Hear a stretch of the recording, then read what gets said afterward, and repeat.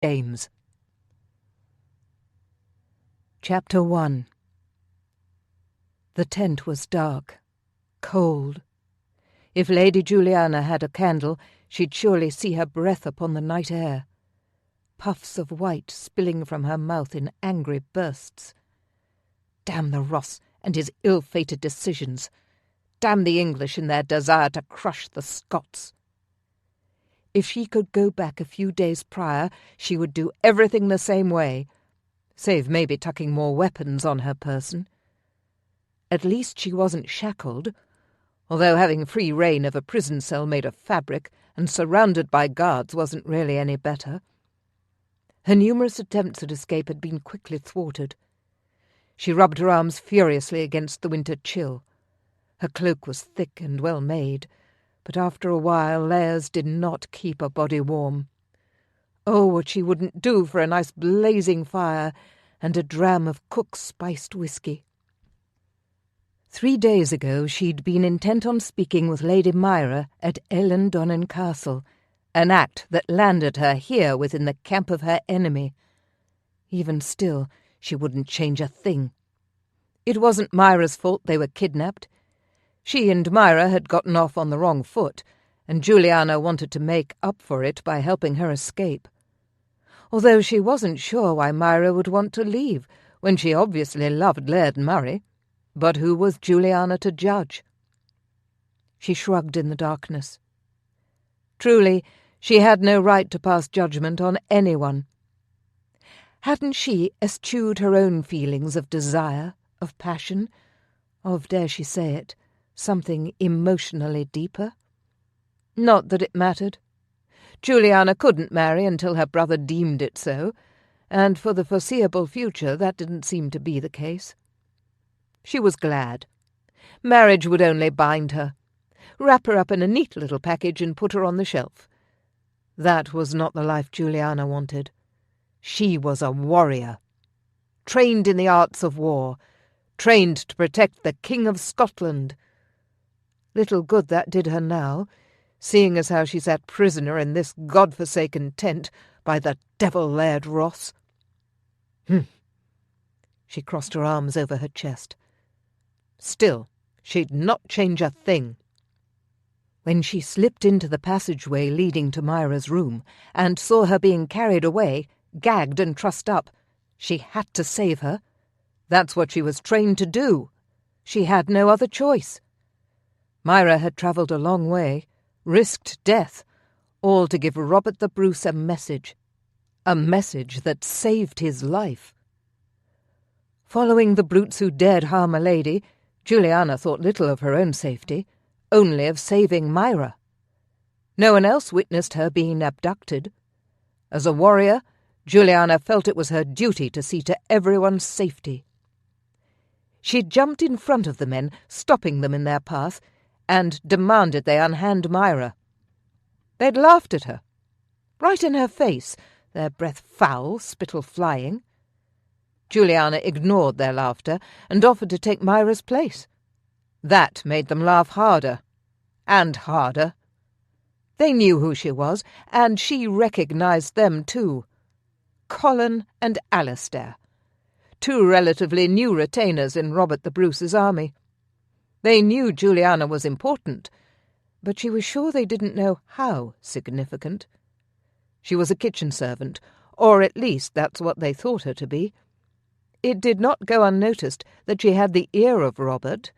No one, however, knew just what her role was. They'd kept that a secret. They'd had to. It was the only way to protect themselves. After all, theirs was an illusion created to distract, to confuse. Colin and Alistair took her up on the offer, but then double-crossed her by refusing to release Myra, the bastards. But in the end that didn't matter. They hadn't succeeded because she'd helped Myra escape. Unfortunately, they could not both escape. There wasn't enough time, and Julianna had to distract the guards while Myra ran. Now Julianna only needed to bide her time. The Bruce would be fine for a day or 2 without her, albeit by now he was probably in a mighty temper. As soon as Myra came to, Julianna forced her out of the tent and toward the woods, to freedom. Myra meant nothing to Ross. He'd kill her without giving it a second thought. Julianna, however, was another story. Another story indeed. He wouldn't dare harm her, not if he valued his life. By killing her, Ross would be signing his own death warrant, and she was pretty sure he knew it. Though she still wasn't sure if he knew exactly who she was and what role she played, it was evident he wasn't going to take any chances. The fact that she'd sworn on her life and that of the future kings, then declared that she was valuable enough for a ransom, only made him double the guards around the tent, and then triple them after Myra escaped. Now she was trapped by a wall of guards. Escape seemed impossible. Seemed. In truth, she'd already devised a plan. Reaching up, she touched the 2 pins that held her hair in a tight knot. She'd bide her time. Besides, hadn't she asked Myra to give Ronan Sutherland her regards? Ronan. Forbidden. And so much more. Could they ever have more than witty conversations? She was foolish to think so. It could never happen for them. Never. But oh, how he made her heart flutter. Julianna lay back on the chilly cot and stared into the blackness, imagining him riding headlong into the camp of their enemy. But she had a right to her dreams, even if one day they might break her heart. She imagined him riding headlong into their enemy's camp. He'd swipe his sword in one arc after another, cutting them all down. And then he'd spot her. Their eyes would meet, and he'd whisk her up onto his horse and ride away with her. That was only a fantasy. No man in the right mind would step into the Ross camp alone, and she'd never ride away with him. Her duty was to Scotland. No man besides the Bruce would ever have her loyalty. Julianna flopped an arm over her face. She was drained, but sleep did not come. She'd barely closed her eyes in the 3 days since she'd been captured. But she wasn't tired of mind. Her thoughts raced constantly, though her body was beginning to show signs of exhaustion. She often kept herself up days at a stretch, training or fasting to prepare herself for times such as this. The first 2 days had been easy. This last day was taking its toll. She was starving. Ross barely fed her. What food he gave her in the beginning she'd given to Myra to aid in her escape. And what food she had now was barely enough to sustain life. She licked her parched lips. This, too, she had overcome. Perhaps if she'd just allowed herself to rest a little, on the morrow she'd attempt an escape. "Get up, bitch!" Julianna had barely dozed off when she was jolted awake. Sunlight streamed through the opening of the tent, where one of Ross' men stood holding a mug and a bowl. His hair was greasy, and his clothes equally foul. These men had been too long away from civilization, if the Ross holding could be called that.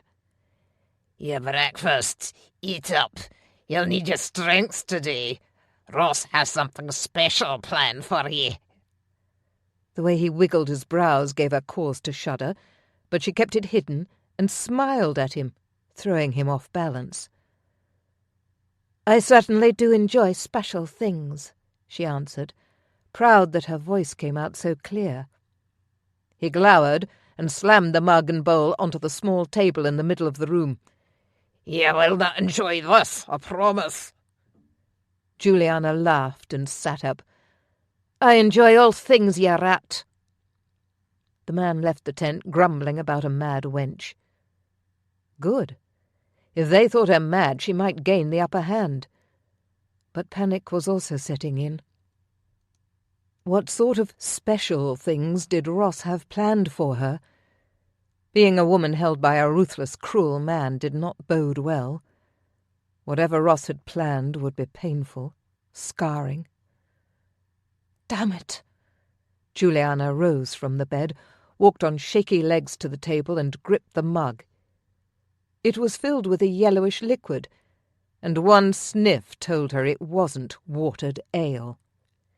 She flung the mug across the tent and gritted her teeth. Her mouth was parched, tongue felt swollen. When was the last time she had a drink? She didn't know. Was that vomit? Gazing at the plate didn't improve her mood at all. Where the hell was Ronan? She planned on waiting for him to arrive with reinforcements. Robert would want to take the Ross down, especially after this injustice. Wasn't that his plan, after all, to stamp out Ross and all who served him? Being saved by Ronan was her reward, and she deserved to be rewarded because she had planned to join them in the fight. But she was too weak and dizzy. Her fingers tingled, and she was certain by the end of the day she would collapse. Her plans had to be altered. To stay alive, she had to escape. There was no other option. As much as she wanted to wait for Ronan, to fall into his arms while he played the hero, her hero, she couldn't wait. She had to act now. Crawling toward the back of the tent, where she'd cut a slit for Myra to escape, which had been promptly sewn up, she glanced under the hem to see how many men stood on the other side. They were nearly feet to feet. She closed her eyes, pressed her forehead to the cool ground, and said a prayer for patience, for perseverance, for strength. Pushing herself to her feet, Julianna took a deep breath and with all her might shoved her hands against the tent and into one of the retainers' backs. Anger did not begin to describe the burning feeling that surged through Ronan's veins. No, anger was an understatement. He was mad with fury. Not even rage did his reaction justice. His very skin was afire with the need to slice, dice, and maul ever last Ross warrior. How dare they infiltrate his camp and steal one of the most fascinating women he'd ever met? Not to mention they'd kidnapped and beaten his cousin Murray's wife, Myra. They would pay. Every last devil-worshipping one of them. And worst of all, how had he not known they had enemies walking amongst them? Ronan was a trained warrior, a man of honour. He was second in command to William Wallace and in charge of training the future King of Scotland's own army. They needed the men, the funds, the training in order to beat the English. Their bastard king was hell-bent on destroying the Scots and taking their country away from them. He even raped brides on their wedding nights, hoping to breed the Scots from their own lands. Well, Ronan was not about to let that happen. He would fight to the death, and be victorious. Every last English bastard and any Scot who betrayed their country would fall on his sword. The English could not be allowed to rule here. He wouldn't allow his brothers and cousins' wives to be raped by the English, no matter what it took. Blood, sweat, tears, whatever he had to do, he wouldn't allow his country to be shattered. Even if it took him the rest of his life, he would fight every Ross wannabe from the east to the west, from the north to the south, and see to it that Robert the Bruce remained in control and that the Scots stayed Scots. William Wallace was an inspiration, a warrior with heart, courage, and a set of ballocks Ronan had only seen the likes of in his eldest brother Magnus. Ronan would like to believe that he too had ballocks of iron. His sword certainly was. But seething about the war wouldn't help anything at the moment. Right now, he needed to concentrate on this battle, this mission. Crouched in the woods, sans his horse, but with 24 warriors from Robert the Bruce's camp, Ronan had the element of surprise on his hands. He watched as one particularly vile man entered a tent surrounded by a wall of warriors. In his hands was a mug and bowl, a meal for himself or someone within. Judging from the fence of men, it had to be Ross' tent, No one else needed that much protection. The bastard most likely expected an attack, which meant he was on alert. Male laughter sounded from within the tent, and then the man left, spitting on the ground. Ronan looked to the side, making eye contact with one of his men, and nodded. They retreated back to their horses. "The tent surrounded by warriors has to be Ross' tent," he said. His men nodded in agreement. "I counted 12 men lining the tent, plus another 24 milling about the camp. There are at least another 6 scouts." "Aye, and dinna forget those that sleep within the erected tents." Graham was Ronan's second, and he trusted him with his life. Ronan nodded. He'd spotted tents surrounding a cooking fire. Not a large army of men, but enough to do damage. "I know we are far superior in skill, and we have the element of surprise on our side. Think you can take on at least 4 to 1? All of his men smiled wide in response. They loved a challenge just as much as he did. Ronan could take on 6 men at once. He was that confident. His men practiced daily in fighting several men at a time. In a battle situation, one never knew how many men would be on the opposing side. The more men a warrior could fight off, the better chances he had of surviving, especially since the English swarmed the country like ants on a discarded meal. Ronan imagined that all the English did was breed, feed, and fight. Ronan tied his hair back with a leather thong. "I say we make the Ross pay for attacking us, for stealing our women, for siding with the fucking English." 24 men raised their fists in a silent cheer. "Mount up. We'll surround the camp. But I want 3 of you with me to attack Ross' tent. If he's got 12 guards on the outside, there are probably more on the inside." They approached the camp on horseback with such stealth that his men were able to surprise the scouts perched in the trees and those upon the ground. No one to warn the Ross of their impending attack. 5 down. A light wind whistled through the trees, skimming over his heated flesh, cooling him, and then leaving him with the sense of calm he needed to attack methodically, not emotionally. Julianna was most likely fine. She had to be. Hadn't she attacked Doe with a vengeance and faced down the Bruce as though he were a child in need of scolding? The woman had guts. There was no doubt about it. She was safe.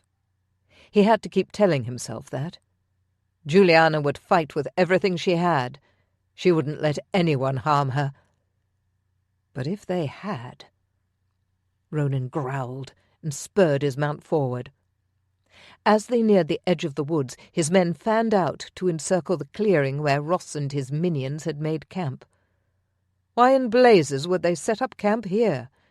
Was it some sort of strategy? It made no sense. Why would they choose a spot where they could be so easily surrounded? It was either a very stupid move or a smart one. But Ronan couldn't think on that now.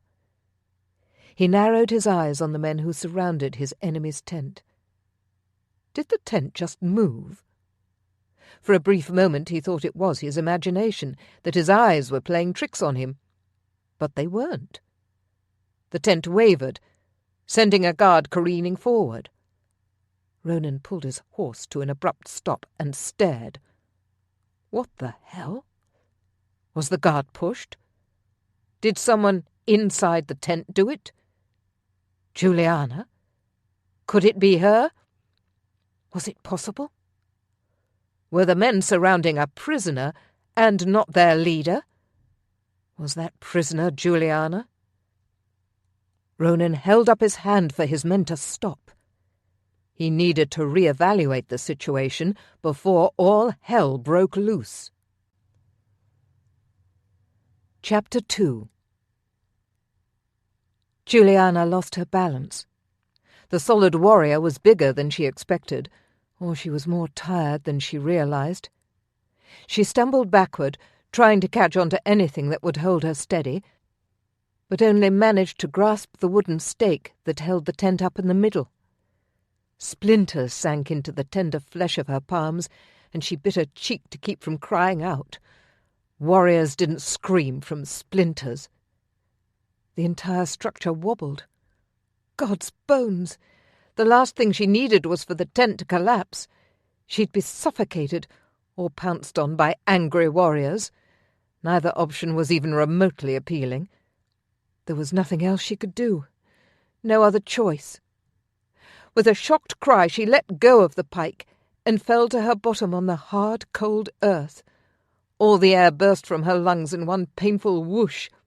She couldn't breathe. This wasn't good. Calm. She had to be calm. If she panicked, it could be bad. She closed her eyes and tried to take a few quick breaths. They burned. Oh, God, what was she going to do? She had to get out of this tent. Shouts sounded all around her, and Julianna gaped as warriors began pouring into the tent. The sun beamed through the opening with a blinding glow. After letting her eyes adjust, Julianna ripped one of the long pins from her hair and sliced into the first man's chest. Her pins were specially coated with dried poison, a trick she'd learned from the herbalist in the castle she'd grown up in. The man dropped within seconds, foaming at the mouth. 'Twas potent, crushed, poisonous mushrooms. The next warrior who lunged at her got spiked in the neck, dying more from the perfect hit to his pumping vein than from poison. Julianna whipped the sword from the hilt at her second victim's hip and somehow managed to garner up enough strength to arc it in the air and end her next assailant. Normally the task would have been easy, but she was feeling more and more depleted as the minutes ticked by. The next warrior glanced at the downed men and charged, fury in his eyes. He made a fatal mistake.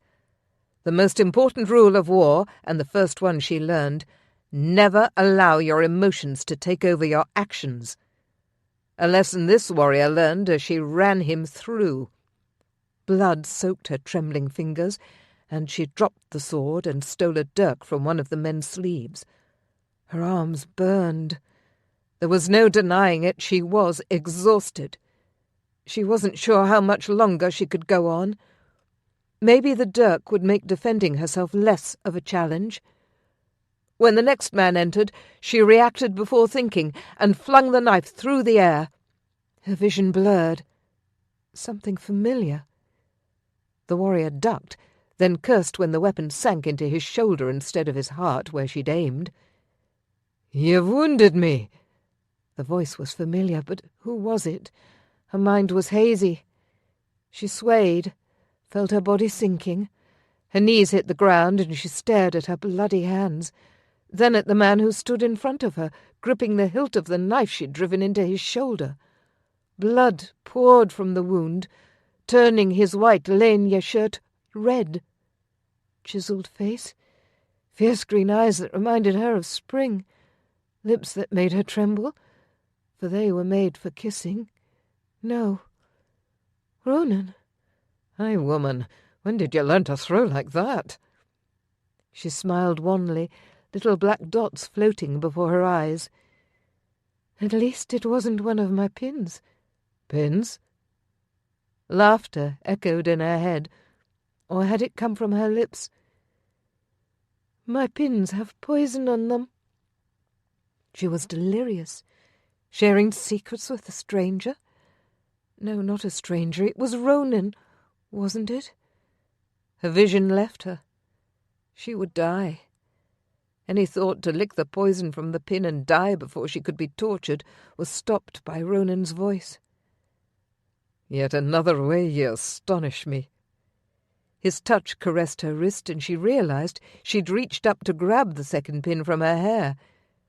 "You'd kill yourself after I've come to fetch you. The Bruce will not be pleased." She wanted to know if he would be displeased.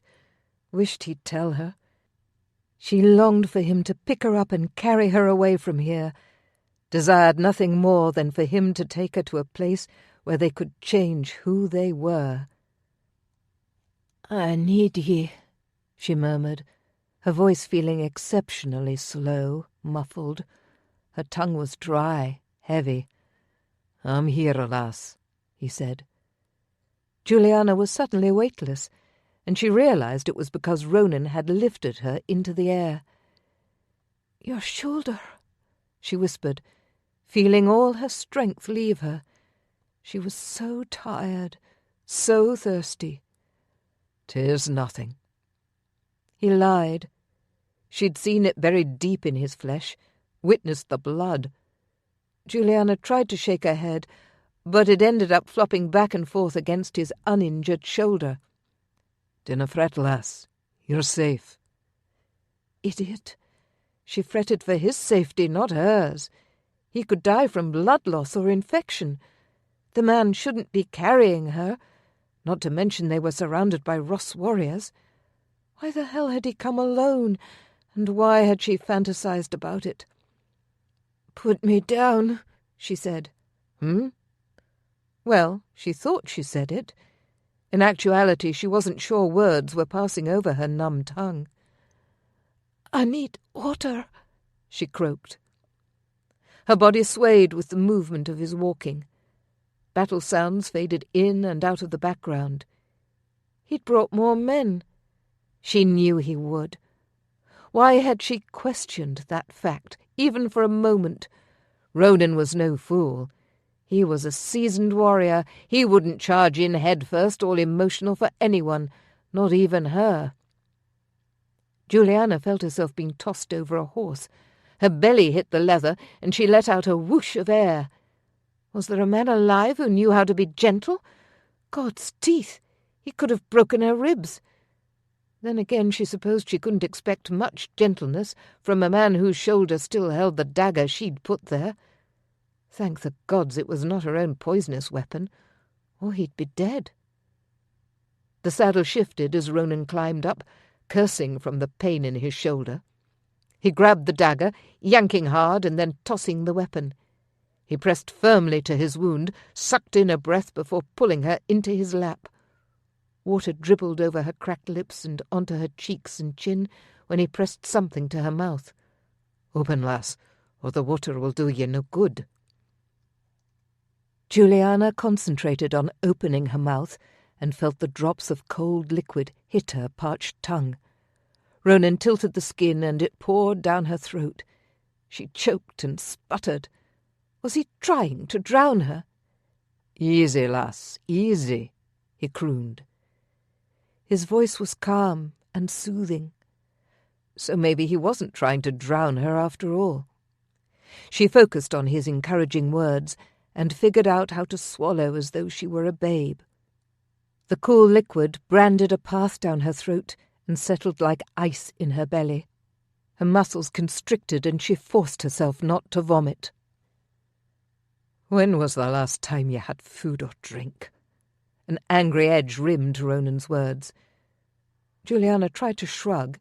She wasn't sure she could speak. "You look half wasted away," he muttered. "Let us get you back to Eilean. "Ross," she choked out.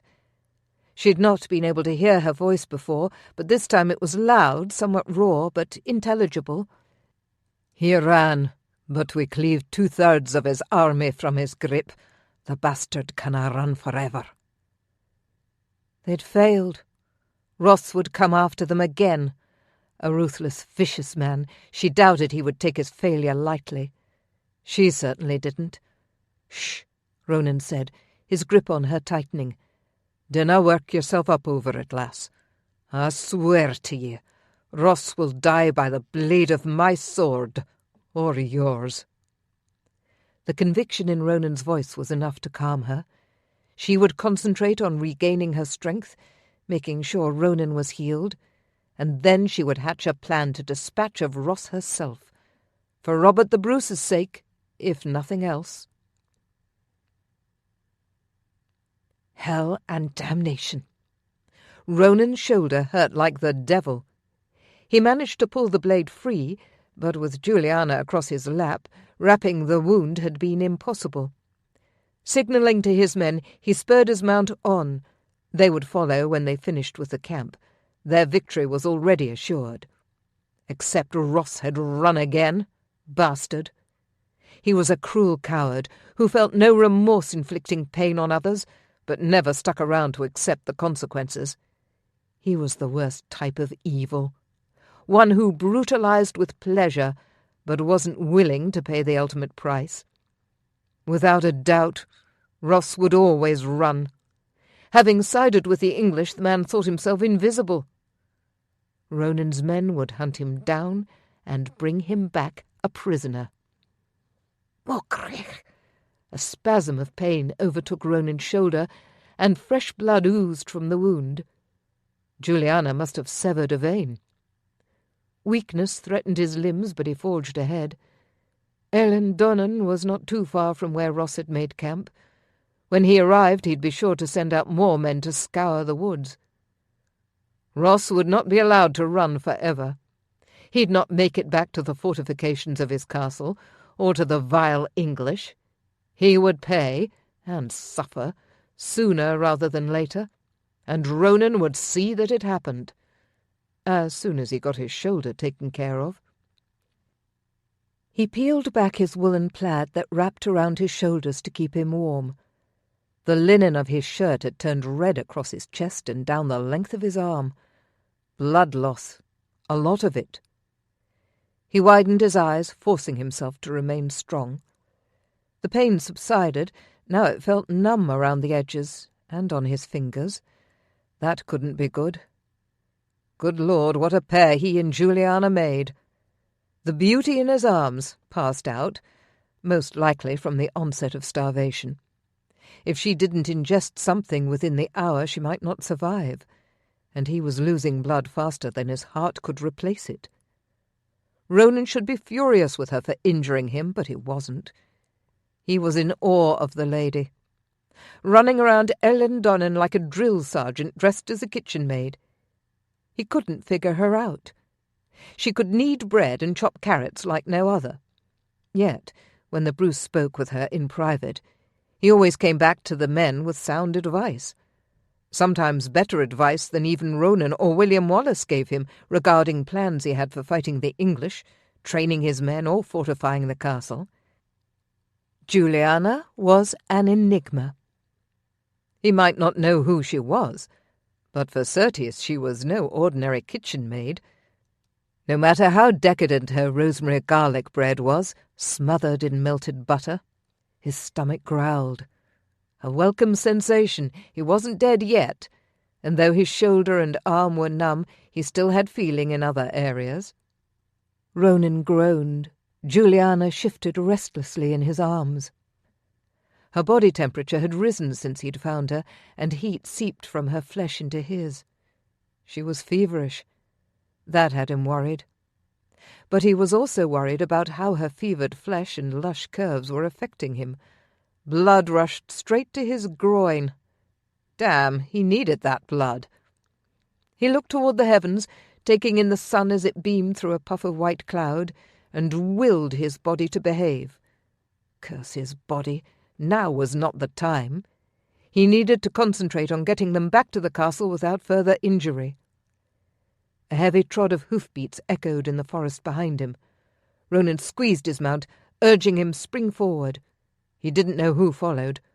While he'd fight to the death, it would come quick, considering he was having a hard time staying upright on his horse. Fear tried to find a place in his mind, but he wouldn't allow it. "Hold tight, Lady Julianna," he muttered, not knowing whether she was lucid enough to comprehend him. She must have understood some of it as she snuggled closer and whispered something unintelligible. "Faster, Saint!" he growled to his horse. Saint lowered his head and surged forward. With his good arm holding Julianna, Ronan wasn't able to use his sword to block low-hanging branches. Several thin ones whipped into his face. Luckily, the larger ones he was able to see in time and duck. "Ronan!" He could have sworn someone just called his name. It seemed like his ears were stuffed full of sheep's wool. Everything was muffled and echoed at the same time. "Slow down, man!" Graham. Ronan slowed, and his second galloped up beside him. "Jesus, you look like hell, And you're covered in blood. Yours? Graham nodded his head toward the unconscious Julianna. Or hers? Mine, Ronan croaked. His mouth was dry, and he was suddenly parched. So thirsty he might cut off a man's hand in order to get to a drink. Let me wrap it. Graham's words held no room for argument. Ronan slowed Saint to a stop. Graham ripped a strip of linen from his shirt and wrapped it tightly around Ronan's shoulder. Hissing from the pain, Ronan forced himself not to punch Graham in the nose. You've lost a lot of blood, man. I'm surprised you're still sitting that horse. I've more important things to worry over than losing my seat. What about your life? Graham frowned. Give me the lass. You need all the strength you can muster, and you might want to block some of the branches. You look like your overlord took a whip to your face.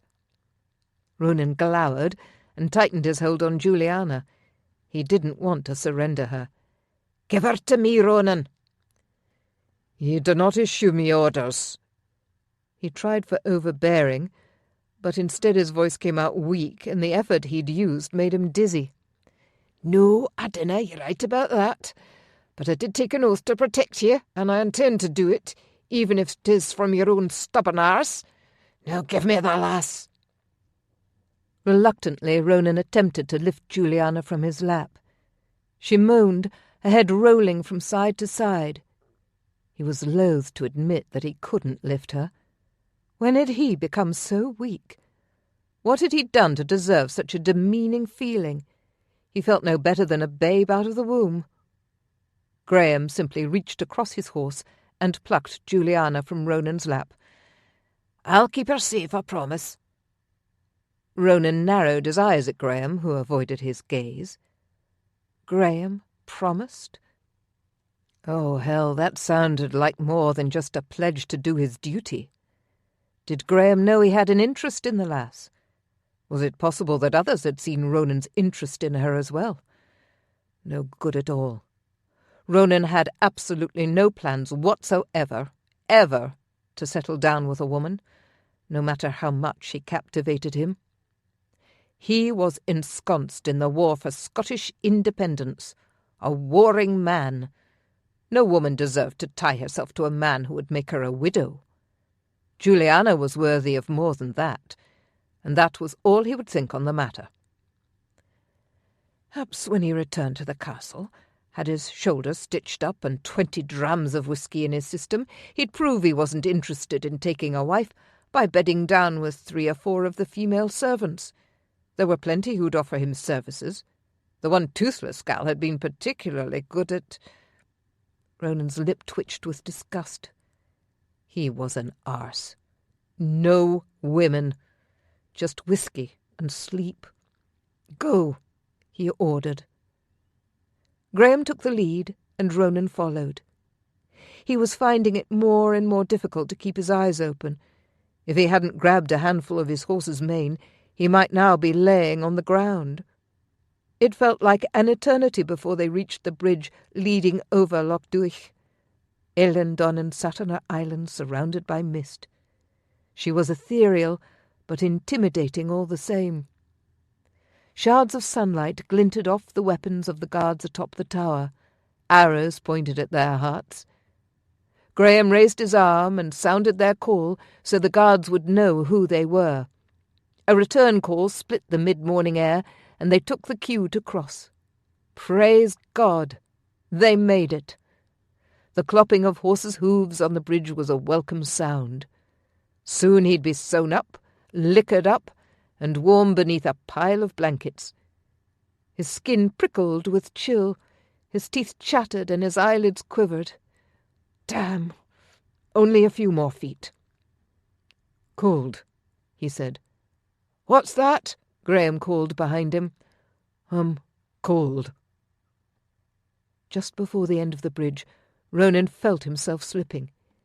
He grappled ineffectively with the reins, with the saddle, with Saint's mane, anything that he could grab hold of, but everything slithered through his fingers.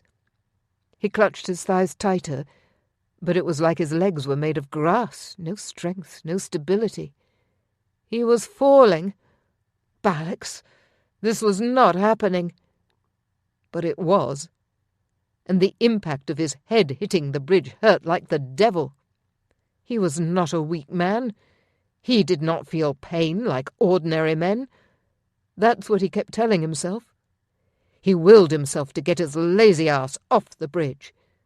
However, it was easier thought than done. Pain seared across his head, his shoulder. He felt like he'd been dunked in the frozen loch, attacked by wild animals.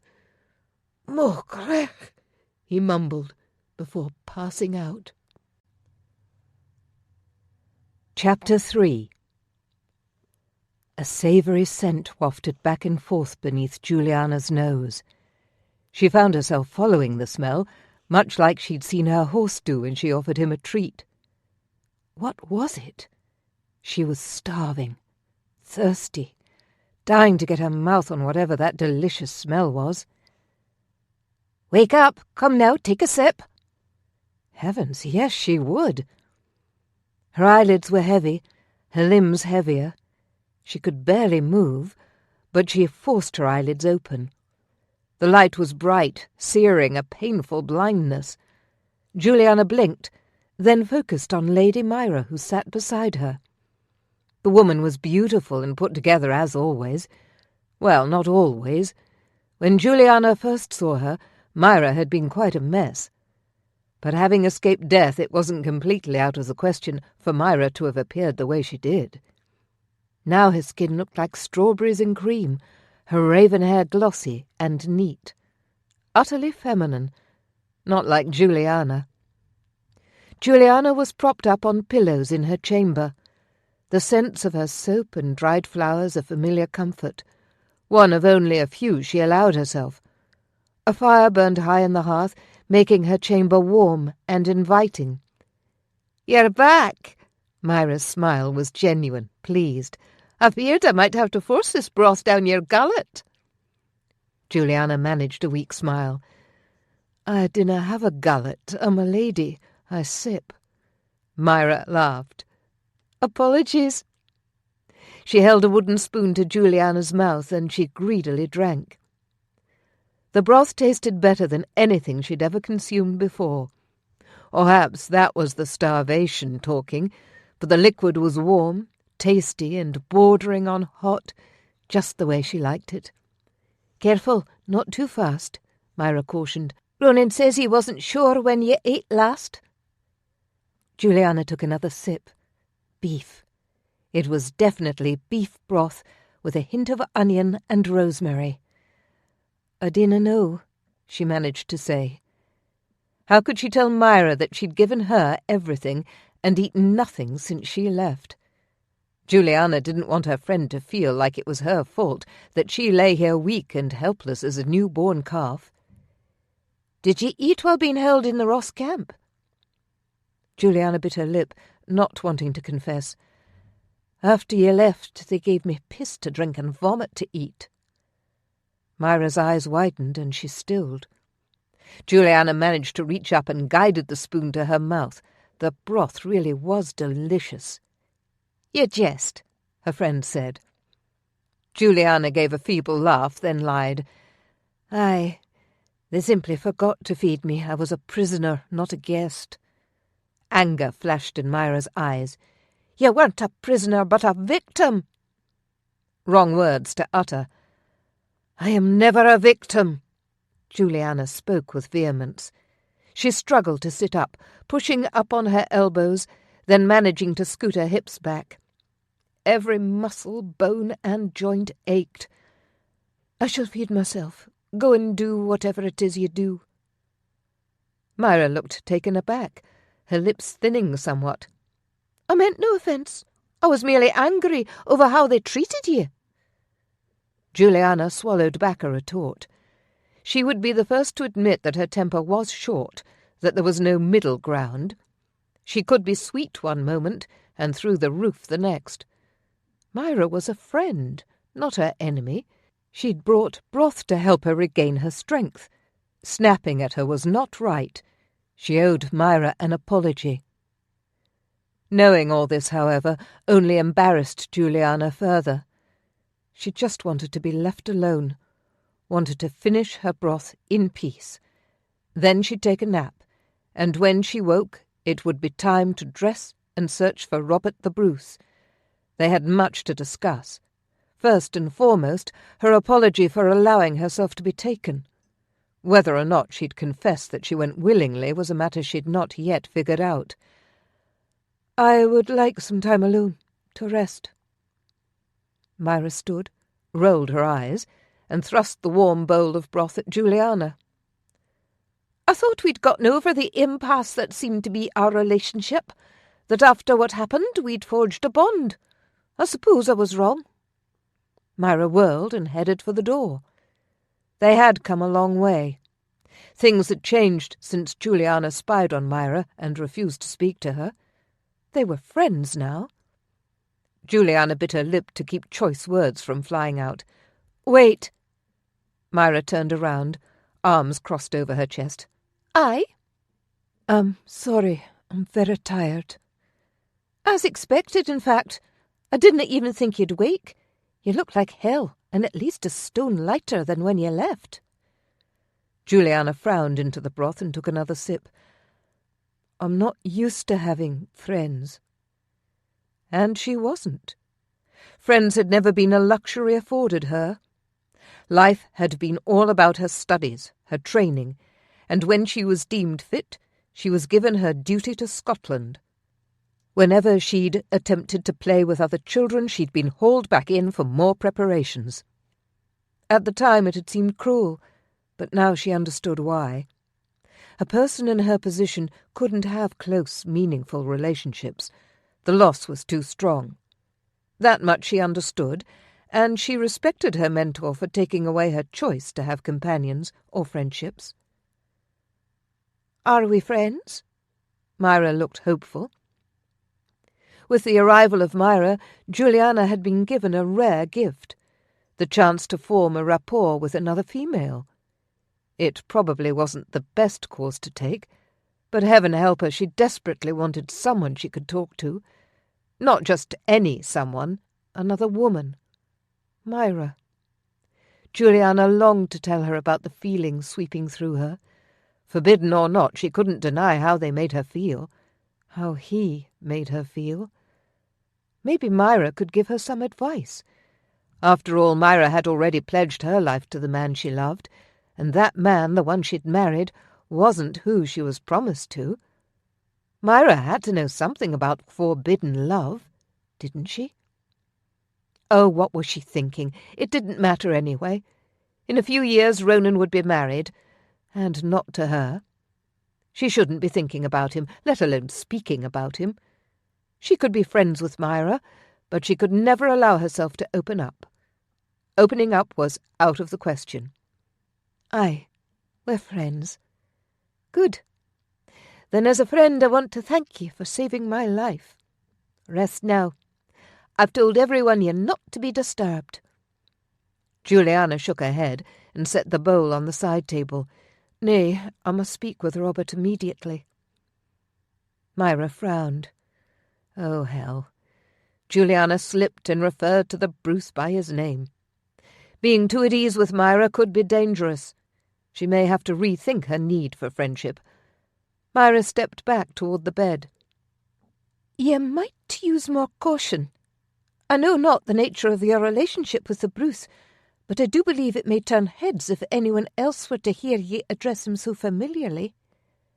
Myra looked around like she expected someone to jump from within the walls. "I tell you this as a friend." "'Tis nothing like that." Juliana's exasperation showed in her outstretched hands and widened eyes. "I told you that I visit ye, that I protect him, but never in this lifetime or the next would he be my lover." The thought of it brought bile to her throat. She could say no more. "I hope you'll trust in what I say." Myra chewed her lip. "There was a time that I would have said no, but I do trust ye. I canna say for certain that Daniel does." Daniel Murray, Myra's husband, had been a questioning thorn in Julianna's arse since he arrived at the castle to help train the retainers. Not only was he Ronan's cousin, his cousin Andrew Moray, who had been Wallace's leader, was the reason Wallace welcomed him into the fold. Ronan took Daniel aside the last time she'd seen him, and he hadn't bothered her since. Albeit that was only a day or two before she went with the Ross traitors to save Myra's life. "He still doesn't trust me, even after I returned you to him." Men were so damn stubborn. Even Ronan, for all his handsomeness and bravado, was a stubborn mule. She'd nearly forgotten. How is Ronan? His shoulder? Heat crept into her cheeks, and she resisted the urge to cover them with her hands. A flash of fear crossed Myra's features, and Julianna watched with anxiety as her friend squared her shoulders and jutted out her chin. "He's resting." "And?" Julianna prompted. "In his chamber." Myra fidgeted with the coverlet, pretending to straighten it. "Well, I'd best be going." "Wait," Julianna called as Myra rushed to the door. But the minx didn't stop, didn't even turn around. She whipped open the door and flung herself into the corridor in her haste to get away. This was not good. Something was wrong, else she would have told her more about Ronan. Was he resting with the Lord? Oh, God! Had he died? She'd never be able to live with herself if she killed him. Mustering up her strength, Julianna tossed her covers aside and frowned down at the frillin nightgown she wore. Where had it come from? She didn't own a thing like this. In fact, Julianna slept in the nude. Normally hot-blooded, if she wore clothes to bed she would sweat. It had to be Myra's. Perhaps Myra had left her a robe to wear as well. But she didn't see one. Julianna shifted her legs, uncomfortable with how heavy they felt, over the side of the bed. She was still weak. Roaming about the castle was not the best idea, but she had to know how Ronan fared. She wiggled her toes, watching them curl in and out. Toes appeared to be functioning well. Nobody understood how important suitable working toes were for walking. Toes kept her body balanced, and could easily grip the ground harder to keep one from wobbling. Julianna stood. Her legs shook, knees knocking together, and her breaths quickened. Oh, God! She sucked in several breaths to keep from vomiting. Dizziness took her vision for a moment. She gripped the ground with her toes, hands searched for the post of the bed. She willed herself to stay upright, and finally her vision returned. "You can do it," she chanted to herself. She managed to make it to her wardrobe without passing out. At least that was progress. Chills raced along her limbs, so she reached inside the wardrobe, pulling out her cloak and boots. She tucked the laces inside, not bothering to tie them.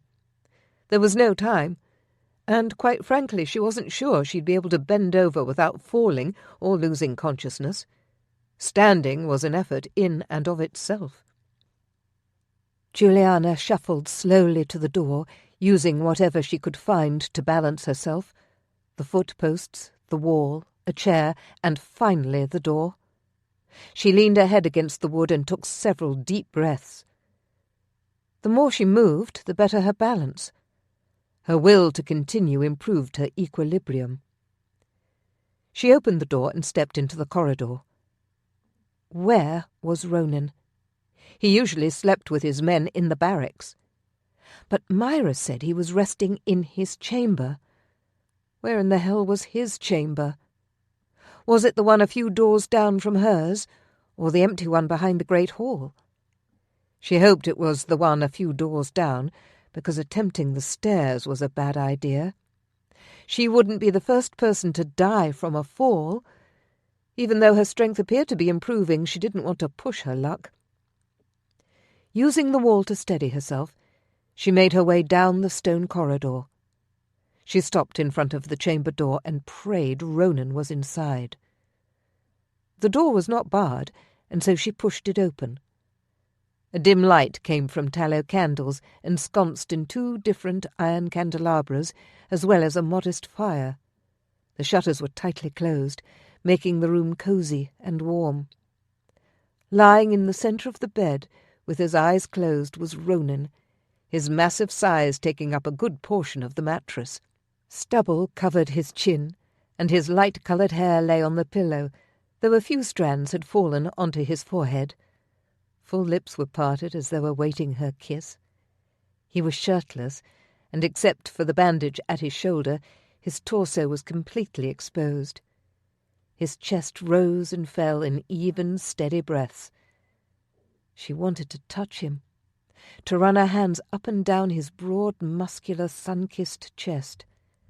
She imagined how it would feel to caress him, to let her hands travel downward, following the trail of hair that led to— oh, hell! Forbidden thoughts. She needed to clear her mind. This could only lead to trouble. Juliana bit her lip. He was even more impressive than she'd imagined. Her belly twisted, and she leaned against the door jamb to keep herself upright. Candlelight made his hair shine golden red, and beads of sweat slicked his locks to his skin. Fever? Nay, please God! But it was obvious. His body was raging with fever. A fever she'd caused. What if he died? What would she do? She shook her head. That wouldn't happen. Couldn't happen. He was young, strong, and had the will to live. More will than anyone she'd ever known. He would be fine. He had to be, because she couldn't live without him. Guilt riddled Juliana. It was true. She couldn't live without him, even if she had no other choice. She pushed into the room and moved toward the bed. Beads of perspiration lined Ronan's brow and upper lip, and his chest was slick with fever. He murmured, and his legs and arms shifted for a moment before he went still again. Too still. Juliana focused on his chest to make sure he breathed. Wanting to ease his discomfort, she glanced around for something, anything. A basin of water and a linen square sat on his bedside table. She dipped the cloth in the cool water and pressed it to his forehead, and then to his cheeks, wiping away the droplets of sweat that beaded there. Rinsing the linen, she repeated the action, though this time pressed it to his parched lips, letting a few drops dip into his mouth. "I'm sorry," she whispered. "If I'd the ability to see the future, I'd not have thrown the dagger." Juliana continued to bathe him in cool water, pressing the cloth to his neck, his shoulders. She dared not go lower, although her eyes roved over the massive expanse of muscle displayed before her. Ronan was like one of the ancient gods come to life. Power exuded from every inch. She found herself biting her lip, unable to pull her gaze away from the dips and ridges of his tight abdomen. "You must be cold," she mumbled, and pulled the coverlet up to his neck, really an effort to hide his bare flesh from herself. Ronan thrust the blanket back down, this time even further. The coverlet lay haphazardly against his hips. His chest hair tapered to a light, crisp line that disappeared beneath the dreaded blanket, teasing her, tempting her to pull it further down and see if he was— Oh, saints! Was she really wondering if he was nude? He couldn't be. Wouldn't be. Save a sick man never lay in bed with his plaid. Nay, someone would have seen that brays were at least put on to cover his parts. Wouldn't they? Juliana let out a grunt of disgust and tossed the linen square into the basin. Water splashed from the bowl, landing in droplets on the table and floor. She glared at them but didn't bother to wipe them up. Instead she stalked, well, as much of a stalk as she could muster in her present state, to the window and pulled open a shutter to stare down at the bailey below. A cold gust of air stunned her for a moment. Warriors trained, servants worked. All looked normal. But Ronan was laid up in bed with a fever. Wasn't anyone the least bit worried about him? Anger filled her. She wanted to hit something. Didn't anyone care? Tears stung her eyes. She wasn't mad at everyone else. What could they do? They had to keep the castle protected. The English wouldn't stop coming at them because Ronan was injured. Laird Ross wouldn't cease his scheming. If she was mad at anyone, it was herself. She shouldn't be here. In Ronan's room. It was off limits. He was alive. Good. That's what she wanted to know. She prayed the fever would dissipate. But there was nothing more she could do. It was time for her to get dressed and meet with Robert. They needed to devise a plan. She needed to apologize for her absence and for having injured one of his best men. "Julianna?" Julianna whirled around. There was no one else in the room besides her and Ronan. Had he called her name? He seemed to be sleeping peacefully. Was he dreaming of her? "Julianna," he said again, and this time she watched his lips move to form her name. Never before had it sounded so sensual. He shifted, then hissed when he jerked his injured arm. "Dinna move," she said urgently, rushing to the bedside and falling against it as a bout of dizziness took hold. She gripped the sheets and waited for the shakiness to subside. When it did, she stroked his arms, putting them back at his sides. "You dinna want to injure yourself further." Ronan opened his eyes. Red-rimmed, glassy and bloodshot, filled with fever. His gaze connected with hers. "I will not let him harm you, lass," he said. His voice was a harsh croak. "Shh, we're safe now. Sleep." He shook his head, then looked about the room as if demons were falling on him. "Nay, he'll be back. I must protect you." Ronan gripped her arm tight and yanked her down so she draped over his chest, her face an inch away from his. "We're safe, you dolt. Now let go of me." Julianna quelled the bit of haughtiness that edged her tone. The man was obviously not himself. "I'll never let go," he whispered. Ronan slid his hand up her arm, giving her more goose-flesh than she already had. He gripped the back of her neck and tugged, closing the distance between them. His lips tenderly brushed hers. What in all of heaven was he doing? She tried to pull back, but he only held her tighter. Decadent, foreign sensations stirred within her. Julianna sighed and kissed him back. Her first kiss. Ronan's lips were moist from the water she'd pressed there. Soft, full. Sparks of something wonderful fired inside her. She'd never dreamed that the touching of lips could be so wonderful. But it was over all too quickly. Ronan gripped the sides of her face and forced her to look into his eyes. Were they more lucid than moments ago, or were hers more cloudy? "Dinna go far, lass," Ronan said, then promptly fell asleep. Chapter 4. "Glad to have you back with us. Took your sweet time." Ronan blinked to adjust his eyes to the light streaming through an open window. His head pounded, shoulder throbbed, and he was in need of a good scrubbing, but otherwise he felt strong. Lifting up onto the elbow of his uninjured arm, he saw Robert the Bruce standing at the base of his bed. "My lord," Ronan croaked, disturbed by the sound of his voice. "How long have I been in here?" "A week." Damn, 7 days? How had that much time passed without him even being aware of it? The Bruce grinned. "Lazy arse." Ronan chuckled. "I was due a break, nay?" "Nay, but 'twas not your choosing." "Julianna," Ronan said, the memory of her throwing the dagger coming back. "Aye." "Where is she?" Robert went to the window and looked out. "I've ordered a bath to be brought up.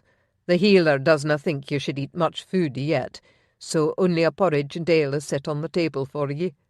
Once you've garnered your strength, a hearty meal is in your future." "And where is Julianna?" Ronan was irritated with how his future king avoided the question. "She is not your concern." The man's voice was placid, giving nothing away. Ronan sat up all the way, pleased when dizziness did not accompany the sudden move. "You didna punish her, did ye?" The Bruce whipped around, a fierce glower covering his features. "I said she was none of your concern. Ye brought her back, that was your task. Now ye must see to my army." "What of Ross?" "Still running." "I will go after him." "You have a duty here." The man was stubborn as a mule, not willing to budge no matter how hard his ass was pushed. How could he make him see reason? "Aye, but I also have a duty to ye, my lord, and the Ross is a danger to ye, to Scotland. I want to take him out of the equation." Bruce grunted. "We'll discuss it later. Wallace needs you down in the barracks. You've had an onslaught of new recruits. Seems the threat of the English coming this spring with a massive army has finally reached more ears. Despite it being winter, men are coming in droves."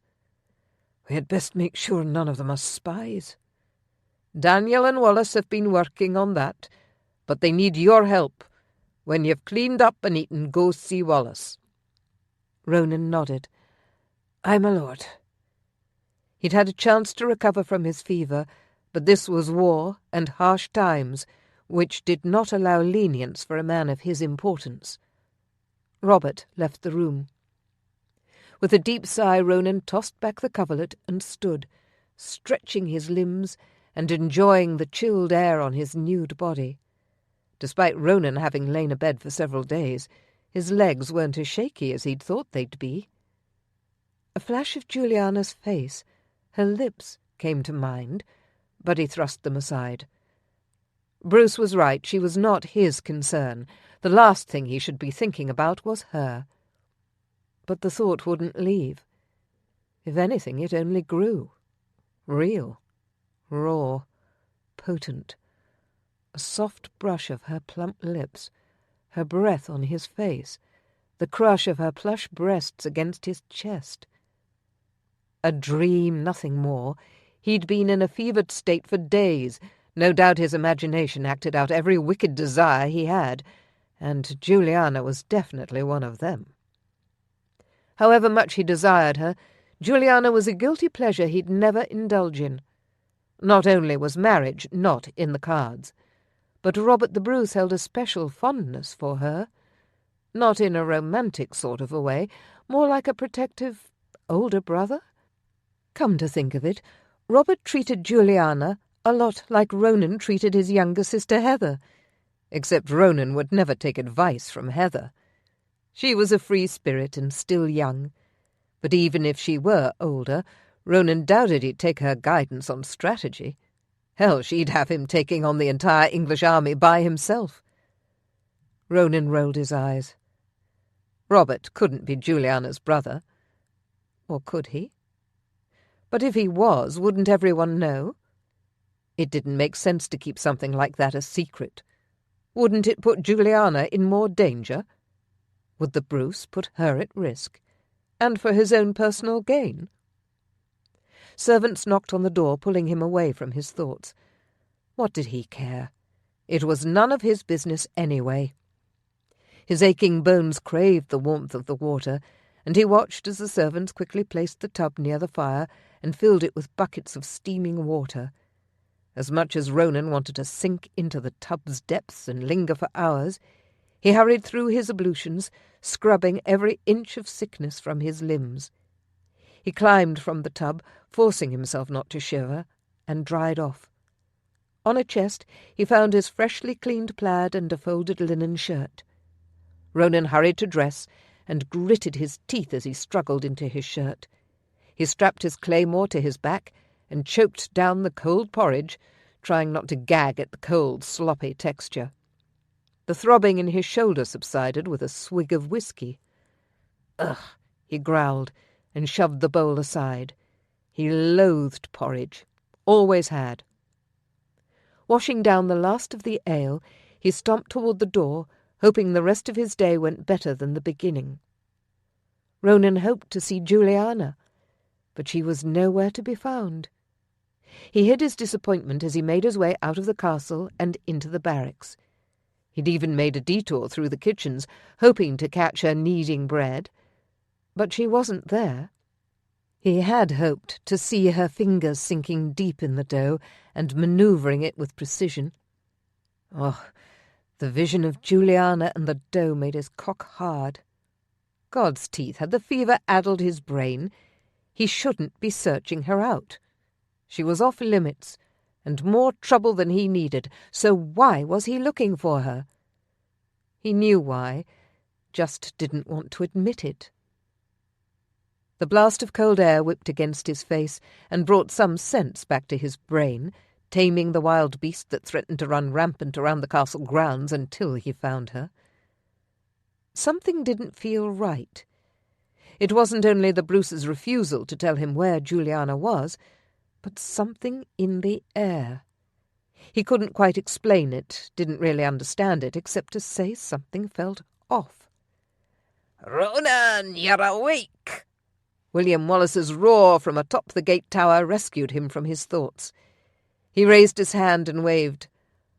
"I was never asleep," he called back. Wallace laughed. "Always a warrior." "Never a bairn," Ronan answered with a chuckle. He sauntered across the courtyard, nodding to other warriors as he went. Some wished him well, others jeered at him for having lost consciousness over such a trivial wound, but the results were the same. The people at Ellendonen, the men within the Bruce's forces, respected him. Respect was something Ronan had wanted for as long as he could remember. Not that his home life wasn't full of love, friendship, and respect, but it was a different kind. Ronan being the third son, no one expected him to grow up to be a leader. He was taught to fight with a sword, how to write his name and do arithmetic, but no one cared how he fared. Or at least that was how it appeared. His mother thought he might like to be a priest, and his father never told him otherwise. They died, a terrible tragedy, when he was just a boy. From a young age, he'd looked up to his oldest brother Magnus, not only as head of the clan and as his leader, but as an example to follow. Magnus was a man others compared themselves to, a true hero if there ever was one. Ronan often emulated what his brother did, as did his brother Blaine, who was a few years older than himself. Ronan wanted more. He didn't want to be a priest, didn't want to stand in the shadow of his brothers. He wanted to make a name for himself, and that's what he did. He pushed himself hard to excel as a warrior, and Magnus took notice. In return, Magnus had heaped duties on him within their clan's army, and Ronan couldn't have been happier. But when William Wallace saw him in battle, and offered him a place in the future King of Scotland's army, it was an opportunity Ronan could not pass up, and he was glad he took the proposition. He was no longer in his older brother's shadows. Here he was a leader of men. The sky was the limit, and he was reaching for it. Ronan climbed the stairs to the battlements where Wallace waited. A bit winded and slightly dizzy, he leaned a hip against the stones and stared out over the loch and land as he tried to hide the fact that he was catching his bearings. A sennight in bed with fever had left him slightly weak, but he didn't want the men to see that, and his shoulder hurt something fierce. "See anything?" Ronan asked. "I see a lot of things." "Anything that raises alarm?" Ronan didn't bother to hide the sarcasm from his voice. Wallace frowned. "Nay." Ross is still running. Aye. He glared over the expanse of pure Highland wilderness. They were surrounded by beautiful waters, deceiving waters. The temperature was frigid, and if one were to slip a toe into its depths, that toe may not last long. Snow-dusted parts of the grounds, larger clumps in some areas, and only grass in others. The fields lay fallow and covered in white. He'd not seen the grounds in spring and summer, and actually looked forward to the beauty of nature coming alive. If he were Ross, he'd probably go in search of warmth. They'd been camped out in the dead of winter for weeks. But Ross Castle was days away. He wouldn't go all the way back there, not if he planned to retaliate. Ross might be a bastard and a traitor, but he wasn't a full-on idiot. The man had a plan. He would want his revenge. Ronan took out 2/3 of his army and Julianna escaped. That was a huge blow to his ego. He had to be seeing red. So what in the devil was he up to? Where had he gone? The closest stronghold was Urquhart. Lord Cummin wouldn't house Ross, would he? Nay, he was holding the castle for the Bruce.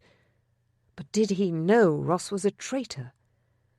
Oh, hell, there were several small villages before Urquhart that Ross could invade. "Has the Bruce warned the Earls that Ross defected to the English?" Ronan asked. Wallace raked a hand through his hair and blew out a breath. "Nay." "Why in the hell not?" Ronan had to rein in the next thing he wanted to say, else he'd be thrown in the stocks for a day or whipped until he was bloody. But for God's sake, 'twas downright stupid not to warn anyone. Suicide. Did the Bruce have a death wish? "I've advised him to do so, and he's waffling with the missives. Wants to make sure he gets his words right." "Why not just state the facts? 'Tis simple." Wallace shook his head. "The Bruce doesna tell me everything, you know, but I have a feeling the Earls are starting to fuss." "Fuss?" Wallace glanced at him with strained eyes.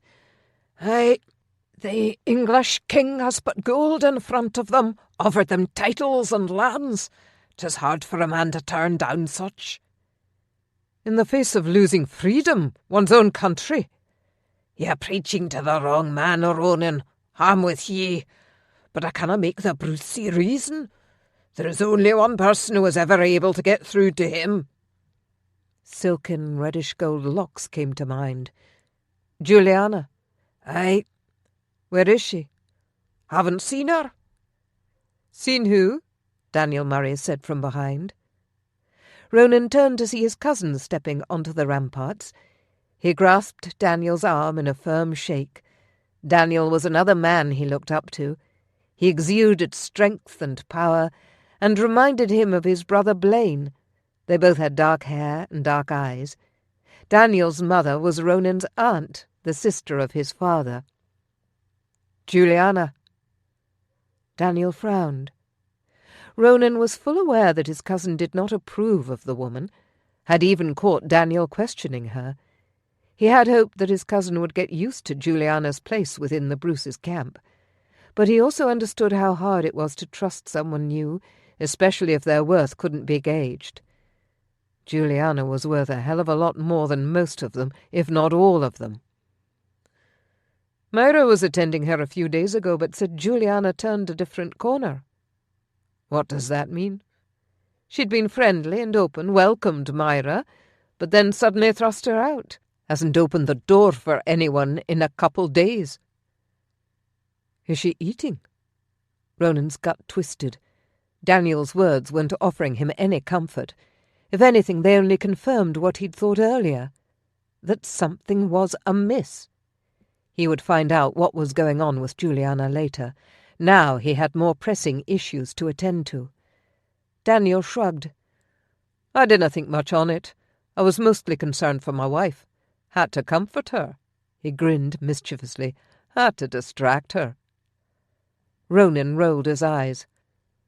"I'm glad you're happy in marriage, cousin, but I'd just as soon not hear about your rutting." Daniel laughed heartily at that. "You're just jealous." Ronan crossed his arms over his chest, wincing at the pain in his shoulder. "Jealous?" Ronan snorted. "I'm not jealous in the least." Wallace guffawed. "Then ye must have a penchant for cock, because nearly every man at this castle is jealous of Daniel, including myself." His face turned dark and he returned his gaze to the landscape. "I've no need for a wife." Ronan wasn't about to back down. "Just a particular lass, then?" Daniel pushed. "Nay, none." "Och, man, will ye give it up? Even the stones know ye have a liking for the lass." Wallace snorted with disgust. "Dinna make us all out for fools by denying it." "My desires have nothing to do with my wants." "That doesna even make sense," Daniel muttered. "It doesna have to make sense to ye." Anger built a small fire in Ronan's chest. He didn't have to explain himself to these louts. They didn't know anything about him. They didn't know what his plans for the future were, or what he could or couldn't handle. They could go jump in the frozen loch. "You're right, Ronan, apologies. I once thought the same way. Know this, if you ever need anyone to talk to, I'm your man." Daniel clapped him on the back and changed the subject. "Did you see the bastard when he attacked?" Ronan frowned and shook his head. "Nay, we watched for a short time to ascertain the layout of their camp. What we thought was Ross' tent turned out to be the one holding Julianna, most likely the same one that held Myra. She was surrounded by retainers." Ronan put his hands on his hips and glanced over the castle, wondering where Julianna was. "I didn't know what spooked her, or if the Lord looked down on us, because when we attacked, Julianna had begun to fight." Ronan explained the falling warrior, what he saw when he entered, and how she'd thrown her dagger. "She's a fierce wench." "How does she know how to fight like that?" Daniel asked, his brows furrowing. "Myra can defend herself, but I am not certain she'd be able to ward off several vengeful warriors." Wallace cleared his throat. "Julianna has had some training." "Some training?" Daniel and Ronan said at the same time. "I—" Wallace headed toward the stairs, ending the conversation. "Have a need to speak with the Bruce." "Wait," Ronan said. "Are we going to devise a plan regarding Ross?" "Aye, but it will have to wait." Frustration dug deep. Seemed like there were a lot of secrets Ronan wasn't privy to. As soon as Laird Ross was dealt with, he would get to the bottom of one particular question, just who in the hell Julianna was. He stared after Wallace, then turned his attention to Daniel. "What news?" "From the newcomers, we've learned to expect Longshanks in 2 to 3 months' time." Ronan shook his head, ignoring the dull ache in his temple. "I'll have to work with the new recruits right away." Daniel nodded. "Aye, there are a good many of them. Half have had extensive training and will not require too much of your time. The other half I'd be afeard for my life if I were to fight beside them in battle. They might get confused and start hacking at me." Daniel chuckled, crossed his arms over his chest. "But with your training, I wouldn't be surprised if you have them fully competent within a month's time." "Thank you for the confidence." "No need. That's one thing you've always been good at, cousin.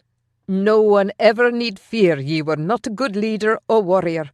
I'd have ye at my back, even with your sad shoulder." Ronan rolled his eyes. "I think the tip was poisoned." That jest reminded him of something Julianna had said. He frowned and pursed his lips. "I need to see about something." She'd mentioned poisoning her weapons. What kind of a woman would need to do such a thing? Ronan intended to find out. Chapter 5. Julianna waited outside the stables until the groomsmen left for the evening meal. Didn't these lads get hungry? Heavens! She leaned up against the wooden wall, counted to over 1,000, and watched her breath go from steam to frosty clouds. 'Twas cold. Her stomach growled. reminding her that she'd not partaken in the morning meal, and she'd missed nooning. She'd helped to prepare the bread, smelled its delicious, comforting scent as it baked, but then she'd slipped out before taking her usual chunk smothered in honey. God's teeth! She couldn't go about this chore without food. Ever since she'd kissed Ronan, her mind wouldn't function properly. A ninny, that's what she was becoming. Stifling a curse and kicking a frozen clump of snow, Julianna trudged back toward the castle. If she was not waylaid, she could pack a satchel and be back at the stables before the lads returned to tend to the horses. Julianna picked up speed, lifting her thick wool skirt for a quicker pace. She would not be delayed, not by anyone. She hadn't discussed her plans with Robert. He'd only see to it that she remained behind. But who was he to tell her anything? Well, he was the future king. Never mind the answer to that question. There was a mess that had to be cleaned up. By her. She was the only one who could take care of it, and she'd not let it go untended. She crept around the back of the castle and wrenched open the door that led into the storeroom. At least she had the tenacity to take the board off the door last night, so maybe part of her brain was working. When the door closed behind her, Julianna was pitched into blackness. Blazes! She hadn't thought to bring a flint and torch. Damn Ronan!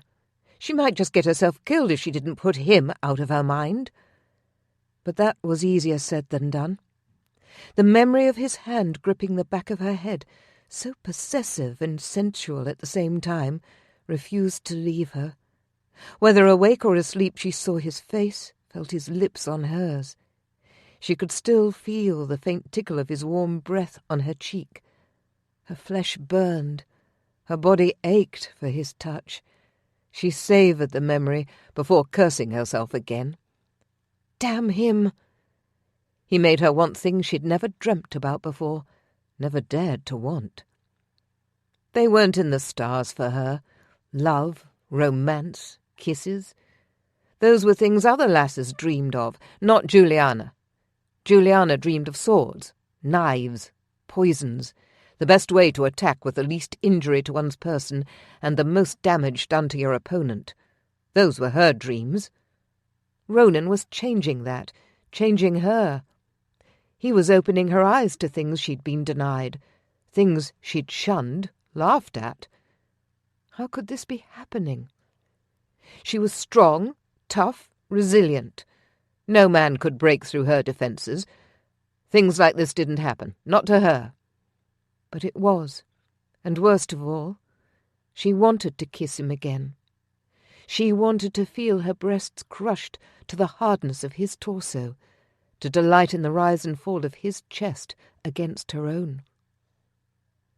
Julianna made her way down the stairs to the storeroom, one hand holding up her skirts, and the other sliding over the stone wall, keeping her balanced. The stairs were always damp. She didn't know why.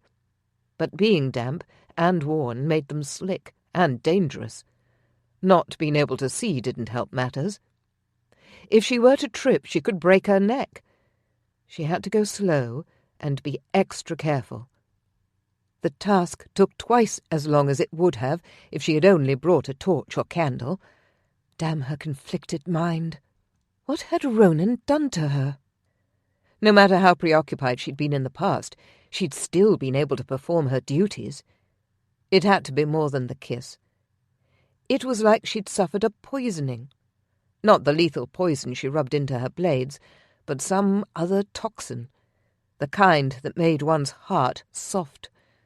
'Twas changing her, and she didn't like it. A thought started to brew deep in her mind. Had part of her chosen to be so haphazard because she hoped to fail? Julianna stopped and gazed into the darkness, the idea jolting her. Nay, she'd never shirk her duties. Continuing her descent, she refused to think about what tricks her subconscious was trying to play on her. Her duty was to Robert, to Scotland. She had to rid the country of one of its greatest foes, and she needed to do it with a clear head. Rounding the last step, Julianna searched the shelf to her right for the flint and torch she knew would be there. Moments later the storeroom came to life in a soft glow. Barrels of ale and wine, jugs of whisky, baskets of stored vegetables and fruits, wheels of cheese and bundles of jerky. A stack of stale oat cakes was shoved onto a shelf. The scents were overwhelming, and Julianna had to take a moment to let them sink in. Anything off could have her gagging, but the smells in the storeroom were fairly pleasant. Taking a deep breath, she stepped further into the room and grabbed a bundle of jerky and a few of the hardened oat cakes. The cakes were usually eaten within a day or two of baking. Those left over were stored for emergency use until they grew mouldy. Luckily, these were not yet rotten. She should have pilfered a few when she was in the kitchen. A bag. She needed a bag. With a glance around, she found a small woolen bag that had been used to bring in grain. Julianna stuffed the food into the bag, took some carrots, then swiped a hunk of cheese. Only apples sat on the shelves, and she had no interest in them. That ought to do it. She didn't need wine or ale. Her wineskin was already filled with water. With provisions in hand, she made her way up the stairs, fully lit this time, and sent a prayer up to the heavens she hadn't slipped on the onion left idle on the middle stair. She tucked it into her sack and continued on. Now all she had to do was sneak into the stables. Last eve she'd placed a bag with her weapons and an extra plaid in her horse Brave's stall. Hopefully none of the groomsmen had taken it upon themselves to give her war-horse a rub down. No one was allowed to touch her horse. She hoped she'd made that clear.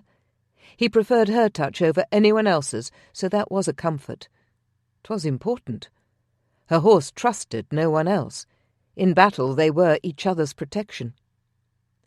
Trying for nonchalant, Julianna traipsed across the courtyard and headed to the back of the stables. She kept her head down so she didn't catch anyone's eye or bring attention to herself. She slipped inside. All was quiet, save the soft breathing of each horse and the occasional nicker. Even still, Julianna used cautious steps in approaching Brave. There were rows of horses on either side of the main walk, double doors in the front and a smaller door at the back, although one could still fit a horse through it. Dark as night and shiny in the coat, her horse was a beauty. His mane was wavy, long, and sometimes made her jealous considering her own untamed locks. "Hello, boy," she said softly, stroking over his muzzle. Brave lipped at her palm. "Ah, you want a treat, do you?" She pulled one of the carrots from her bag and handed it over. As fierce as he was, Brave was also quite a pampered, spoiled horse. Julianna unlatched the stall door, wincing at the screeching of metal. The lads hadn't oiled up the hinges, slacking on the job. She'd have a word with them about that when she returned. "Back up, Brave," she cooed, until her horse moved enough for her to get into the stall. Her bag of weapons and supplies were where she'd left them. Brave's saddle and bridle hung on the back wall, another one of her requests from the stable hands. There were many times she had to hurry, and trying to locate her saddle and lug it down took too much time. Brave was her horse, her responsibility, and she didn't need anyone's help. She could saddle Brave as well as any man, no matter how much Robert argued with her about it. Besides, if she were to ever get trapped somewhere, handling the weight of a saddle and knowing how to properly place it on a horse was an important bit of knowledge she required. Julianna ran her hand over Brave's mane, withers, and back, loving how her palm glided over the softness of his fur. His muscles twitched, and Julianna smiled. "Are you ready for another adventure?" she asked. Brave snorted and turned his head toward her, nipping gently at her shoulder. "I'll take that as an aye." Just as her hand touched the saddle, the doors to the stable opened, and voices carried down the row to Brave's stall. She gritted her teeth and ducked, backing into the front left corner, where she knelt, hopefully to remain unseen. Above her head was a deep ledge attached to the plank boards beside the gate, mostly used for setting tools on when working with the horses. She hoped it would keep her hidden. Most of the stall was bathed in shadow. If they didn't look too closely, they'd miss her completely. Gratefully, Brave pretended as though she weren't there, went about munching on some hay, like it was completely usual for his lady to duck in his stall. Juliana pressed her back to the wood, wishing she could melt right into it, and tried to make out the voices. Sounded like one of the lads and Ronan. No, it couldn't be. What the hell was he doing in here? Had he somehow figured out her plans? Juliana shook her head, told herself to quit being such a ninny. There was no way he could have figured that out. No one could have. She didn't tell anyone. She'd simply disappeared. He probably had need of the lad for his own horse. "This is Lady Julianna's horse right here," the stable hand said right above her head. Juliana wanted to groan. Her head hurt from the force it took to keep it in. She twisted her fingers in her skirts, closed her eyes like that might make her invisible. If Ronan spotted her, it wouldn't be good. She'd have to knock him over the head with something so she could get away. Hurting him again wasn't on her list of things to do. He just needed to leave on his own. She shouted at him in her mind to go away, willed him to leave. It didn't work. He stopped outside Brave's stall, and from the sounds of it propped his elbows on the shelf above her head. She held her breath and leaned even closer to the wood. "Please dinna see me.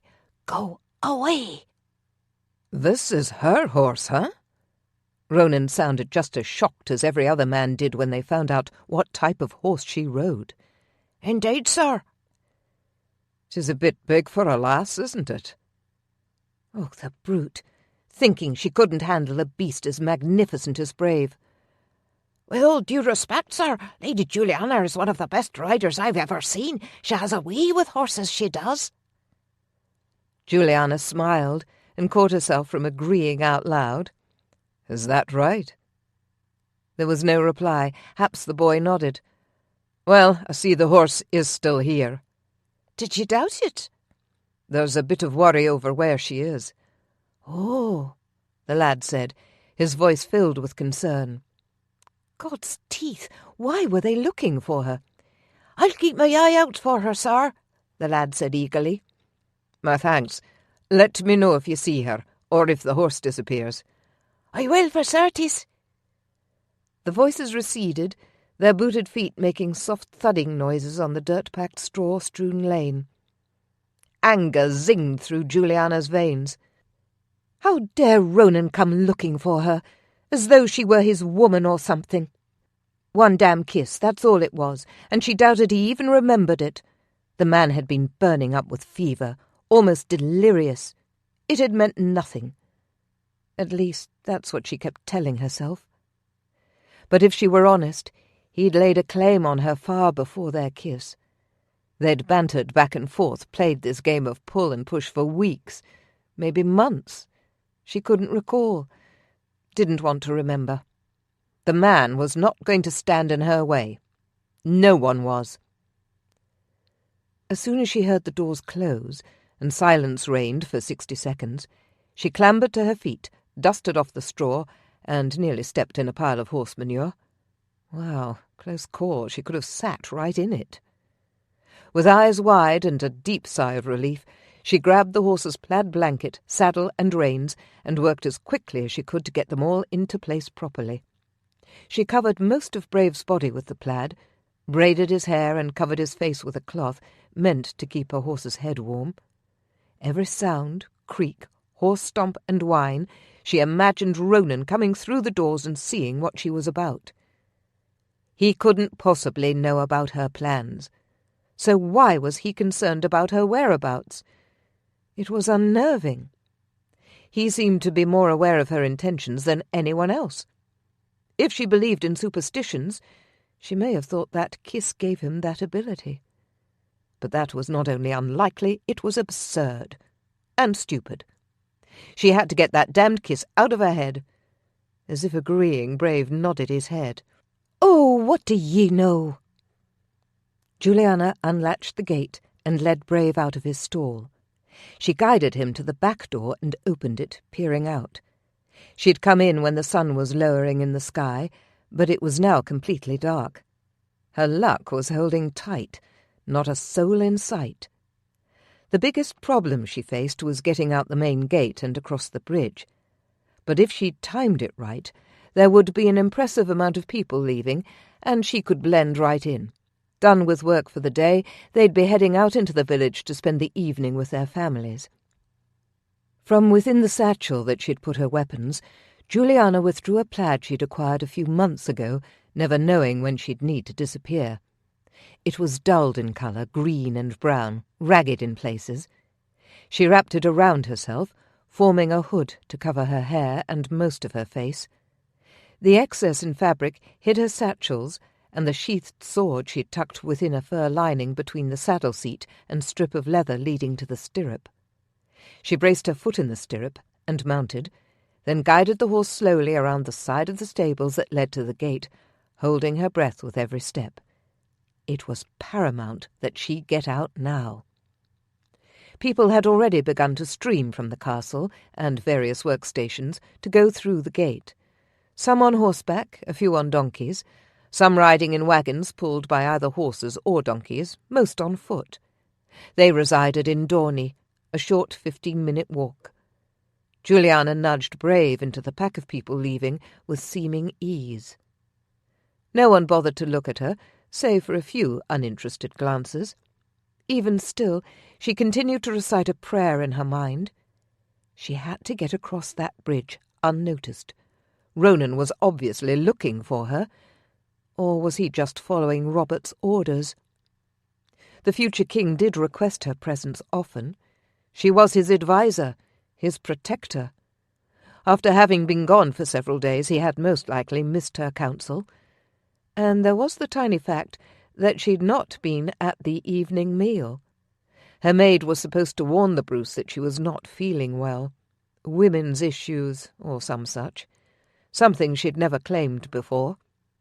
In hindsight, that was probably a trigger for Robert the Bruce to seek her out. She'd gone that morning and apologized, giving him a recount of all that went on, and recounted to him the things she'd overheard, which weren't many. If anything, she'd only delayed them, which was why she had to fix the situation, and why no one could stop her. Julianna crossed under the gate. She didn't dare glance up at the guards. Any one of them would have recognized her immediately. If anything, her abduction by the Ross clan proved to her that the guards were lax at checking who left and who entered, even if she and Myra had been trussed up beneath a dozen bags of wool inside the back of her cart. Wouldn't they have noticed the moving wool? She supposed not. Though she wanted them to be lax in their duties tonight, the future King of Scotland resided behind those walls, and their behaviour was unacceptable. Security had to be tighter. There were lives at risk. When she returned, they would get a tongue-lashing from her, or Wallace. As much as she would like to let them have it, it would probably be best coming from Wallace. Her horse's hooves clomped onto the bridge. She'd almost made it. Only a few hundred more feet to go, and then she'd cross beneath the second gate. After that, soft grass, and she'd be off. "Halt! Ye there!" She ignored the call. Her heart hammered in her chest. This wasn't the time to panic. They weren't halting her. It had to be someone else. No one, not even Ronan, knew of her plans, even if he did have his suspicions. She had to stay calm. If she did, she could ride right off the bridge and to freedom. It took all her willpower not to squeeze Brave's ribs, so he broke out into a run. But with her breath held, she continued on. "Stop!" Saints! Not pushing her horse into a gallop seemed like the hardest thing she'd ever have to do. Only 50 more feet and she was in the clear. The voice sounded distant, not close enough to grab hold of her yet. Then she heard the sound of running boots on the bridge. They'd seen her. Damn it! Beneath her thighs, Brave quivered. He sensed her need to run. "Steady," she murmured. An argument broke out behind her. She took a quick glance to see what was going on. A guard searched through the back of a wagon. She sighed with relief. Perhaps she wouldn't have to talk with him after all. Moments later she was beneath the second gate. As soon as Brave's hooves touched the cold grass, she squeezed. He bolted forward, the wind knocking the plaid from her head. She didn't stop to fix it, only leaned forward in the saddle. Juliana had gotten away. She could complete her mission. Ross would be a dead man. Chapter 6. Where the hell was she? Ronan had searched everywhere, and he was growing increasingly concerned. One lass could not simply disappear, and not just any lass, Lady Julianna. The castle was vast, but he'd searched from the bowels to the very top. Every outbuilding had been thoroughly combed, and he'd even had the well inspected. Nowhere. If the woman was half as talented as he suspected, it was entirely possible that she'd managed to sneak off the island. But he'd checked the stables. Her massive horse had still been there. Frowning, he realized he'd not asked if any of the other horses were missing. Ronan sat down on a bench just outside the main doors of the castle. The wood seat was cold, but he ignored it, leaned his head back on the castle's stone walls, and stared up into the night sky. Thousands of golden stars dotted the inky black sky. Not a cloud in sight. The moon was full, lighting the courtyard. He'd not told anyone of his suspicions, and they'd probably all thought he'd gone mad trudging here and there. But Ronan didn't want to worry anyone, especially if he was only worrying for naught. Could be she was holed up in a secret hiding place. Why, though? A dim glow from the stable seeped beneath the doorway, its shine beckoning him. His gut twisted, and suddenly a sense of foreboding clouded over him. Pushing to his feet, Ronan all but ran to the stables, slamming open the doors. The groomsmen all stood in a circle, whispering frantically. Oh, crack! He knew something was wrong. When they saw him, their eyes widened. "The horse!" he growled. "Gone!" the head stablemaster croaked. Ronan swung around and punched the nearest wall, his knuckles splitting under the pressure. He stormed toward the empty stall to see if there were any clues. Nothing. Empty. "When?" he asked. The head stablemaster cleared his throat. "We noticed about half an hour ago." "And no one thought to inform me?" The man shook his head. "We looked about the courtyard, but she was already long gone. The gate's closed. I suspect she left when the servants did." Bollocks! Why didn't he put a special watch on the tower? His instincts never failed him, and this time was no different. Why didn't he trust them? Why? Because he didn't want to be laughed at about his so-called feelings for Juliana. Pride be damned. Now she was missing. Satan's ass! Pride be damned. Now she was missing. "Keep your eyes peeled and let me know if you see anything." Ronan gritted his teeth and fisted his hands. Now he had the unpleasant task of telling Robert the Bruce that Juliana was missing. Not a chore he was looking forward to in the least. The Bruce had already retired to his chamber for the evening to go over some maps with Wallace. Ronan would catch hell for interrupting them, but there was no other choice. Juliana's safety was important not only to him, but to the Bruce. Swallowing some of his anger, he lifted a fist and knocked. "Enter!" Wallace's growled. Ronan opened the door and stepped through, bowing his head, hands behind his back. "What is it?" Wallace asked. Ronan glanced up to see the two men he admired glowering at him. "Apologies for interrupting, but it is of the utmost importance." Ronan hesitated. He did not enjoy being the bearer of bad news. "Well, then," the Bruce said, putting a marker on the map, "what is it?" "Juliana has gone missing." The Bruce's eyes widened, and the muscles on the side of his jaw flexed. "Missing?" "Aye, my lord." "That lass will be the death of me," he muttered. "Are ye certain?" Her horse is gone. I checked everywhere. The stable lads as well." "More crack," Wallace grimaced.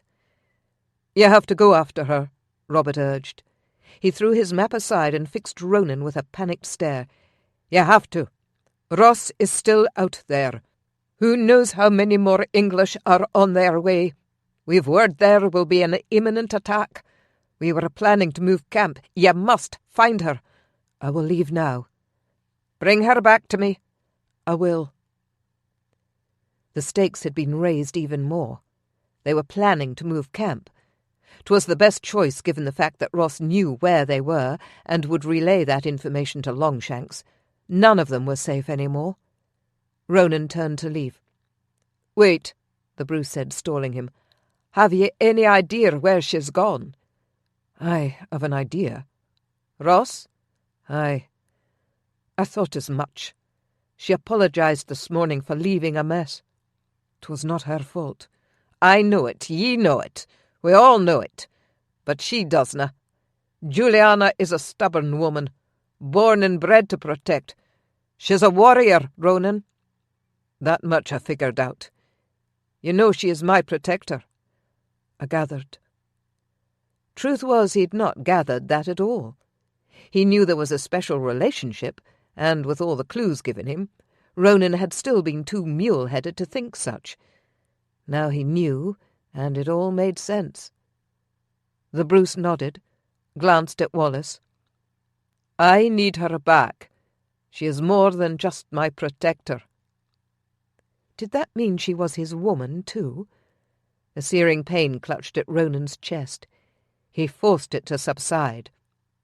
If she was already claimed, there was nothing he could do about it, as much as the thought hurt. "I will see to it she is returned to ye." "To us, to Scotland. She belongs here." Ronan nodded, watched Wallace give a subtle shake of his head. What did that mean? He needed to find his cousin Daniel Murray. The man could help him in his search. That is, if his wife would allow him to leave her side. With Daniel and Graham, they could track her quickly, even if she had an hour or more gain on them. "You must go alone." Wallace's voice stopped Ronan in his tracks. Ronan frowned. "Why?" "No one can know she's gone missing again. Tell the lads in the stable she was found in her rooms, ill." Wallace looked at him, his eyes crinkling at the corners with weariness. "You've still not told me why." Ronan planted his feet, not willing to budge. "I will explain when you return. Julianna is too important. If news were to get out that she'd disappeared, every enemy of the Bruce would meet ye along the road in a race to find her." Ronan crossed his arms over his chest and stared at Wallace. They would have him go out alone to look for Julianna, when they knew the English and Ross men roamed close by. Slowly he shook his head. He had great confidence in his abilities, to be sure, but to brave the wilderness on one's own during a time like this was nearly suicide.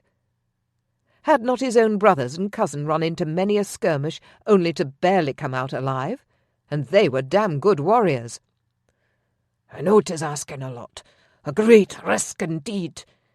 You will be highly rewarded for her return. And you can take my hound. Have her sniff the lady's things and she'll pick up her scent quick." "All right."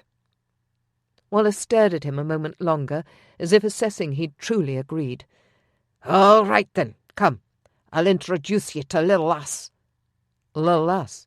"Aye, my hound. Best nose in Scotland." An hour later, Ronan was settled on his horse with Little Lass by his side. The dog's name was a joke, to be sure. She was one of the biggest wolfhounds he'd ever seen. A nightmare of a thing with feet as big as a man's and a snout as long as his forearm. The dog lived up to Wallace's praise. She was silent as the grave, picking her way carefully through the darkened foliage, nose to the ground. She led a path from the bridge straight into the woods. Every time her ears perked, Ronan grew still, listening. Sometimes there was nothing. Others an animal crossed their path. Another time they hid from a man who walked drunkenly into a tree and fell backward. Ronan didn't stick around to find out if he was friend or foe. Admittedly, the dog was a better companion than any man. She would be an added guard, and her hearing and scenting skills were beyond the measure of any man. None could compare, and Ronan grew confident they would find Julianna before morning. Little Lass seemed to have picked up the infuriating woman's scent quite easily. Ronan wished he could smell as well as the dog. The brief moments he'd caught Julianna's scent were overpowering in sensuality. She smelled of leather and flowers, a unique combination that spoke of her individuality. Once again he had the distinct sensation of her lips on his, a most vivid dream. Hot, plush lips. Ugh! He yanked on the reins, halting Saint in his tracks. Lil Lass stood stock-still, her silver fur shining in the moonlight. One front paw was lifted slightly, as though she'd literally paused in mid-step. Nose to the air she sniffed, then turned abruptly right. They'd travelled before on a well-worn path. The hound led them off into the less-travelled woods. He had to slow his pace to keep the horse from tripping over any unseen vegetation. Thank the Lord it was winter, and the normally lush trees were without leaves, and so the moon still lit their path quite well. The dog's pace quickened, but Ronan wasn't willing to risk Saint's life or his own. Despite the bright moon, there was no telling what hidden roots or vines might trip up his steed. Lil Lass stopped every so often to let him catch up. A very well-trained dog, she was growing on Ronan with each passing minute. Lil Lass stopped suddenly and sat down. She wagged her tail and looked up at Ronan expectantly. Ronan looked around. They were in the middle of the forest, surrounded by old firs, oaks, and maples. Not a soul in sight. He raised his brow at the dog and looked again. He still saw nothing. What the bloody hell? Deciding to take a closer look, Ronan dismounted from Saint, leaving the animal to munch on anything he found upon the ground. He inspected behind several trees. Not a soul. He peered through brambles. No one. Turning in a circle, Ronan was completely dumbfounded by the dog's seeming joy at having stopped here. "What is it, little lass?" he asked. The hound cocked her head as if to ask him what he was talking about. "Did you find something?" After asking the question, he felt like a complete imbecile. The dog was not likely to answer. "Come on, girl, show me, little lass." Lil Lass stood and sniffed the spot in front of her, pawed at it, and then sat back down, tongue out, tail wagging. "Damn dog," he muttered. Ronan walked forward, scratched her behind her ears, and then knelt to inspect the spot. At first, in the light of the moon, he made out dead leaves, sticks, and a few mushrooms, some grass. But on closer inspection, he noted that the poisoned mushrooms were all crumpled up, like someone had squeezed the life out of them. The poison. Julianna used poison on her weapons. Had she stopped here to rub more on them? "Good girl," Ronan muttered, with another pat to the dog's head, gave her a strip of jerky for her efforts. This was a good sign. They were on the right trail. However, they'd not yet spotted or heard Julianna. Ronan was beginning to wonder if they would. The woman was a complete enigma. Vulnerable in one sense, but completely independent and dangerous even in another. When he found her, he would demand answers, not only for why she ran off in secret, but also who she was. He'd let it go before. Like everyone else, the mystery of her background had been what drew him to her, and was off limits. Understanding that, he'd not asked.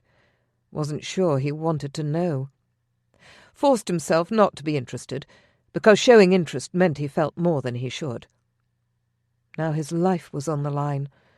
Not that he minded. Ronan would have gone up against 100 men to save Julianna. The thing was, he thought he deserved to know what her place was, who she was. and if she refused to tell him, he would get the answers from Wallace or Robert the Bruce. Ronan gritted his teeth. Wallace had promised him answers. But how could he be sure it wasn't simply a ploy to have him find Julianna? Ronan was one of the best at retrieving missing people, protecting people. His guess as to why they'd sent him out alone. "Come now," he said to Lil Lass as he remounted his horse. They needed to keep on her trail. Not knowing what exactly Julianna's stamina was, he didn't want to stop now. Most likely she'd run through the night. The woman had to know Robert would send someone out after her. Being aware of that, she would most likely go as far as she possibly could without collapsing. Was it conceivable that she'd gained all her strength back so quickly? He'd only just retrieved her for the first time a week before. Ronan growled as he urged Saint into motion and tossed Lil Lass another hunk of dried venison jerky. She swallowed it in one bite, and then put her nose to the ground. Walking in a circle, the dog finally continued to the left, off the path they'd been headed on before. Had Julianna lost her way? Ronan shook her head.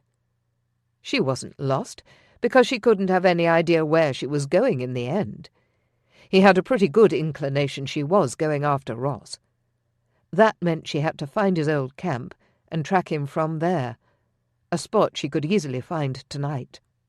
Ronan would have bet a pouch of silver that was where she was headed. With renewed confidence he urged Saint into a trot. They'd be there within an hour. As predicted, they happened upon the spot where Ronan had first saved her. Half the tents were still standing. Others had come loose and hung from makeshift poles like dejected white flags waving in the light winter breeze. The bodies had been removed by his men and buried, but the place was still scattered with remnants from camp. All the weapons were gone, provisions taken, tools, however, remained behind. A few blankets here and there, pots, a pair of boots, what looked like a whittled horse.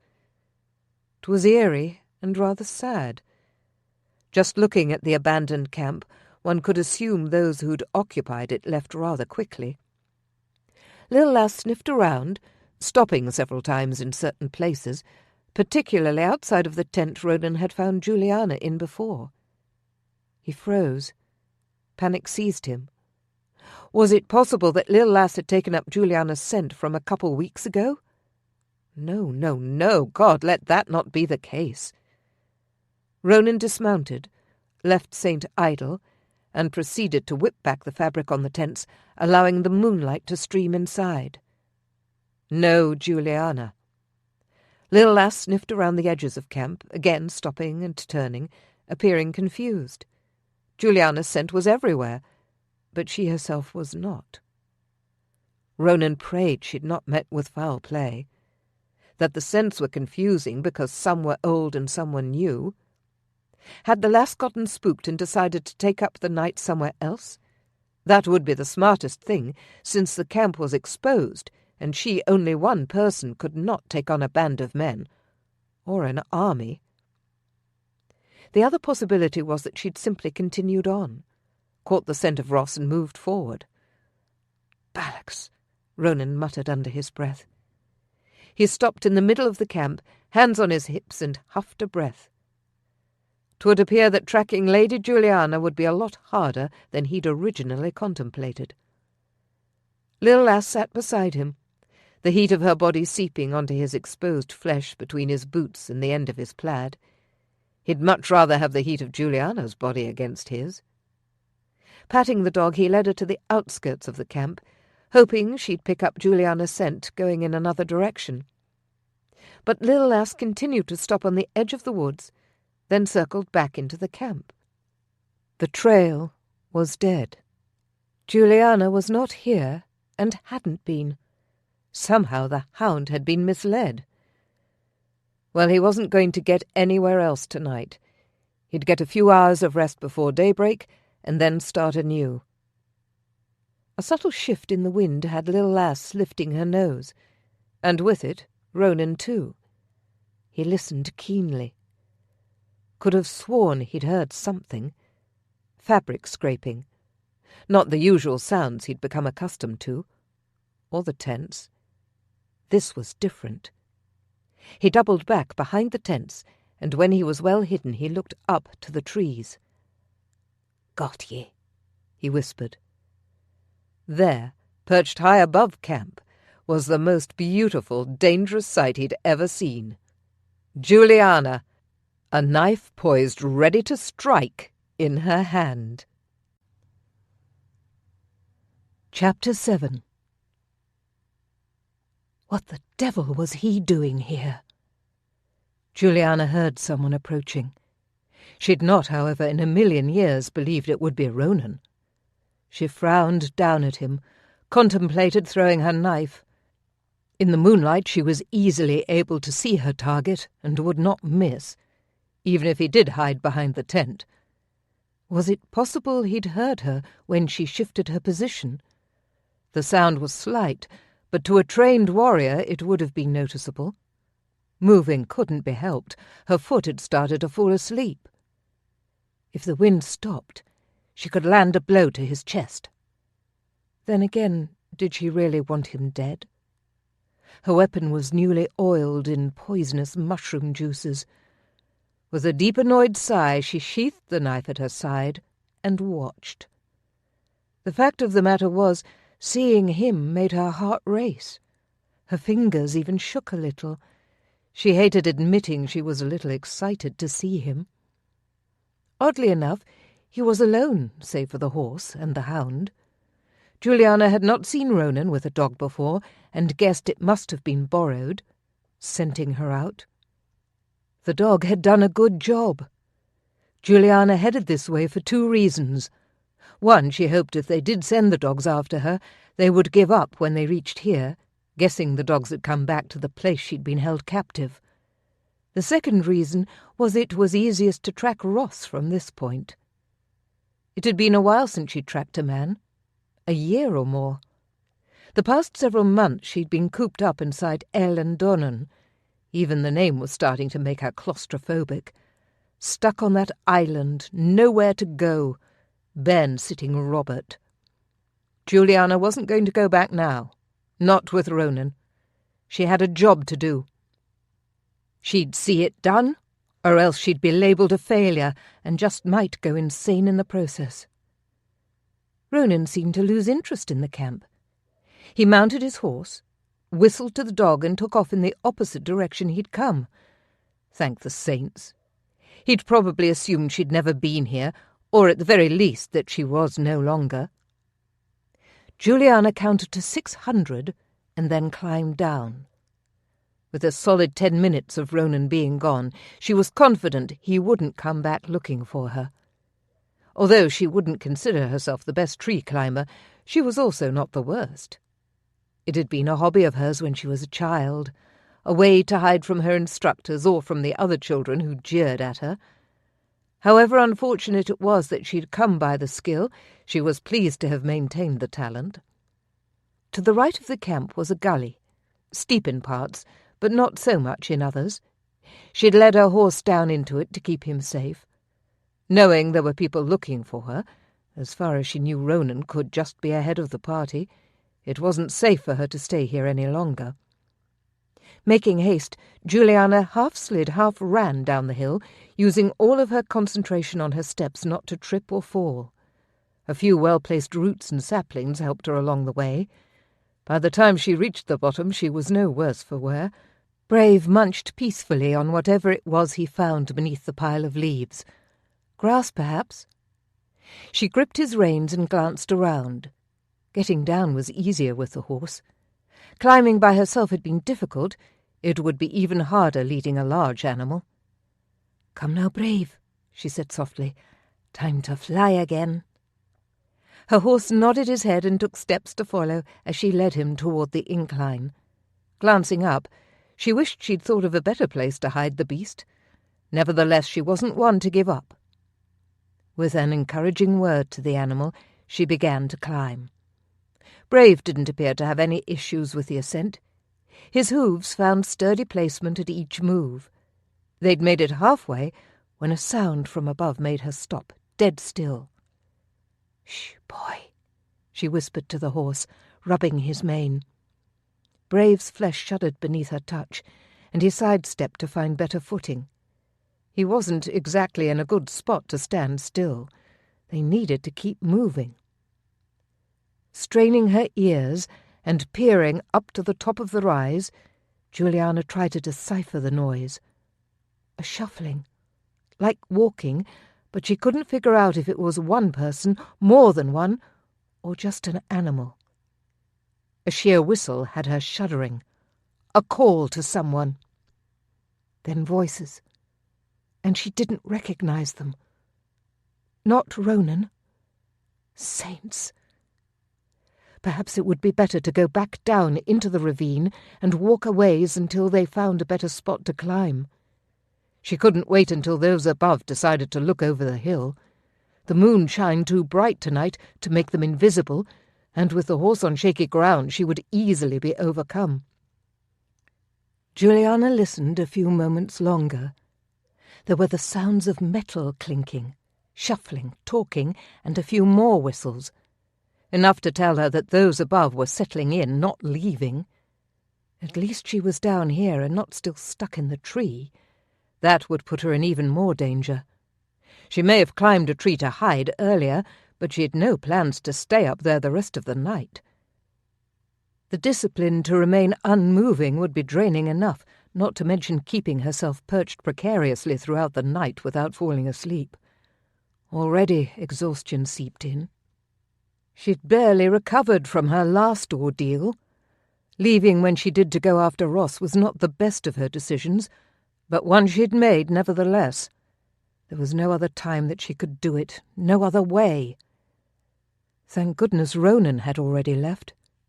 She'd never forgive herself for running off to capture Ross if Ronan was the cost. Not that she cared for the man. Much. She just didn't want him to be a casualty in her operation.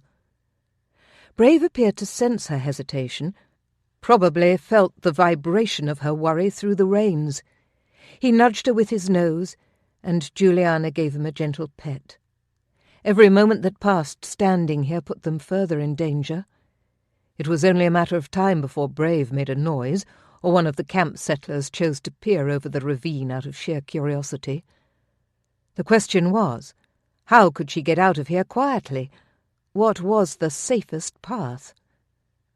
Obviously she needed more practice with stealth, and so did Brave.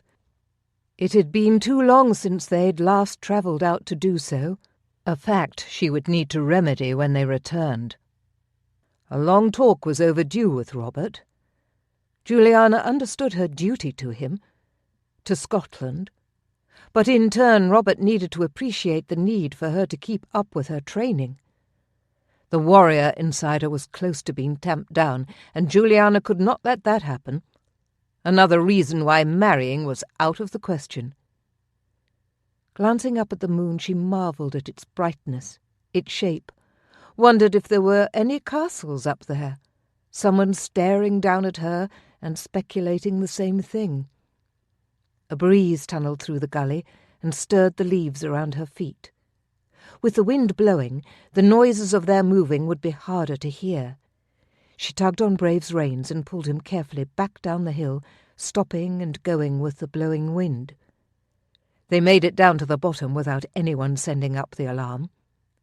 For a moment, Juliana considered mounting the horse and riding him until she found a safer place to climb, but realized that it would most likely be safer for her to lead him a ways.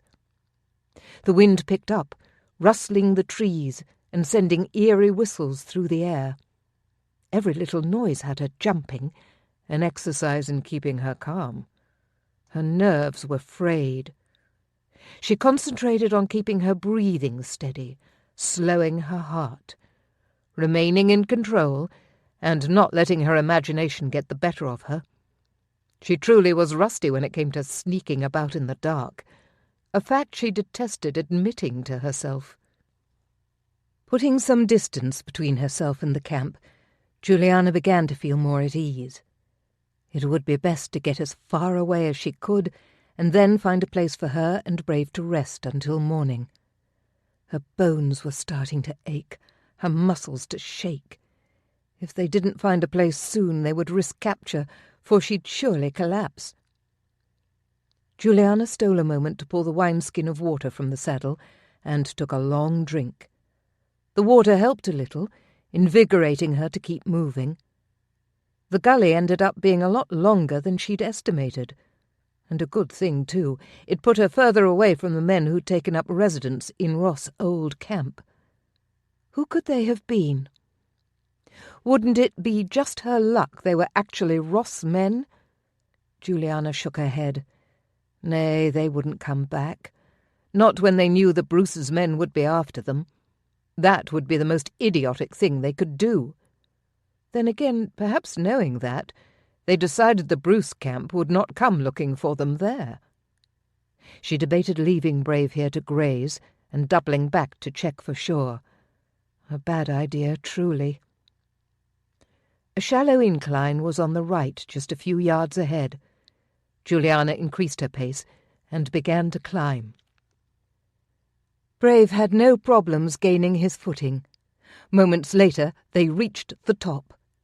Staying still, Julianna took in her surroundings. They'd surfaced in the woods. Pine trees surrounded her, making it harder to see, their thick needles blocking the sky and the light of the moon. Closing her eyes, she listened carefully, zeroing in on each sound, becoming accustomed to it. A light breeze blew with a subtle whistle. Pine needles ruffled, pine cones knocked. A few small animals scurried. A larger one, perhaps a deer, picked its way carefully through the woods. The crunch not big enough to be a human, at least she hoped. An owl or two hooted.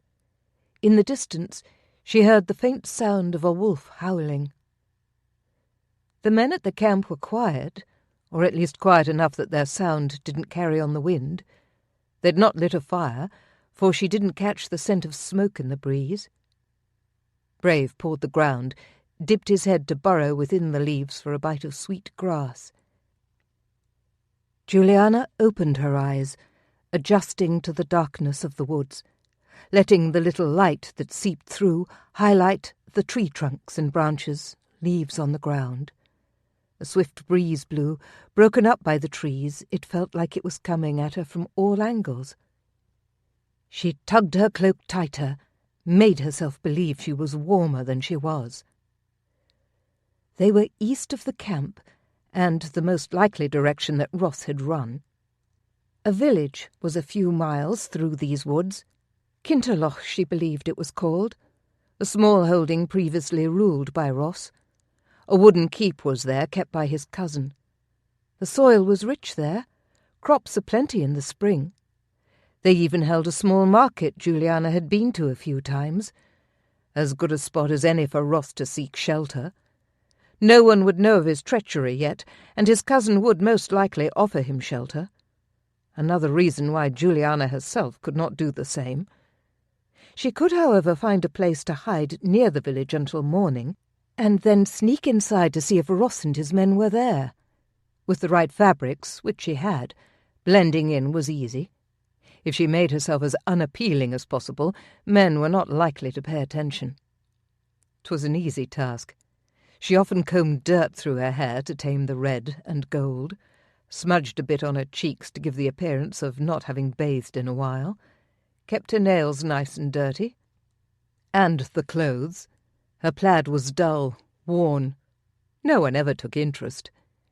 In fact, even at Ellendonen, when she'd given full care to her appearance and gown on a few occasions to look nice, only one man had taken notice. Ronan. Because he noticed her, she noticed him. Not necessarily true. She'd noticed him the moment he crossed over the bridge. The way he sat his horse with superior strength and power. The way he could be serious with his men, and then pass a look toward her that was both heated and mischievous at the same time. Every time he looked at her, a spark set off inside. A spark that just now was making itself known. Why did he have to invade her thoughts? Take over as though he had a place there, like she wanted him there? Julianna gritted her teeth and took a tentative step forward. A branch cracked beneath her foot, and she stilled, her entire body on alert for any sound she'd not already become acquainted with. There was nothing but the familiar, and so she took another step, tugging Brave along with her. They'd walked about 5 feet when the air changed, became charged. Sensing her unease, Brave flicked his tail, perked his ears. He heard something as well. Just a subtle difference. A whisper of someone passing through these parts just as stealthily as she attempted. Was it Ronan? Or a scout from those who'd made camp back at Ross Grounds? One outlaw would make it easier, but 2 or 3 would make it more entertaining. A challenge. Julianna clenched her jaw and with her free hand slid her sword from within its scabbard beneath her saddle. She was prepared to protect herself and her animal. No one would get in her way. Subtle crunching of leaves and sticks came from in front of her. If she had to guess, judging from the wind that carried the sounds, the person or persons were about 30 or 40 feet away. She supposed she still possessed some skill after all. Julianna went left. If whoever it was headed in her direction, she was not going to continue in their path. Either they'd continue on, none the wiser to her presence, or they'd follow her. Once she determined their intent, she'd make her next move. Urging Brave forward, she moved at a snail's pace to the left, easing between trees, over fallen logs and around thick brambles. She stopped every 5 feet or so to listen. At first the person continued on their path, and Julianna had hope that she'd be rid of them. 3 miles to Kinterloch would take her a couple of hours on foot, and she hoped to mount Brave at some point to quicken the pace. But hope departed when the sounds of those who approached accelerated their pace, coming closer, echoing in the eerie forest air. "Och!" Julianna ground out under her breath. They were following her. While she'd enjoy the chance to practice her skills at weaponry, she was quite exhausted. With furtive eye she looked around for a place to hide. Hiding was always harder with an animal as huge as Brave. His black coat was on his side as far as camouflage, and while he was trained to maintain his silence at her command, she couldn't control everything. If he had to sneeze, the animal wouldn't have the forethought to keep it to himself. She glanced at Brave. Had he sneezed at all today? Not recalling an instant, she prayed it would remain that way. Julianna sheathed her sword, mounted the horse, and clicked her tongue. Whoever followed already knew where she was. She had to gain speed or else be a sitting duck. From behind, the sounds of pounding hooves reached her. The one who followed had also mounted their horse. "Damn! Faster, Brave!" she urged. Julianna used all of her concentration to avoid hitting low-hanging branches and to keep Brave from tripping over fallen trees. Being followed was already a given. She need not listen continuously to their approach. It was inevitable. Bursting from the trees, she found herself crossing over a hilly glen, dotted with protruding stones that glimmered in the moonlight. The sky was vast and black, filled with diamond stars and a bright moon. The grounds grew rougher, and the approaching rider came closer. She didn't dare turn around for fear of slowing Brave's pace. Her mount breathed hard, his muscles rippled with excitement at being able to burn energy. His hooves dug deep in the ground, clumps of earth flying behind them. With each stride the glen grew into a maze of ever-growing rocks, some tall as a croft, until she felt like she could get lost among them. After one sharp turn, she yanked Brave's reins to the right, up and over the rocky hill, and then down behind, where she abruptly stopped. Dismounting, she crawled up to the edge where she could look over and down onto the path she'd just tread on. The ground was cold and wet to her bare hands, and she could feel its chill seeping through her cloak and gown at the knees. The rider approached at a breakneck pace. His cloak was dark, and flashes of his plaid was seen with every pound of his mount's front legs. He was adorned in weapons, and, lucky for her, alone. He disappeared beyond the sharp turn. Good riddance. "Pray dinna think to double back as I have done.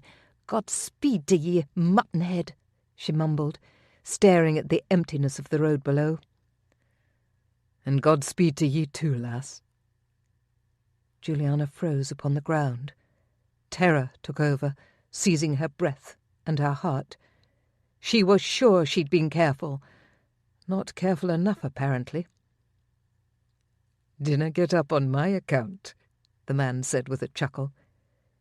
His voice was deep, throaty, and completely familiar. "Ronan," Juliana said, pushing to her feet. She whirled around, wiped her dirty hands on her cloak. He stood on the ground, his horse 10 feet away, munching on grass. The hound sat beside the horse, tail thumping. Obviously pleased it had found its catch. Ronan tossed the dog a strip of something. How had she not heard his approach? This muttonhead was deceptively better skilled at stalking than he'd let on. Hands on her hips, she glowered at him, hoping the light of the moon showed her displeasure. "What are ye doing here?" she asked. "I could ask ye the same thing." "Dinna bother, I will not answer ye." She crossed her arms over her chest, prepared to stare him down. "All right, your choice, then. Whether or not ye tell me makes no matter. I've come to collect ye, and I'll not leave without ye." Juliana laughed then. Arrogant arse. Did he really think it would be that easy? "You'll have to catch me first." Chapter 8. Ronan widened his eyes, his gaze focused on the hellion before him. "What?" he asked, a little dumbfounded. Even as the words left his lips, Juliana was flying. The woman leapt into the air, twisted, and kicked him square in the chest. Pain met with her impact. What in the hell? He grunted, stumbled backward, but managed to keep his balance. Where she'd planted her feet ached something fierce. The woman had some power, he'd give her that, but he'd little time to reflect on it. As soon as she'd landed, Juliana was off. Gripping the saddle, she leapt onto her horse's back, not even using the stirrup. The sight was both fascinating and flabbergasting. Had she that much muscle? Wallace mentioned she had training, but Ronan was stunned. He could do it. Most warriors could, certainly. But a woman? Again it would appear he'd underestimated her. Ronan reached out as though he'd be able to stop her with such a feeble move. She rounded her beast on him, the horse's huge head coming close, his teeth bared and chomping, as though he would bite him square on the nose. Having no other choice but to back up or be mauled, Ronan chose to live and took a few healthy steps backward. "Wait, woman, for Christ's sake!" he shouted. Juliana whirled her horse to the side, the mount's overlarge teeth no longer gnashing for Ronan's face. She was breathtaking in her anger and beauty. She glowered down at him, all fire, but then a subtle shift took place on the planes of her face. A smile formed, and he felt almost like she'd kicked him in the chest once more. He'd noticed before, oh, how he'd noticed, but this was something different entirely. His every dream in a woman come true. How proudly she sat on that horse, thighs clenched tight, hands fisted on the reins. The strength emanating from her was mesmerizing. What he wouldn't give to have all that power clenched and fisted around himself. Oh, obviously other parts of him wished for the same thing, and quite fervently. Thank the saints for his cloak, hiding the fact that his cock had grown hard and tented the front of his plaid. Ronan swallowed hard, willing his wayward member to dissipate. Juliana's sweet sheath would never be wrapped around his cock, his fingers, or riding his tongue. Oh, sweet goddess! Ronan cleared his throat, hoping that would clear his mind. "What the hell is wrong with ye?" Juliana asked, her furrowed brow deepening. "You look ill. Are ye all right?" He cleared his throat again. "Aye, I'm all right. Now get down off that horse." She shook her head. "Nae going to happen, lad." "Lad!" A teasing chuckle issued from her most perfectly formed lips. "'Tis how you're acting. What else would ye have me call ye?" Lover? The most stimulating Highlander alive? How many things he would have her call him! Ronan stopped himself from shaking his head. "I would have ye get off that horse." "Well now," she said, a small smile transforming into a challenging, triumphant one. "As I said, I will not be getting off this horse, and ye will have to catch me first." The last word spoken, she kicked brave, and the horse lurched forward. Within seconds she was gone. Ronan left staring at her back, her fiery blonde-coloured hair breaking free of her hood and catching the wind. "Ballocks!" he hissed. 2 fingers in his mouth, he whistled for his horse, who quickly came to his side. Ronan mounted and wasted no time in giving chase. Little Lass loping behind. Julianna wouldn't get away that easily. He wasn't the type to give up a fight, a challenge, and she had issued one, no doubt about that. Leaning over this horse's withers, Ronan gained speed. Where Julianna had once been a black speck ahead, she gained shape. He groaned at the sight of her bottom rising and falling from the horse, other more lascivious thoughts taking root within his imagination. The woman was making him want to seek out confession, seek out a priest to rid him of the possession she'd done on him, and Ronan wasn't a religious man. "Julianna!" he shouted to the wind, her name tossed back to hit him square in the jaw. The woman didn't even turn around to look at him. Either she'd not heard him, or she was ignoring him. No matter, he'd not let her get away. He shouted to Saint, squeezed his thighs tighter around the horse's middle, and held on as the beast surged forward. Julianna had an admirable mount, to be sure, but not nearly as well formed and trained as his own. Saint was a horse in his own class, the highest class. "That's right now," he said, a laugh on the end. He was gaining on her and thoroughly enjoying this game of cat and mouse. Blood pumped through his veins, surging with a force that left him feeling almost like he was floating. Closer, closer. He was almost on her. Julianna did look back then, her plush lips forming an O of surprise. Ronan grinned at her, a smile that said it all. He was going to win, and there was nothing she could do about it. "That's right, sweeting," he mumbled. "You'll be mine." The words carried more weight than he'd intended. He'd only meant that he would win, that he'd gain control of her horse, of her, that she'd not be getting away from him. Had she heard? From her expression of bewilderment, horror, interest, it would appear she had. But the words hung heavy in the air around them, and the moment was quickly broken as she turned to face forward, leaning lower over her horse. Her animal seemed to wrench energy from some invisible force, and she pulled ahead. Ronan reached out, but too late. She was no longer within his grasp. He wouldn't lose her that easily, not by mistakenly saying something that, unbidden, hit them both harder than he'd expected. Saint, catching on that they were in a race, surged forward at a quicker pace, giving Ronan the upper hand once more. He plucked Julianna from her horse, settled her on his lap and slowed his horse to a stop. She smacked at him, jabbed him in the jaw, and uttered words he'd never heard even some men say. For the first time he was touching her. Her ass was taut, but supple as she bounced against his legs. Arms that were sculpted, firm, a back that had muscles he wasn't aware women could possess. Julianna was pure power in a woman's body. It was all he could do, not to toss up her skirts and fully examine every inch. She continued to fight, ceaseless in her struggle to be free, but for all her bluster she didn't actually hurt him, an act he knew to be purposeful since he was fully aware that if she wanted to, she could do some serious damage. Mayhap that meant she wanted to lose. But Ronan couldn't think further on that. With 2 sisters of his own, 4 if you included his 2 sisters by marriage, he was not about to contemplate the female mind. He'd long ago determined they were a force to be reckoned with, and a mystery no man would ever uncover. Her own mount, which noticed the missing weight, slowed ahead, and promptly went to munching on grass. Selfish animal.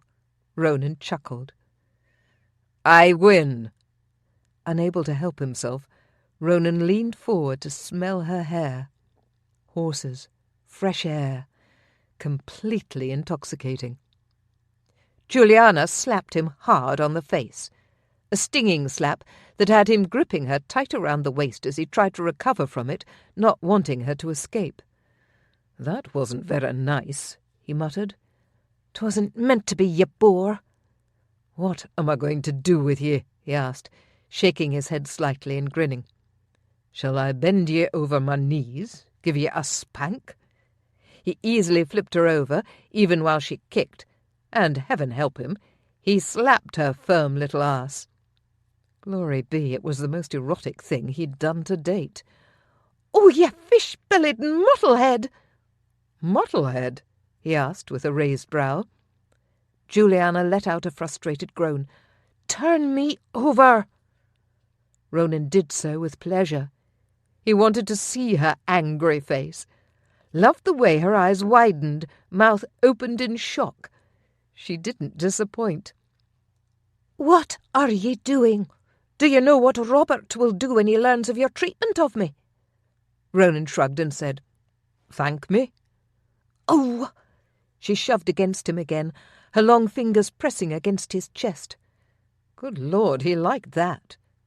He liked everything she did, every little touch, even that slap. Damn, he was getting too ahead of himself, but it was unstoppable. Ever since the day he'd first seen her storming across the bailey. She'd stopped to calmly speak to a few. Then he'd seen her rail at another. A force to be reckoned with. 'Twas clear at that moment the woman held clout, not only at Ellendonen, but within the minds of every man and the few women there.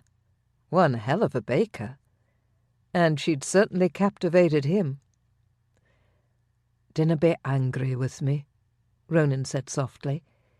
His words appeared to startle her. She flinched and pulled back. "How can I not be? I left the castle for a reason. Did you think I just went out for an evening jaunt?" Ronan shook his head. "Nay, lass." "I am no lass, dinna call me that." But she was a lass, and he wanted to scoop her up and hold her close. There he went again, unable to stop his thoughts from turning to touching her, holding her, protecting her. Somehow she'd wiggled her way inside him, and he couldn't get her out, wanted more. "Lady Julianna, if you would but tell me why you've gone out into the wilds of Scotland unprotected, I may be able to help ye." "I am protected." "Before I came along." She laughed then, a scathing laugh that made his belly twist. "You dolt, I can protect myself." That stung a little, but even more so with me here. He offered a smile, hoping to calm her. He liked when she was angry, but not when she was disparaging. "I suppose you're right. But if I were to tell you why I've left, you'd only take me back. That is why you were sent after me? No." Ronan didn't want to lie. "Aye, the Bruce and Wallace both wanted me to come collect ye." "And they sent you alone?" "Nay, I've got the hound as well." Lil Lass had followed well behind him as he chased Julianna, and he admitted to being worried she wouldn't. "A hound and a warrior to catch me? I can see they thought I'd get far," she said, the sarcasm in her voice overwhelming. Ronan laughed. "Dinna think so, my lady. In fact, I'd planned on taking more, but Wallace made it clear to me why such would have only drawn attention." "How so?" "Ross wants ye, lass. If a search party had been sent out, every scout he's got within these trees would know it." Julianna nodded. "Did you happen to see who camped at his abandoned site?" Nodding, he said. "A band of heathens." She gave him a suspicious look. "Did ye know I'd gone down the ravine?" Ronan's grin widened. "Aye, I hid in the forest and watched ye climb from the tree." "You knew I was in the tree?" "I confess I did. You made a noise." "A noise?" "Aye, mayhap your shoe scraped on the limb you perched on." Juliana scrunched up her nose and pursed her lips. "This little joint of mine has proven I need more practice." "No way in hell," Ronan said before thinking. Juliana's grunt of disgust was wholly expected. "Ye dinna own me, warrior. No man owns me, and no man ever will." Ronan didn't know if it was the vehement passion in her tone or the desire that kindled in her eyes. Whatever it was, it reached out and grabbed hold of him, propelling him forward. He slipped his hand behind her neck, threading his fingers into her soft hair, and tugged her forward as his face descended. When his lips touched hers, it felt like a fire ignited between them, consuming him. Juliana pulled back, mumbling against his lips, but he wouldn't let her stop this kiss. Not yet. He wanted a chance, wanted to see if this was everything it was built up to be in his mind, desired to see her response, to know once and for all if the passion growing between them, if the crackling air thick with need, was real. Ronan deepened the kiss, tasting her plump lips, teasing the crease of her mouth. He massaged her scalp with one hand and gripped tight to her waist with the other. He never wanted to let her go. Damn! But he had to stop. And then she responded. A sweet, contagious mewl in the back of her throat. He answered with a growl of his own. Juliana opened her mouth, her tongue darting out to swipe at his before timidly retreating. He chased, stroking her tongue, teasing her, tracing every part of her mouth. She tasted sweet, succulent, a meal he could survive on for eternity. The pressure of Juliana's hands on his chest lessened from pushing to massaging as she felt the outline of his muscles. He tensed, never having reacted to a woman's touch the way he did with her. Desire curled deep inside him, ready to spring out with the slightest provocation. "Juliana," he murmured against her lips, loving the feel and taste of her. She whimpered, circling her tongue around his, her hands moving from his chest to his shoulders, where she dug deep. He slipped his hand around her waist and pulled her flush against him. Her breasts crushed to his chest. So soft compared to the coiled tautness of her body. Softness mixed in with her muscle. Her nipples were hard, damned hard. Had to be, or else he wouldn't have been able to feel those two taut points through the layers of their clothing. He had his answer. She wanted him. More so, kissing her, feeling her breasts on him, he was once again struck with the sense of familiarity, as though this had happened before. "Ronan," she whispered, "I swore this wouldn't happen again." Her fingers scraped lightly over his neck and into his hair. What? He pulled back. Again. In the moonlight he could see the dazed expression on her face, to which a part of him felt very satisfied for being the cause. The lucid part of him, however, was stuck on the word again. Juliana nodded, looking a little confused. "Aye, when you had a fever." "Ah." That answered a lot of questions. "So you took advantage of an invalid?" He wiggled his brows. "What else did you take advantage of?" Gasping, she slapped playfully at his chest. "You're a brute, I didna take advantage of you. 'Twas the other way around." "How can a man in the throes of fever take advantage of a lass, especially a lass as strong as ye?" He prodded the muscles of her upper arm. "I dare say ye had the advantage." Julianna yanked from his grasp, a flash of insecurity coming over her. Was it possible she was ashamed of her physique? That was an issue he would happily remedy. "Why did you pull away? I like your strength." He stroked gently over her arms, wishing they were in a warm place, and that it would have been all right to peel away the layers of her clothing and examine her further. That, however, would be completely inappropriate.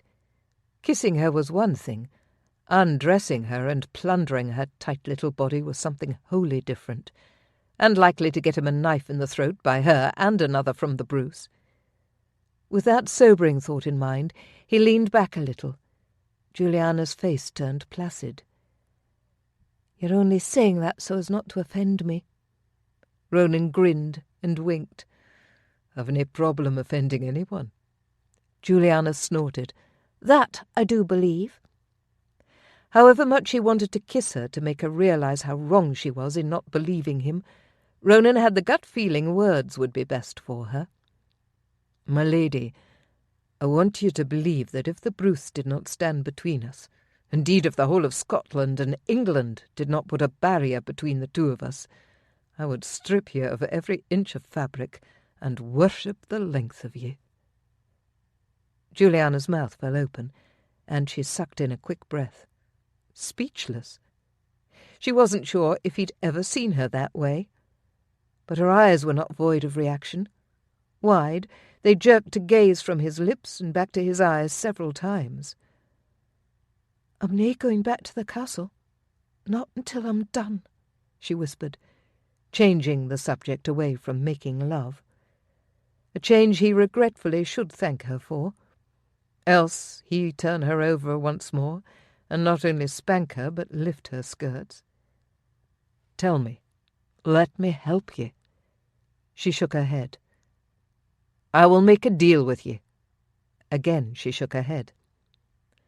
"Dinna be stubborn. I'm offering to help ye. If I brought you back to the castle, you'd only escape again to do whatever it is you deem so important. I am offering to help ye, to provide escort." Her mouth closed, and she glanced away as if contemplating what he said. If she was actually going to give it some thought, he would let her.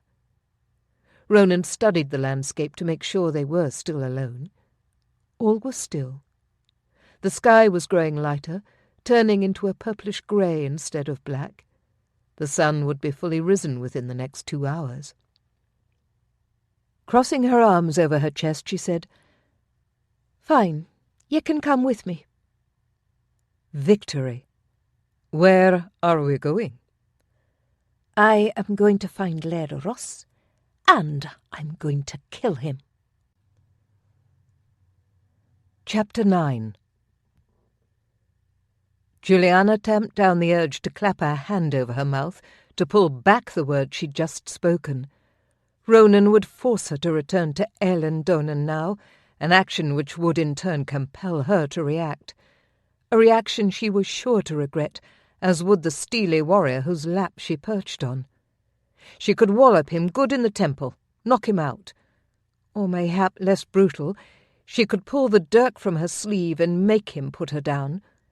But with the latter he'd probably think he could overpower her, and Juliana did not want to inflict deadly force upon him. Damn the man. A wallop it would be. Just how should she go about it? She supposed she could play on his more desirous self and lean in for a kiss. He'd be none the wiser if she raised her hand to strike. Juliana licked her lips, determined to be on her way within the next 5 minutes.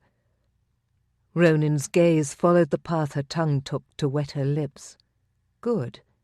He was interested in kissing her some more. And for heaven's sake, she was too. But no, she couldn't be caught up in the thrill of his mouth on hers, in the sensual, lightning-like exploration his tongue had taken. Ronan lowered his face an inch, then stopped. Juliana stared at his chin, lightly touched his arm. She couldn't look him in the eye, not when she knew this was all a ploy to get away. She almost felt sorry for him. and herself. "Julianna." His voice had taken on a husky tone. "We cannot stay here. The sun is coming up." She swallowed, trying to hold back the sudden sting of his rejection. It was somewhat puzzling that he could want to kiss her, but sought to distract her away from the task. An act of self-preservation? Could be. She wasn't going to give up, though. How did one say they wished to kiss someone? She didn't want to appear too forward, even if it was only to make him let his guard down. "Aye, my lady, I do too." Oh dear, his voice was even lower, guttural, a sound that scraped tantalizingly along her nerves. Why did she have to want him so desperately? She just had to remember what was more important: Ross and Scotland. Ridding the land of the treacherous bastard who'd threatened not only her life, but that of everyone she didn't know. "Then kiss me," she said, surprised at the sound of her own voice. This farce was affecting her far more than she wanted or appreciated.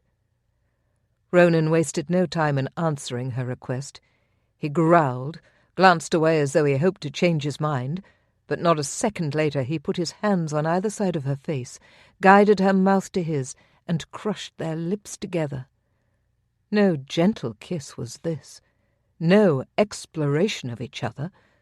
'Twas pure, unadulterated passion. And she nearly forgot to give him a thump on the head.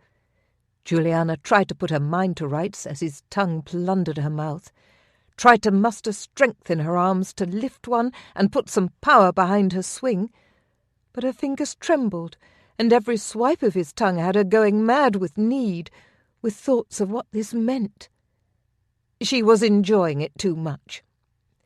Julianna fisted a hand, raised it, but then let it sink against his shoulder, where she opened her hand and squeezed his muscle.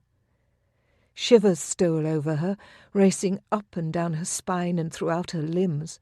Her breasts grew heavy, aching with need, and their peaks pebbled, sending frissons of pleasure to pull at her core. Squirming against him, she worked to grow closer, to press herself to his chest, to feel the length of him, his warmth on her body. A moan, a whimper. They were hers, coming from her own throat. This was all his fault. Why did he have to be so charming, so good with his lips? Her fingers trailed up his neck, around the back to tug at his soft hair. He did the same to her, and she felt herself melting another fraction. No, she had to knock him out, had to escape from his embrace, the hold he had on her mind. The hound growled, in eerie warning that had them both scrambling apart. Juliana's breath came in rapid pants. Her heart beat so hard she thought it might crack her ribs. She swiped trembling fingers over her kiss-swollen lips. The dog had not ceased its growling, and had jumped to its feet, hackles raised. Even their horse's ears pinned back. "Someone comes," Ronan said so softly she barely heard him. Julianna listened, could hear the faint hoof beats in the distance. She nodded. "We'll be faster if you ride your own horse." Again she nodded, and she could get away. "Dinna try to escape me. I will only follow ye." How had he guessed her plan? Ronan nudged his horse over to hers and lifted her effortlessly, placing her on her own saddle. He gripped her chin, looked sternly into her eyes. "Whatever the outcome is, know that I plan to help you with Ross. I'll nae take you back to the castle until you've seen your mission completed." Juliana's eyes widened. He truly would. She'd heard him say as much before, but had not believed him. The conviction, however, in his eyes was enough to change her mind. Ronan meant every word. That was a shocking revelation. "Why?" "We want the same thing. I'll explain more later. We must ride." He was right. The longer they dallied, the less chance they had of staying out of sight of whoever approached. "Follow me." Ronan surged forward, his horse's legs loping in such an elegant way she froze for a moment to watch. Brave also had a beautiful gait, and while she was mesmerized by the animal's beauty, she was not frozen. Julianna realized with stunning clarity the reason why. It was Ronan on the horse. Tall, strong, powerful. He exuded raw power and sensuality. She shivered, shook her head, then urged her horse to move. Ronan pointed toward another rise of rocks, and they wound their way up the hill, riding toward the rising sun. Julianna only took a moment to turn around. Whoever approached was a tiny speck now, and she hoped they didn't see her and Ronan, and that if they did, they didn't care. With her luck, however, that would be too much to ask. The wind whipped her hood and hair into her eyes, and with it came a few stinging pelts of ice rain. Once again her luck appeared to be the cause, for she had no luck. Pulling her hood closer, she followed Ronan, keeping his horse's rear in her sights at all time. The ice rain found its way against her face, pinging against her forehead and cheeks, melting with the heat of her flesh and dripping into her eyes, only to freeze upon her lashes. At least it was no longer completely dark. If she'd been blinded by icicles on her eyelashes and a nighttime sky, things would have been even worse. "Come on," Ronan called. His voice was urgent, made her nerves grate with fear. Why was he acting as though their escape was crucial? She couldn't turn around to look, not with the way the ice and wind whipped, but she did listen. The wind whistled, the ice hit the ground, rocks and them with varying sounds, and beyond that, the sound of approaching horses' hooves beat a rapid pace on the earth. They were being followed. Julianna swallowed hard, growled under her breath. 'Twould appear that every man and his brother were out to keep her from her task. She'd not take it as a sign, but a challenge. "We have to face them!" she shouted. "Too many!" Julianna took Ronan at his word. The hills grew steep, and soon their horses slowed with the exertion of climbing on slippery slopes. "Almost there," Ronan called behind him. Where was there? But she couldn't ask him, couldn't speak, was trying too hard to stay seated on Brave. Her saddle was wet and slippery, and with each of her horse's jerky steps forward she slipped a little and had to tug herself back in place. Her arms and thighs burned from the exertion, and her hands stung from the cold. Her gloves were warm in winter, but in the rain they could only take so much moisture and were beginning to freeze onto her flesh. Tears stung her eyes, threatening to spill. "Toughen up," she told herself. No time to worry over little things like sore muscles and frozen hands. She was a warrior. Warriors didn't cry over pitiful things like that. Ronan certainly wasn't crying. He forged ahead. In the wilds of the Highlands, especially with enemies hiding within their own, to quit meant death. Julianna would beat death, prove to Ronan that she was made of tougher stuff, that she was just as brave as he was. She didn't need him to provide protection. She could be his guard. With renewed confidence she gripped the reins harder, tightened her legs and shouted for Brave to keep up his strength. Ronan called back his encouragement, which made her smile, although it was a gritty, determined grin. She kind of liked making him proud, liked the way he called for her to keep up her courage. The rise flattened out for a good 12 feet and curved around, a safer path given the weather, but Ronan surged ahead, continuing the climb. She understood why. Those who followed would see the easier path and think they took it. He was smart. A niggling fear that she would have taken the easier path droned inside her, but she couldn't be worrying about what she would and wouldn't do and what Ronan had chosen. Comparing the two of them was ridiculous. And yet it was hard not to. One of Julianna's weaknesses was her habit of comparing herself to others, to warriors, to other women, to the kitchen staff, to the ladies at court, and even Robert. Examining each one and seeing their strengths and weaknesses was a practice she'd started when her training first began. And if she was honest, it was really before then. She was a natural, came out studying people, hence the reason her parents insisted on this position for her. For some time she'd considered herself lucky in that regard, the only bit of luck she had. And was a natural talent really a stroke of luck? Juliana groaned inside. Why was she even bothering to have this conversation with herself? A weakness was not something to ponder and make excuses about. A weakness was something that needed to be conquered, and since she was fully aware of it, not in denial, she'd best start now. Lifting her chin, she rode on. Ronan's horse slipped, his back hooves skidding a foot, give or take a few inches. Brave whinnied, and she feared he'd rear up, which would only force them both back down the hill. "Steady!" she and Ronan both called to their animals. Ronan's horse continued to slide backward, the rain having fallen hard enough to make the ground slick with mud. Juliana hauled Brave's reins to the side, going around Ronan in time before his horse caused her own to rear up. Ronan looked at her, and she found herself struck. His eyes were hard, indomitable, and yet a flash of fear built inside them. His mouth was pressed thin, his lips white around the edges. The man was determined to beat this slide. He would get to the top, that much was evident. What else was evident was that Juliana wanted to help him. She just wasn't sure how. Brave had steadier feet and was able to dig his hooves deep into the mud, holding on for dear life. "Come on!"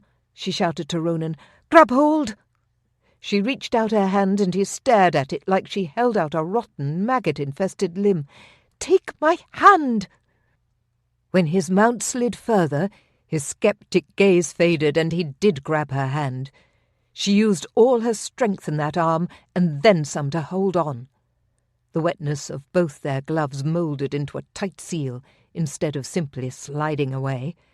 She was going to hurt tomorrow, but that mattered little. Letting Ronan and his horse fall behind was not an option. Her legs gripped like an iron vice to her horse, and with Ronan's impressive hold, she guided them both up the steep incline. There was no time to rest when they made it to the top, though. Her entire body shook from cold and fatigue. If they travelled much longer, she'd be in danger of needing saving. Juliana let Ronan have the lead once more, since he seemed familiar with the land, and because she didn't want to completely emasculate him. Having just saved his ass, she wasn't sure how he would react. Most men did not appreciate a woman's help, especially hers. Juliana had learned to be more humble over the years, instead of boasting of her victories. Ronan appeared to have set his sights on heading west once more. Thank goodness. She didn't want to lose the ground she'd already made on Ross. Although they'd gone northward, at least they were still headed in the right direction. Having Ronan come along with her, although not her original intent, was starting to grow on her. He knew the area better, and honestly, having him to assist should a fight break out wasn't a bad idea. He had, after all, come to her aid once before. The man was probably also trying to impress Robert, wanted to move up in the ranks. She could help him with that. "We need to find shelter," she said, riding beside him. Ronan nodded but didn't look her way. "Aye, there is a place ahead." "You're not thinking of that small village, are ye?" Kinterloch was no place for them to hide. Ronan did flash her a grin then, his gaze stroking her face for a split second before turning back to the horizon with a frown. The man was so confusing. "I'm nae an imbecile, my lady." His voice came out scathing. Juliana's mouth fell open. "I never said such a thing." "There are other ideas besides your own." "I am well aware of that, and perfectly willing to explore them, if I but knew what they were." "You see, you cannot allow me to lead the way after all." Juliana huffed a breath. Mayhap the man was indeed an imbecile. Hadn't she just let him do just that? "I told you, I have the same goal as ye. I want Ross dead. I want my revenge on him. And then I need to take you back to the castle. Do you think I'd sabotage that?" Shaking her head, she held in an unladylike retort, and instead said, "Apologies, Ronan. I did not mean to offend ye. I was merely hoping we were not going into the village, because I believe Ross is seeking shelter there." Ronan frowned at her, then turned back to the road. "We are nae headed into the village, but there are a few abandoned crofts on the outskirts." "All right." He glanced at her a moment longer, but said nothing. They rode the rest of the way in silence. There was a cluster of 3 crofts closely built together, not a soul in sight. Even still, Ronan took his sword from its sheath and jumped from his horse. "Will you hold the reins while I check inside?" Julianna nodded and withdrew her own sword, in case those who'd followed them found them, or others lurked in the shadows. Within minutes of sitting still, the cold seeped deep within her bones, and she shivered violently, teeth chattering. The sword grew heavy and hard to hold. Ronan returned, eyeing her with concern. "You're freezing. Let us get inside and build a fire. They are still abandoned." Julianna tried to climb down from Brave's back, but ended up falling instead. Her limbs just wouldn't work right. Ronan caught her in mid-air, his heat seeping both painfully and deliciously into her bones. "We need to get you warm," he muttered, and carried her the rest of the way inside, leading the horses behind him.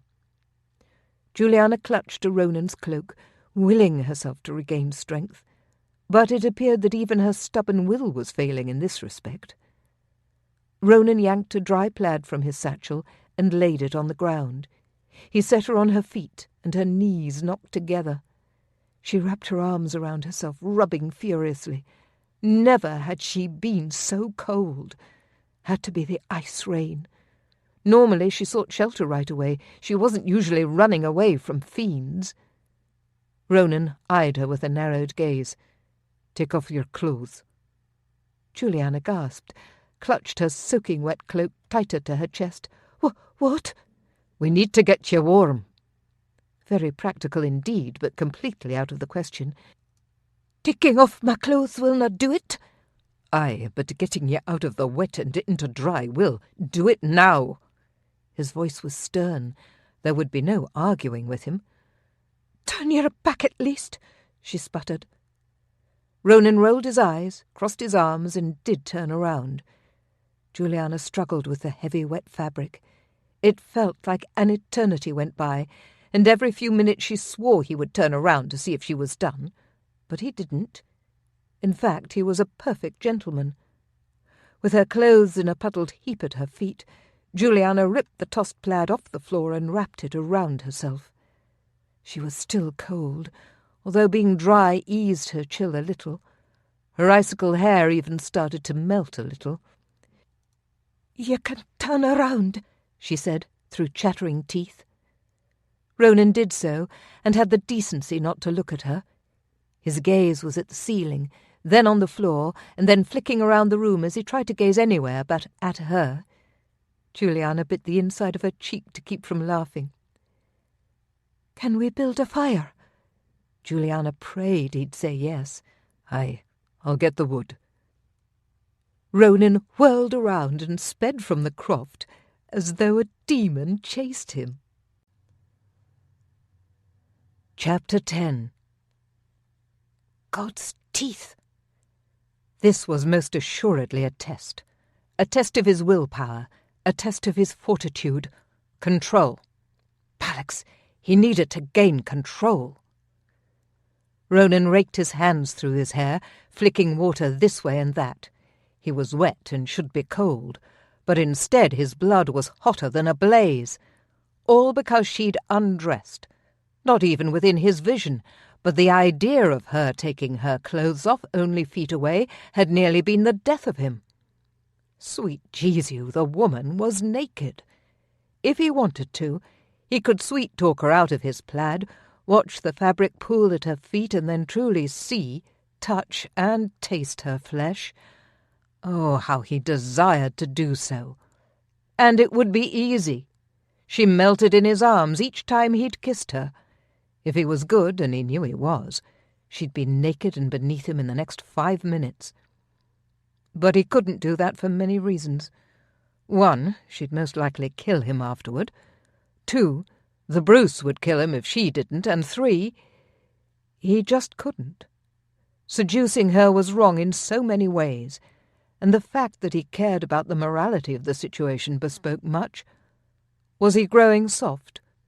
Ronan was a self-professed ladies' man, charmed them into bed faster than a swarm of bees on a sweet-smelling flower. Ronan gritted his teeth. He couldn't be that way with Juliana. She wasn't a light skirt, and she wasn't a woman willing to spread her legs for any man. The woman was most likely a virgin, and should remain that way until the day she married. And hell if he was going to be the man to marry her. Nay, that was certainly not going to happen. Ronan would never marry. Whatever lust he felt for Juliana had to end now. Leaning his head back, he closed his eyes and let the cold rain pelt on his face for a few moments, wishing it would clear his brain, give him the miracle cure of no longer desiring Juliana and wishing to uncover her mysteries. It didn't work. Oh, damn! He stormed around the outside of the crofts, trying to find some wood he could use to build a fire. Most of the wood outside was wet, but he managed to find a few logs nestled beneath the pines that weren't completely soaked yet. He also found a few left inside the crofts no one had bothered to steal. With the prized wood huddled beneath his cloak, he marched back to the croft he'd chosen for them to sleep in, the most kept-together one, no leaky roof and a front door that hadn't been ripped off. He'd kept the reason he knew of this place to himself. Juliana need not know that Ronan had come upon the place when he first travelled to Highlander. She need not know that he'd witnessed the carnage that took place before his arrival. There were 13 graves in a secluded spot behind these crofts, men, women, children. He'd buried them all. Too late to save any of them. Except one, a wee lad. The poor boy was not more than 6 or 7, and without a family to look after him, he would have died had Ronan left him behind. He took the boy with him to the Bruce's camp and put him in the kitchens to work. He didn't think anyone was aware what happened to little Tad, that Ronan had found him. He didn't want the boy to be pestered about it. Would make him sad or scared. Ronan had been that young when his own parents were murdered. Everyone walked around giving him pity-filled faces, like he was the saddest creature on earth. Ronan had hated it. Hated to see the pity in their eyes, like he might perish because his parents had. If anything, their death made him stronger, made him into the man he was today. A fighter, a warrior. Ronan burst through the door of the cabin, frightening Juliana enough that she jumped, and the plaid she'd wrapped herself in slipped a little off her shoulder. He hissed in a breath at the sight of that tiny bit of flesh, rounded with muscle, smooth and silky-looking. She'd laid her clothes out flat to dry on the large square dining table. He tore his gaze away and turned toward the small hearth built in the far corner, a good 8 feet away from her. 'Twas as far away as he was likely to get from her in such a small space. Dumping the wood, he searched the room for a flint, but could find none. Luckily he'd brought one, but it meant he had to step closer. The woman's toes peeped out beneath the plaid just a foot away from his satchel. Long, slim toes, just as regal as the air she gave off, but frighteningly white, reminding him of how cold she was. "Toss me the satchel," he asked, finding that would be easier than having to step near her. But he hadn't exactly thought that through. As she dipped, now clutching the plaid with only one hand, as a naked arm slipped out to grasp the leather strap of his bag, all sorts of lusty thoughts ran rampant in his mind. One false move, and the plaid would be on the ground, or slip and show more skin than just her arm. His breath quickened, heart beat erratically. He let out the breath he'd been holding when she tossed it at him. Barely enough time to react, he reached out before it hit him square in the face. "Stop staring, ye brute!" Juliana frowned. her brows furrowing together and daggers flying from her eyes. Her teeth chattering only served to lessen the rebuke, showed that she was human rather than the goddess he believed her to be. Her response was a good reminder to his libido that he needed to take a step back from her and this situation. They would never be together. That naked shoulder and those nude toes were as much of her flesh as he'd ever see. Ronan nodded. "Apologies." Juliana grunted. "None needed. I'd be offended if you hadn't." Ronan raised a brow. "I?" "I." He wanted to ask her why, but that conversation would only lead down a path he wasn't willing to take. Instead he turned his back, carrying his satchel over to the hearth. Kneeling, he arranged the wood just so, and then struck the flint. The wood smoked, too soggy to burn. Damn! But he wasn't going to give up. Ronan stood and searched the croft once more, trying his best to ignore the minx dressed only in his plaid. Juliana did her best to stay out of his way too. She sat on the floor, her knees pulled up, the plaid covering every inch of her save her head. He wasn't trying to look at her, but it was a little harder than simply pretending she wasn't there. "While ye were out getting the wood, I noticed some linens in that cupboard." Linens? Did she wish him to bathe? That was absurd. He needed to get her warm. "Aye, they will burn. Help catch the wood on fire." "Ah," he sighed, "that may work." Ronan pulled open the cupboard and grabbed out the stack of old linens.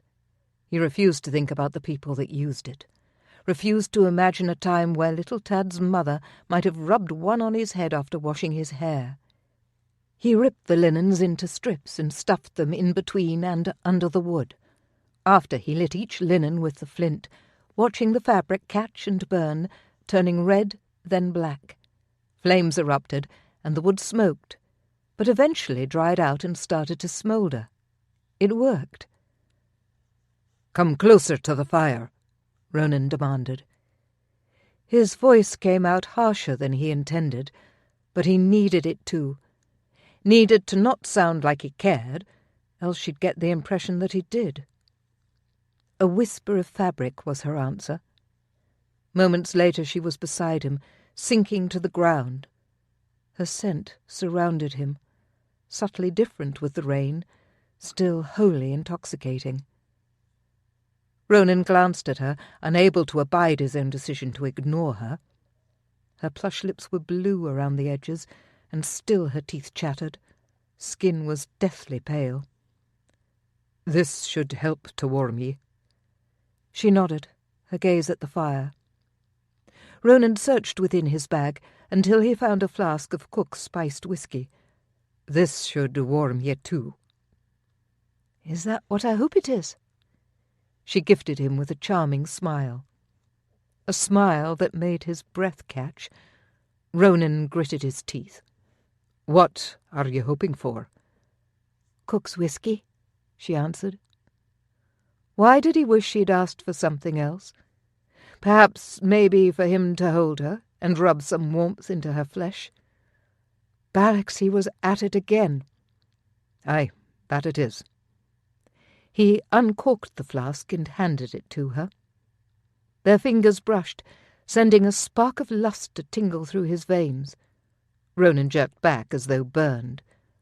But he couldn't take his eyes off her. She put her lips daintily to the flask, tilted her head back and swallowed.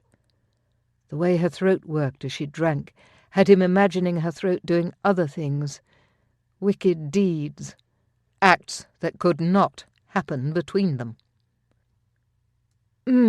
She moaned, handing him back the flask as she wiped the back of her hand over her lips. "That was lovely. I've been wanting some of her whiskey since I was in Ross Camp." "I'm happy to oblige. Let me know if you want some more." "Haps in a few minutes." "What happened there?" Juliana pursed her lips. "Where?" Ronan took a sip of the whiskey, enjoying the burn in the back of his throat. "You know what I mean." They'd not discussed her imprisonment before, hadn't had the time. But now, here in the croft, all they had was time, and he meant to fill it up any other way than by kissing and touching. I knew what you meant. He was surprised she admitted it, not surprised she didn't indulge him further. "That lovely a time, lass?" Juliana gave a short laugh. "Incredible." "You jest, but I spoke in earnest." "I know." She smiled and reached out a delicate hand, one that showed the length of her bare arm. He stared at her limb, noting the elegant curve of muscles, almost a contradiction to her delicate bone structure. The woman worked hard, that much was evident, more than just kneading dough. Ronan handed her the flask, avoiding her touch this time. After taking a sip, Juliana flicked her gaze to the fire, her eyes clouding. "They were horrid, barbaric."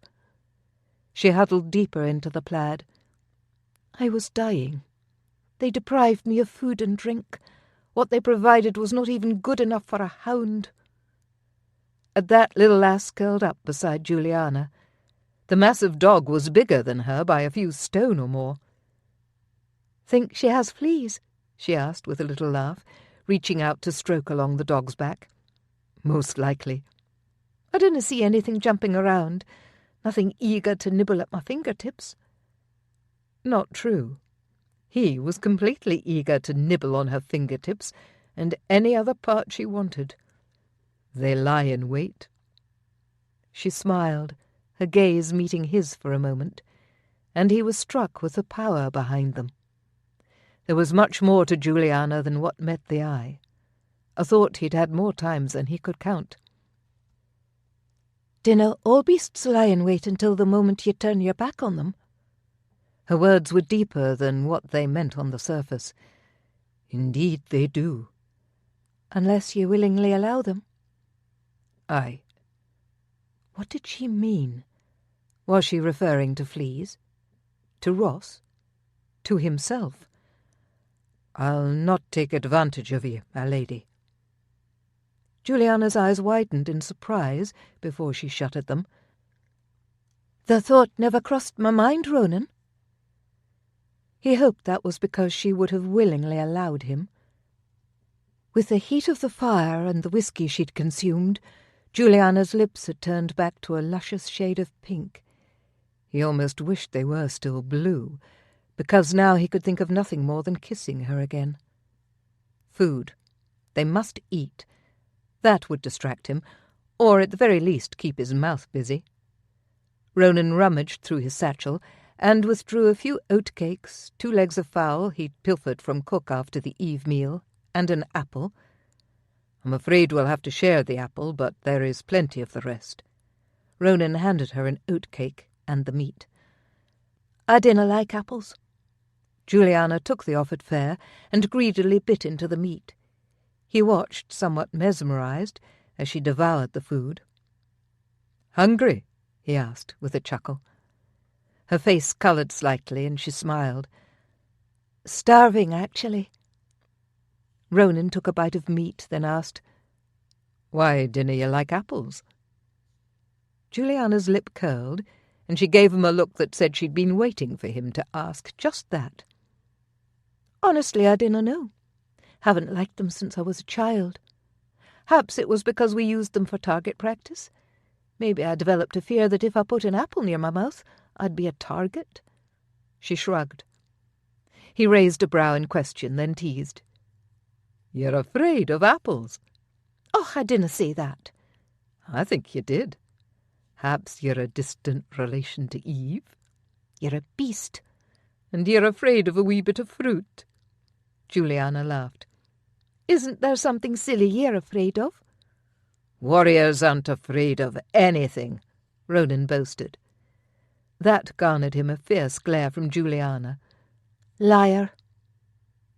Ronan took a huge bite out of the apple and wiggled the piece of fruit near her face. Juliana squealed and tried to lean back while holding her food and the plaid. "Stop that!" Her laughter belied the grate in her tone. "Come now, take a bite of my apple." "Never." She shook her head and clamped her lips closed. "Not even a teensy-weensy bite." He pulled his skean-doo from his boot. "Even if I vowed to annihilate the apple should it attack ye." "Not even then," she said, with a laugh. He slipped the weapon back in his boot and took another bite, a wide grin on his face. The woman was full of surprises. "Suit yourself, then." "You've still not told me." "Told you what?" "Now who is being elusive?" "Not I," Ronan said with mock affront. "Aye, 'tis ye." "All right, then. I shall tell you something." Finishing off his meal, he leaned forward, rubbing his hands close to the fire. "I'm afraid of tomorrow."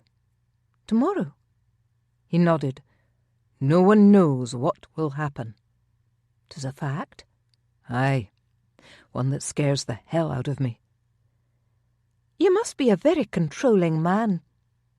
She raised a questioning, interested brow, picked at the remnants of meat on the bone of her dinner. "Not entirely, but I dinna like surprises. I want to know what is going to happen, and when. Unfortunately, we never know when tragedy will befall us, when someone close to us will die, or when we will be victorious." Julianna was silent for a moment, still. He glanced at her, saw that she looked poised to ask a question, but then thought better of it. He could guess what she wanted to ask, that she'd want to know what tragedy had befallen him. But that was not something he wanted to discuss just yet. Maybe not ever. "Do you seek the aid of a wizard?" she asked. Ronan could have fallen over laughing. Did she imagine him inside some hovel with 100-year-old man who stirred chipmunk eyes together with wildcat urine and told him what to expect when he woke? "Nay, lass, never have." "Well, then you canna be that afraid." "I just dinna dwell on it." "I suppose that is another answer to the problem. Dinna think of it. From this day forward, I will not think of apples."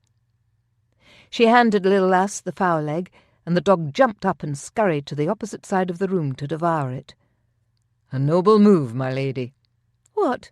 Not thinking of apples or giving the dog a bone?" "Choosing to not let your fears rule ye." "I hardly think I've let my fear of apples rule me." "What does?" "Rule me?" "Aye."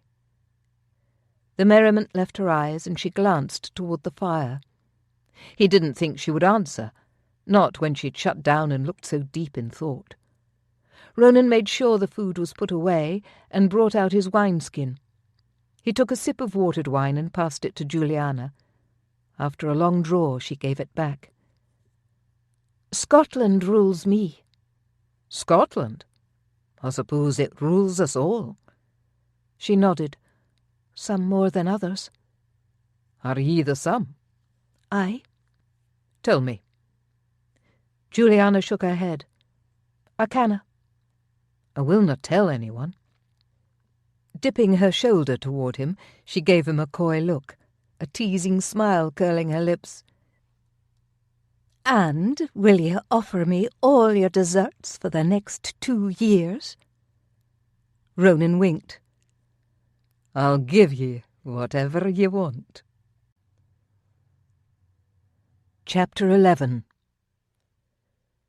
The man was tempting. Too tempting. Julianna swallowed past the lump in her throat.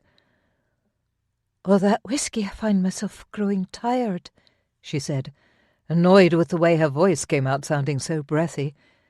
"We'd best get some rest. We can move out when dusk falls." Julianna nodded. Travelling by night was for the best. They'd be less likely to be seen, and most people would be sleeping. Hopefully half or more of Ross' crew, should they catch up to them. The floor was hard, not nearly as comfortable as her bed at El and Donnan, nor even the cot she'd slept on while prisoner. But she was exhausted, and the fire had finally warmed her toes and fingers enough she didn't think they would fall off. Climbing to her feet, she reached for the satchel on her horse and pulled out the extra blanket she'd brought. Rolled up it would make a nice pillow. Her gaze caught Ronan's form. He had no blanket. "I thought to make this into a pillow, but now I realise you dinna have a blanket," she said. "I dinna need one. The fire has me plenty warm." Had she been completely selfish? "But your clothes are wet." "Nearly dry now." "You dinna need to make exceptions for me, Ronan. I can manage." "I'm sure you can, lass. Make yourself a pillow." He leaned his back against the wall, crossed his arms over his chest, and closed his eyes. Stubborn man. If he chose to freeze to death, she supposed it wouldn't be her fault, although she would miss his kisses. Julianna rolled her blanket before the fire and settled down. With the pillow, she was actually a lot more comfortable than she would have guessed. Exhaustion seeped well into her bones, and though she blinked a few times, it didn't take her long to fall into a deep sleep. She woke some time later, surrounded on one side by the dog and Ronan on the other. But he was in the same spot. She, however, had somehow managed to scoot closer to him while sleeping, a play from her subconscious. Light streamed through the windows, maybe mid-afternoon. The fire no longer blazed, but smouldered.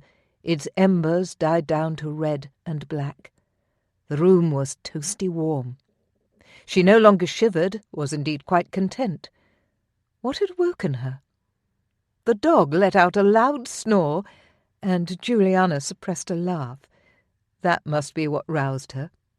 Feeling safe and warm, Julianna closed her eyes and fell back asleep.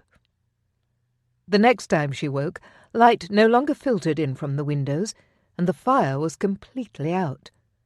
The room was still warm, although she sensed the temperature had lowered, judging from the cold on the tip of her nose.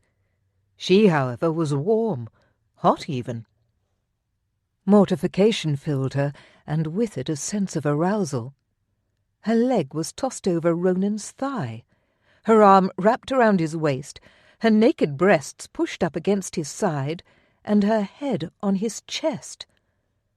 God's teeth! She was nude and plastered to the man. Julianna's breath hitched. Ronan shifted, murmured something, but he didn't appear to be awake yet. As quick as she could, she rolled over, only to be stopped by his fingers curling around her arm and hauling her back. She gritted her teeth, glanced up at him. His eyes were closed, breast steady. If he was awake, she would have given him a new scar to rival any others he might have. Bastard. Apparently fever was not the only thing needed to provoke him. Even in his sleep he was a lusty fool. Under different circumstances, as in an entirely different life, she would have snuggled closer, perhaps explored his body, begged for a kiss. But this was reality, and she wasn't about to lose herself in his embrace yet again, especially with no clothes on. As if his subconscious sensed her thoughts, he draped an arm around back, caging her to his side. His warmth surrounded her, drugged her, stomach jolted, and God save her, her nipples hardened. Reaching to the hand resting on her hip, she lifted it with 2 fingers in an effort to disengage herself from his hold. But the man actually pulled his hand from her grasp, grunted, and tugged her closer. A soft chuckle from his lips had her shoving him hard, and then jumping to her feet, scrambling for the plaid to cover herself. But somehow the fabric had gotten caught beneath his large frame, and so only a few feet of it came up. She used the barely there scrap to cover her breasts and between her thighs, but the rest of her was completely exposed. In fact, the air was quite chilly against her bare bottom. "Get off the plaid, ye bastard!" she screamed, yanking on it with vigour. That only made Ronan laugh more. While he did roll away so she could yank the rest of it around herself, he did not stop laughing. "Oh, lass, what a lovely sight in the morning!" The nerve! She only growled back at him. Turning her back, she stomped to the table to see if her clothes were dry. Mostly. Damp in a few spots, she could deal with that. At least they weren't soaked, and once she was dressed she'd no longer be on display for Ronan the brute. "Come now, my lady, dinna be sore with me." "How could I not be? You stole my covering and touched me inappropriately." "Hardly. Ye were the one who curled yourself around me. Not my problem ye were nae wearing anything when ye did it." "Ah, turn your back," she ordered. Hearing his boots scrape, she dropped the plaid and yanked the chemise from the table. A low whistle came from behind. Staring at the ceiling and willing this moment to be forever erased from either of their memories, she fisted her hands. "Ye didna turn around, did ye?" Her voice was void of emotion, thank the saints. "Nay, I meant to, but ye did not give me time." "Do it now." "Aye, my lady." Oh, saints preserve her! The man had just gotten a full view of her bare arse. Heat seared a path from her belly, up over her chest and neck, and landed full force into her cheeks. Fingers trembling, she wrenched on her chemise, hearing the fabric tear a little. She wanted to scream, to stomp her feet, to run from the croft, to hurl a knife at Ronan, but not have it actually hit him, just scare him. A lot. "Lass, if you like. I can strip down and let you see me. Then we'd be even." She didn't know whether to be offended or to laugh. The man certainly had a way to take her from rage to something less. Calm wasn't quite where she was at yet. "That will not be necessary." Ronan chuckled.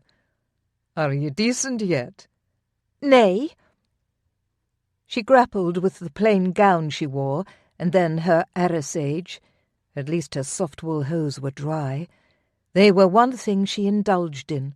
The finest wool in Scotland, actually produced by Ronan's family.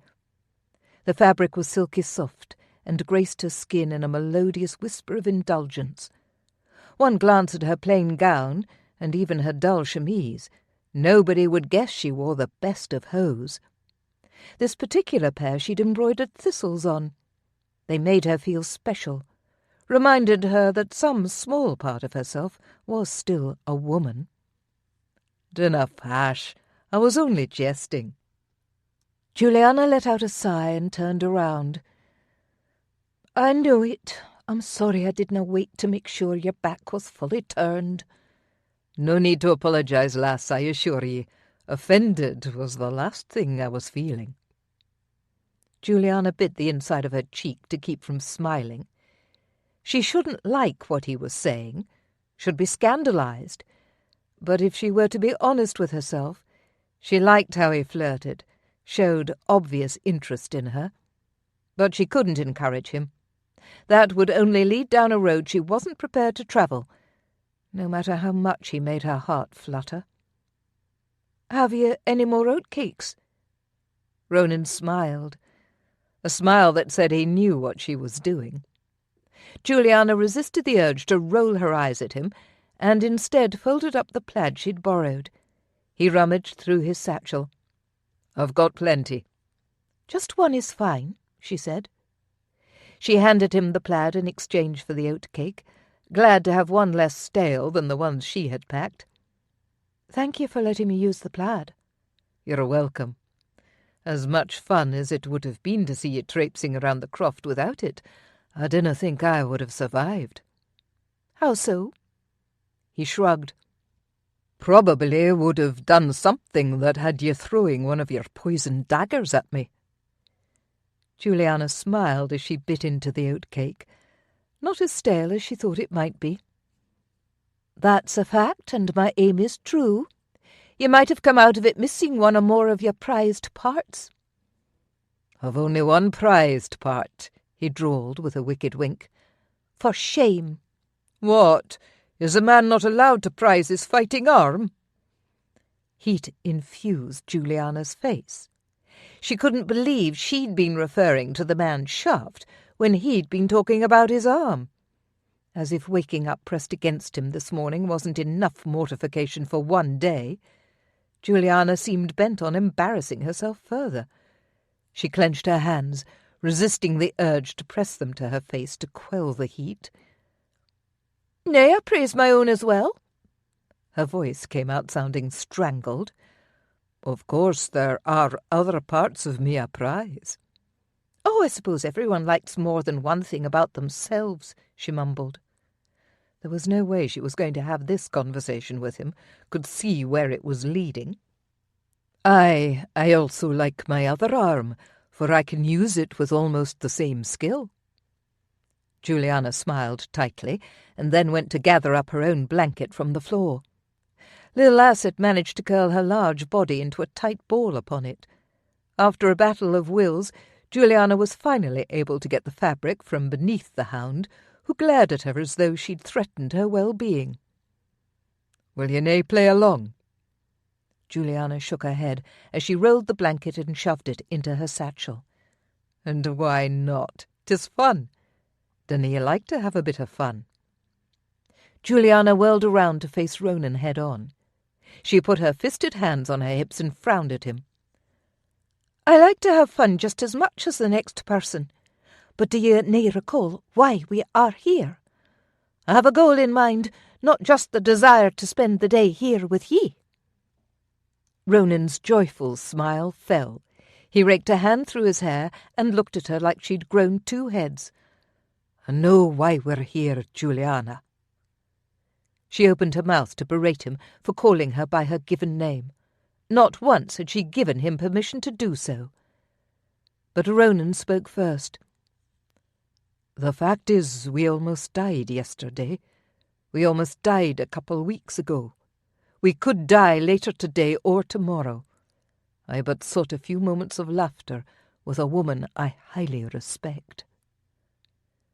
Well, if he didn't know how to make her feel guilty and like a sour old crone. And she felt like she'd tossed his fear right into his face. "But if ye prefer that I dinna jest with ye, that we remain focused and plotting at all times, so be it. I'll not have ye railing at me.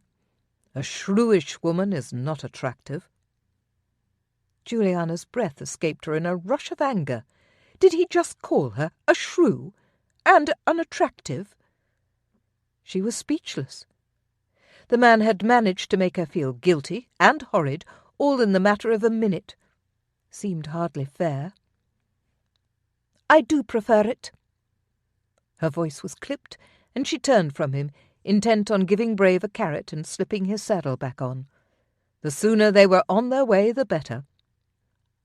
Ronan ignored her, going about the same chores. When they'd both readied their mounts, he led the way outside, checking first to make sure they were alone. Though it was dark and the moon not as bright, the area appeared clear. They mounted their horses and headed west.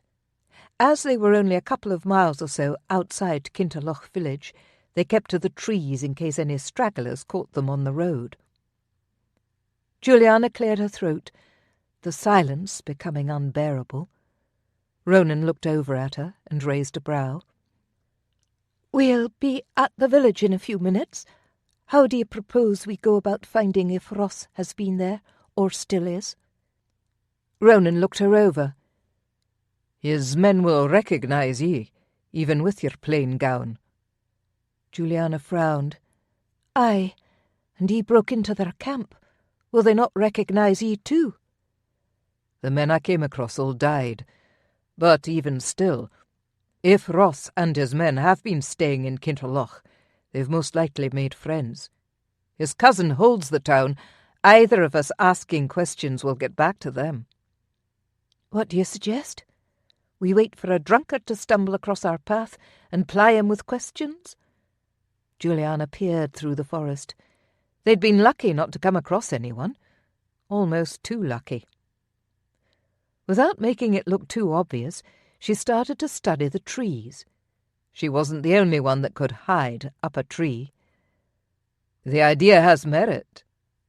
Juliana laughed softly. "Aye, but who's to say he tells us the truth?" "Perhaps he's only looking for a few extra coins for his next flagon of whisky." Ronan added. Exactly. However sarcastic their conversation, it was amazing how much they fed off each other. "Here's what I think," Ronan started. "I say we smudge our faces with a bit of dirt, head into town looking for a meal or a place to bed down. We'll not ask any direct questions, simply see how it plays out. Listen in on a few conversations." A glint of silver in one of the trees caught her attention, just as she'd suspected. "I dinna think that will be necessary," she said in a whisper. Ronan jerked his gaze her way. "What?" "Remember where you found me yesterday?" "Aye," he said slowly, his gaze leaving her to look subtly into the trees. "I think we'll find our answer there." Julianna kept her voice low. "Agreed," Ronan murmured, and then a little louder said, "I have to take a piss." "All right, let us stop for a moment." Julianna kept her voice raised as well. The flash of silver she'd spied earlier moved, and with it she saw at least 4 others. 5 against 2. Numbers she could handle. A challenge, to be sure, and she'd probably miss her hose, but she'd been itching for a good fight. They stilled their horses and dismounted. Julianna held up one hand, showing that she'd seen 5 in the trees, and Ronan nodded his agreement. "Well, get on with your piss, then," she said, trying to keep the laughter from her voice. At the same time she felt her wrists to make sure both her daggers were in place. 2 long needles held her hair in place. Her sword was easily within reach on the horse, and she was determined to stay where she was so she could grab it. Ronan's sword was strapped to his back, and she suspected he was equally outfitted in weapons on his body. "Oh, still your mouth, wench," he said. Juliana's lips itched to smile, but she kept them in a frown and answered him with, "Better hurry, else your goose's neck gets chewed up by a wild cat." Ronan raised a dubious brow, and Juliana had to look away for fear of laughing. He made a big, loud, clumsy show of walking toward the nearest tree, whipping up his plaid, and Lord help her, he actually started to relieve himself. She turned away, not wanting to witness such an act, and was glad she did. The men who'd been hiding were all coming down the trees, their backs to her. Pulling a needle from her hair, she took aim and whipped it through the air toward the closest fiend. There was no sound other than his shriek and the heavy thud as his body hit the ground. "What in blazes was that?" she called out, pretending to jump in a circle, frightened. Ronan whirled around, claymore in hand, the rage on his face no longer a joke. He was furious in truth, and looked just as deadly. Glad she was to have him on her side. The 4 other men jumped the remainder of the way from their respective trees and swaggered toward them, swords drawn. The clear leader stepped forward. "Evening." Ronan did not respond, and neither did Juliana. Lil Lass growled, her ears perked up and hair on end. Ronan waved his hand using the signal Wallace had shown him, meaning "stand down." The dog obediently sat on her haunches, but did not take her eyes off the men. "What are ye folks doing in the woods when 'tis dark?" Again Ronan did not answer, and Juliana followed his lead.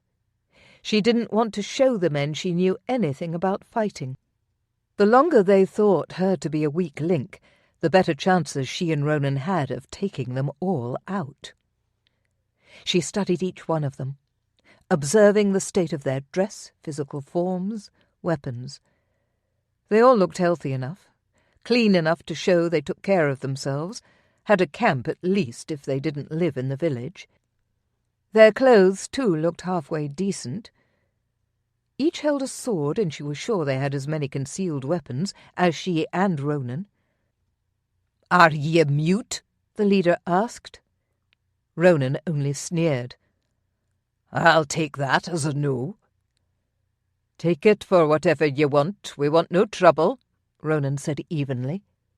He stabbed the tip of his sword into the ground and held both his hands out to the side. Let us be on our way." "What way is that?" Ronan nodded his head toward the village, whose lights could be seen just beyond the trees. "Kinterloch? There's nothing for you there." The leader did not surrender his weapon, but continued to hold it out as if warding off Ronan's approach. "Why is that?" Ronan asked. "We only seek food and shelter. We'll move on in the morning. Is that your wife?" Ronan nodded. Julianna bristled. The man was changing the subject, and she didn't like the path he was taking. Imagining herself as Ronan's wife was a fantasy she could not indulge in. "Why dinna you go ahead to the village, then, and find some food and shelter? We'll keep your wife here until you get back." Her stomach flipped, and she crossed her arms over her chest, putting each hand inside her sleeves to feel her daggers. "Not going to happen." Ronan gripped the handle of his claymore and pulled it from the ground. Chapter 12. If these whoresons wanted a fight, then by God Ronan would give them one. He'd say the four of them had heavy ballocks to try and pick a fight, but unfortunately for the idiots, they had no idea who Ronan or Julianna were. Poor bastards. "Well, if you willna leave her here, then I'm afraid we're at an impasse." The leader twirled his sword in his hand, obviously confident in his skills. Ronan stole a glance at Julianna. A mask of indifference covered her face. Her hair had fallen on one side, giving her normally tightly wound knot a lopsided look. He had an idea, if he looked at the man lying prone on the ground, that there would be a sharp object protruding from his body. "I suppose we are," Ronan said, keeping his voice even and not edged with the anger he felt. "Do you know what I like to do when I come to a stalemate with another?" The leader turned his head and smiled at first one of his men and then the other two who stood on the opposite side. Ronan did not give the man a response. He took the time the man used to stroke his own ego as an opportunity to assess their weapons and their weak points. Each had a sword and knife, and from several bulges in their sleeves, hidden weapons as well. "I like to take down the man." He walked forward a step, trying for menacing, but it wouldn't work. "Then I like to take his woman down. Have the men watch me work my sword on her." With the word sword, he grabbed his crotch and jiggled it. Ronan raised a brow, expecting Julianna to put the fool out of his misery, but she seemed just as equally preoccupied with assessing the situation. Enough was enough, however. Ronan was growing bored. "Get on with it, then. My belly growls, and I'm in need of a pint or two of ale." The leader stopped his speech and gave Ronan an odd look. Obviously he was surprised by Ronan's lack of concern, but it was too late to back out now. The man had stated his threats in plain view of his men. If he were to back down, they'd think him a weakling. "Jonas, get the lass. Matty and Birch, you're with me." Ronan did grin then. Only one man for Julianna to put out of his misery. Perfect. He raised his claymore and steadied his feet. These bastards wouldn't live long. His only regret was that he'd be concentrating on his own battle and would miss seeing Julianna skewer Jonas. "Aye, boss," Jonas said, taking his sweet time to saunter toward her. Ronan wanted to encourage him to speed up, or at least to wait until he was done taking care of Boss, Matty and Birch. Oh, well. Boss held back, while Matty and Birch lunged at him. Ronan easily sidestepped, turned halfway and sliced through the back of Birch's thigh. The man went down with a howl and clutched at his bleeding leg. Instead of running at him full force again, Matty turned in a circle. Boss continued to hang back, watching. Would probably run as soon as Matty was done for, or maybe enlist the help of Jonas. Nope. The sound of the other man grunting behind him and Boss' shout of dismay gave Ronan the added push to lunge toward Matty. The man froze, and Ronan didn't have the heart to kill him, so instead he knocked him hard on the head, and the man fell beside a still screaming Birch. With the hilt of his claymore, he put Birch into a deep sleep. "Who are ye?" Boss said, backing away. "Just a couple of travellers in need of food and shelter," Ronan said, with a sneer on his face. Boss shook his head. "Nay." "Aye." "I dinna believe ye. Dinna come any closer." He held his sword out, waved it, slicing through the air. Ronan continued forward. "I thought you wanted to play," Ronan said with a mock pout. "Now, if you just let me go, I can take you to a powerful man. He'll give you coin, food, whatever you want." "Who is this powerful man?" "He's a laird, a powerful one." "You mentioned that already, but how do I know you're telling the truth? We heard tell that the village was held by a vassal. That wouldn't be the laird you speak of." Boss shook his head. "You're right, but he is housing my laird." "Housing?" Poor Maggot had no idea the information he was spewing out. "Aye, Laird Ross." As soon as the words were out of his mouth, a whistling sound sliced past Ronan's ear. A knife sunk into the man's chest, and he fell to the ground, his eyes wide, face going pale. Within seconds, foam pooled on his lips, and he fell flat. "What did you go and do that for?" Ronan asked. Frowning, he turned toward Julianna with his hands on his hips. She shrugged. "He gave us the information we wanted. Can I have him going back to the village and telling Ross of our approach?" "Did you not realize I left those two alive?" "Really?" she said, annoyed. "Couldn't I handle it?" "Didn't see the point," he answered. "Fine, have it your way. I was taught to leave no witnesses. We'll hide the dead and tie these two to a tree. They willna be able to escape and tell Ross about us, and it will give us time to get into the village to find him." Ronan nodded, liking how she took the lead. A strong woman was hard to come by, especially one who could fight like she did. His cock tightened in response. Damn if she didn't have a way of making him want her, even in the midst of the carnage they'd created. He snorted with disgust for himself, wiped off his claymore and sheathed it. Julianna had ripped a strip of fabric off Birch's linen shirt and wrapped it tight around his wound.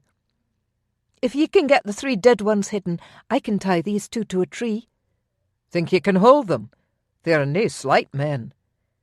Julianna only smiled at him as though indulging a small child. "Ye have no need to worry about me, Ronan." "All right."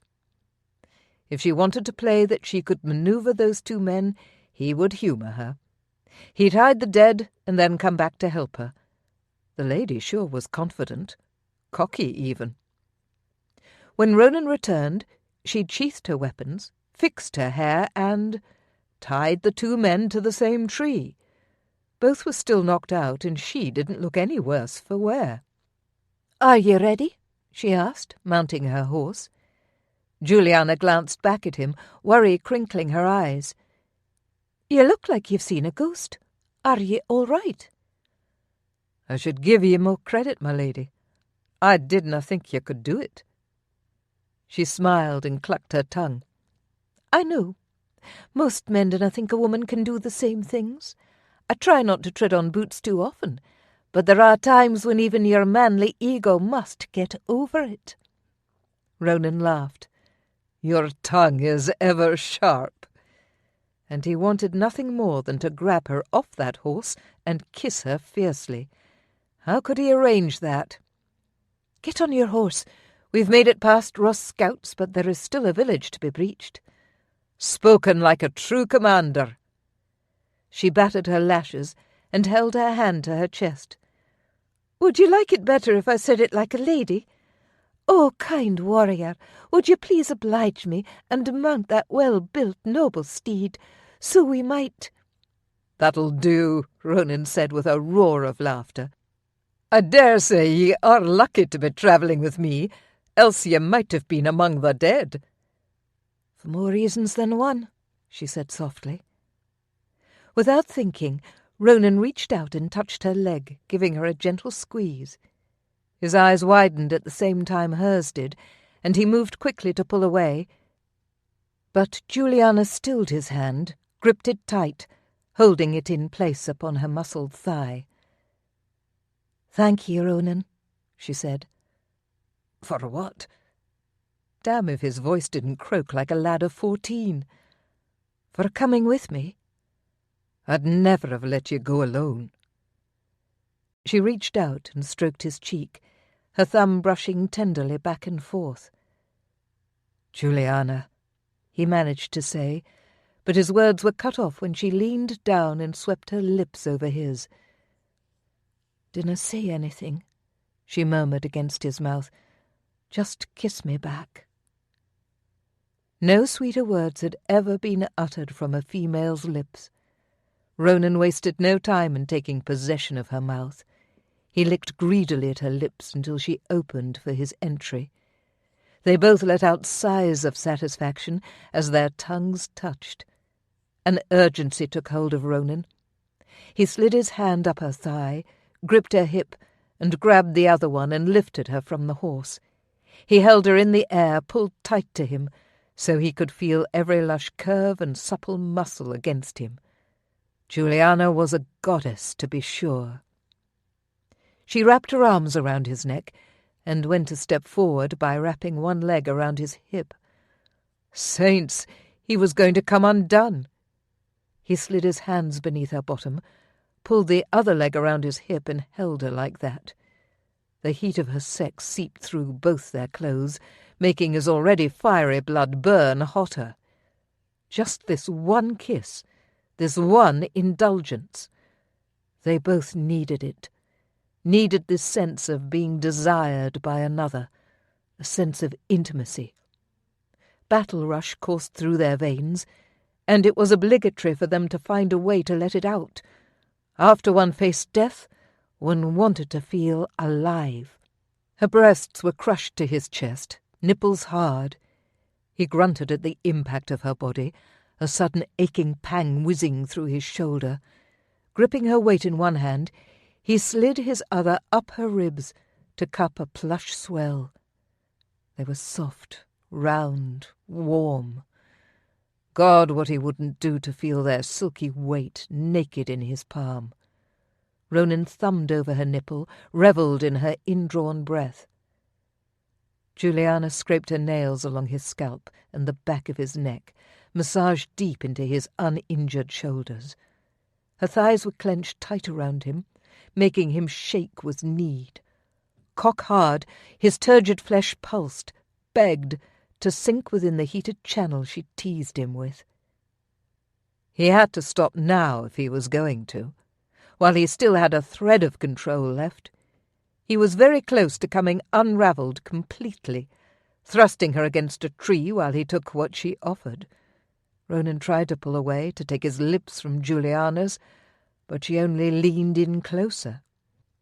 "Not yet," she said, her breathy tones stroking so enticingly along his nerves. How could he say no? How could he deny her what she wanted, what he'd craved for months? Ronan didn't want to answer that question, because at some point in the next 3 minutes he would have to do just that, or end up with Julianna pinned to an aged oak, her skirts yanked up and himself buried deep inside her. Just the image he'd embedded in his mind was too much to bear. He yanked on her skirts, planted his hand firmly beneath a smooth thigh, and groaned. It was perfection. Hell, he'd known that when she'd dropped her plaid in the croft. Her backside and legs were firmly formed, but with a feminine curve that made his mouth water. Touching them only made what he'd seen come alive more vividly in his mind. Her skin was warm, silky, and trembling. Was it fear or desire that made her quiver? Unsure of which and not willing to risk it being fear, once again he pulled away. Their eyes locked in the dark. The moon shone, making the whites of her eyes glow, the centres dark. "Ronan," she whispered, her teeth also gleaming in the moonlight. Their hot breath puffed between them. "We have to stop," he said, his voice gruff. "I know we should." She kissed the corner of his mouth lightly. Ronan couldn't help himself. He slid his lips along her chin to her ear, tugged gently at her earlobe. "We must." Julianna tilted her head to the side and moaned. "Must we?" That got his attention. "My lady, dinna you know what happens between a man and a woman?" Julianna let out a throaty laugh.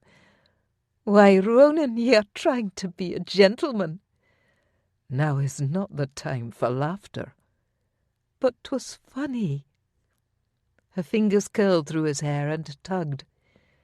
"You make my blood fill with fire," he growled, nibbling on her lower lip. "You do the same to me." She flicked her tongue out to tease his. "Dinna ye understand? If we dinna stop, I will take ye." "Please," she murmured. "But that is only the right of your husband." Julianna leaned back and locked eyes with him once more. "First of all, warrior, I am not married, and I dinna plan to be. Second, you willna be the first man I've made love to." Shock ricocheted through Ronan's body. "What?" "Which part?" "Well, both." Her teeth shone in the moonlight when she grinned. "Ah, I seem to have shocked your senses. A first for ye? I feel a sense of accomplishment." "You're a wench." Julianna laughed again, toyed with his hair. "My duty is to Scotland. My brother will now allow me to marry, and of no interest." "Your brother? Who is he?" She rubbed her nose against his. "No one ye need concern yourself with right now." "But I may have need to concern myself with him later." "Then I will gladly bring ye to him." Ronan frowned. "And the other? Who dared to claim what wasn't theirs?" A kiss, her tongue toying with his, and he nearly forgot they were talking, a stimulating sensation filled him once more. "Tell me," he said against her mouth. "'Twas not more than a squire a couple years ago." "Lucky bastard," Ronan said with a chuckle.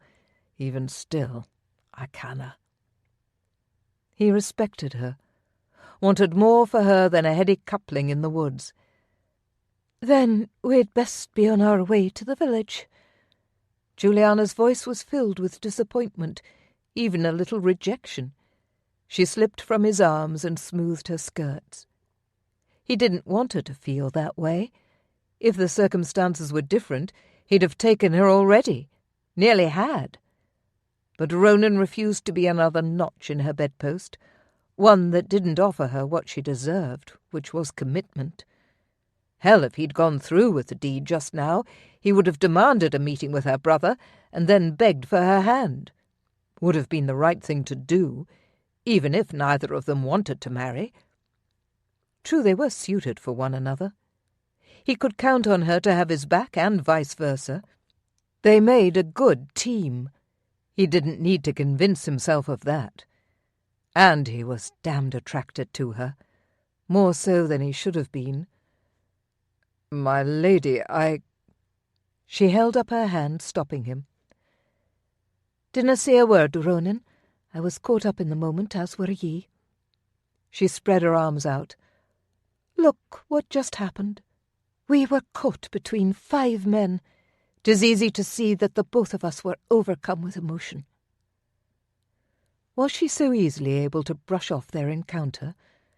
It was almost offensive, save for the way her eyes darted about, the way she refused to lock onto his gaze.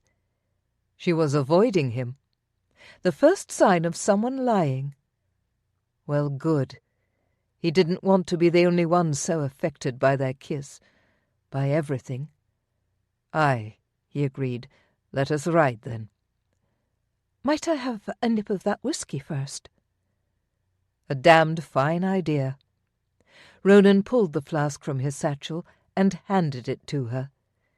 Still she avoided his gaze, went out of her way not to touch him by tossing the corked flask back. Ronan took a long draw, realizing the flask was nearly empty. They'd better find Ross and make him suffer before the night was through, else he'd need to stop for a refill of whisky, and no one made better whisky than Cook. Chapter 13. Julianna watched Ronan guzzle the last of the whisky. While she wanted to begrudge him the luxury, it was his flask, and she'd no claim to it. Besides, the last time she'd taken more than one sip from his flask, she'd ended up naked and plastered to him. Not that she was faring much better sober. Her thigh still burned where he'd grasped her. Nipples were still hard, and the one he'd touched tingled. Lips were another story altogether. Her body was a traitor. They mounted up and continued on as though nothing untoward had happened, neither the skirmish nor the kiss. Julianna preferred it that way. Talking wasn't something she could readily do, just wasn't any good at it, and it made her uncomfortable to share her feelings. So why did she keep stealing glances at Ronan, watching the way he gripped the reins, the way his thighs flexed against his horse's body? Why did she wish they travelled during the day so she could study him in more detail? Because she was a fool. Only fools wished for things they couldn't have. But what was it exactly that she wanted? Julianna couldn't quite put her finger on it. Wasn't ready to accept that the moment she had first seen Ronan, the second he'd kissed her, she was forever changed. If she gave that notion another thought, then she'd be worrying over whether Ronan felt the same thing, and if a future together was even a remote possibility. Oh, who was she kidding? Those very thoughts were already circulating in her mind. Stealing another glance his way, she chewed on her lip. A few more minutes and they'd be in the village. "What is amiss?" Ronan asked, giving her a sideways glance. "I can see you looking at me." "I'm nae looking at ye." "Then why do your eyes keep turning this way?" Julianna suppressed a smile by biting her cheek. "You're mistaken. The darkness is playing tricks on ye." "I'm accustomed to seeing in the dark." "Then you might want to reaccustom yourself." Ronan chuckled. "You've a mouth on you, I'll give you that." "I will not take anything you've got to give." "Come now, I meant no offence." "I'm nae offended." She shrugged, played nonchalant. Ronan stopped his horse, took hold of her reins, forcing her to stop as well. He waited to speak until she looked at him, and when she did she almost sighed. The man was too handsome for her own good. "Look, 'tis obvious you've something on your mind. Why not share it now so that we go into the village with clear heads?" Julianna clamped her lips closed and stared at him. If he wanted this to be a battle of wills, so be it. She'd never share the thing she'd been thinking, especially not with him. Fanciful notions, that's all they were. Ronan let go of her reins and ran his hand through his hair, scrubbed it over his face. The move was something she'd come to see him do when he was thinking hard about something he wanted to say.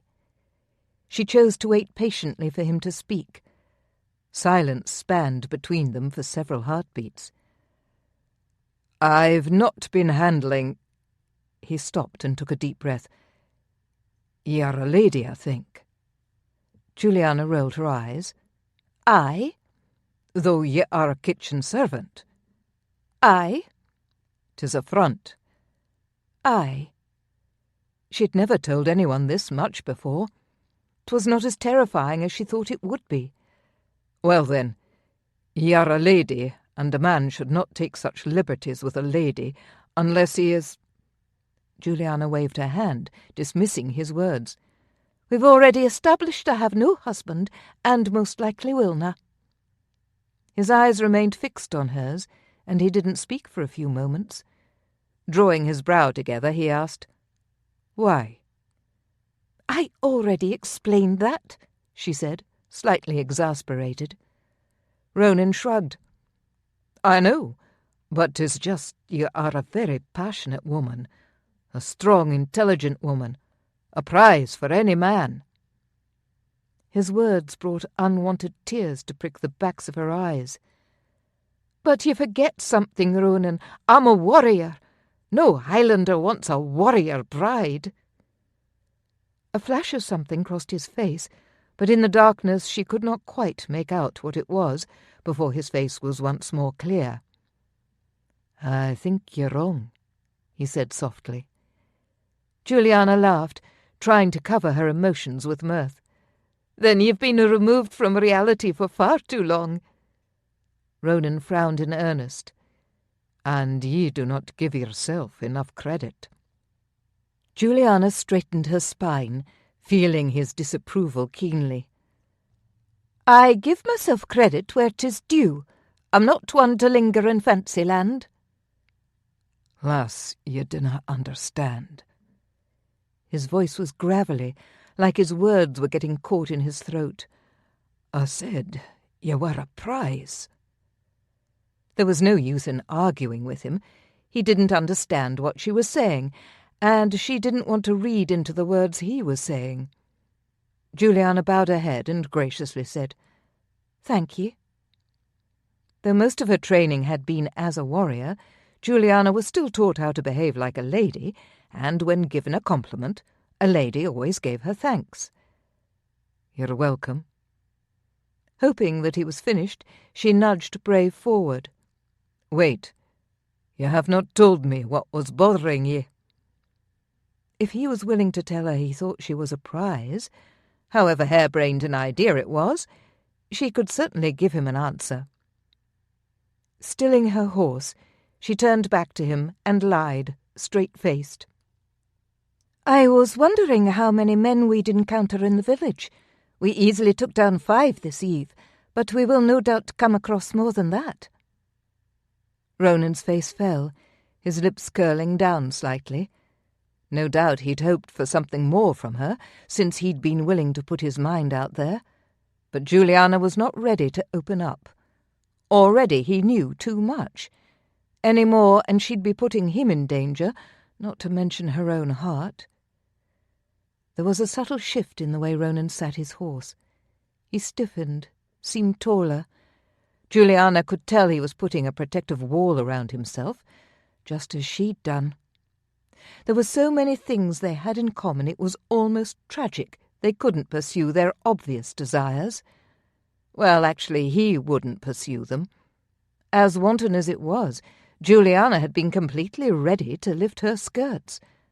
To her, making love with Ronan was not only something she wanted to do, to quell the physical burn that ignited whenever he was near, but also to quell the emotions racing rampant in her mind.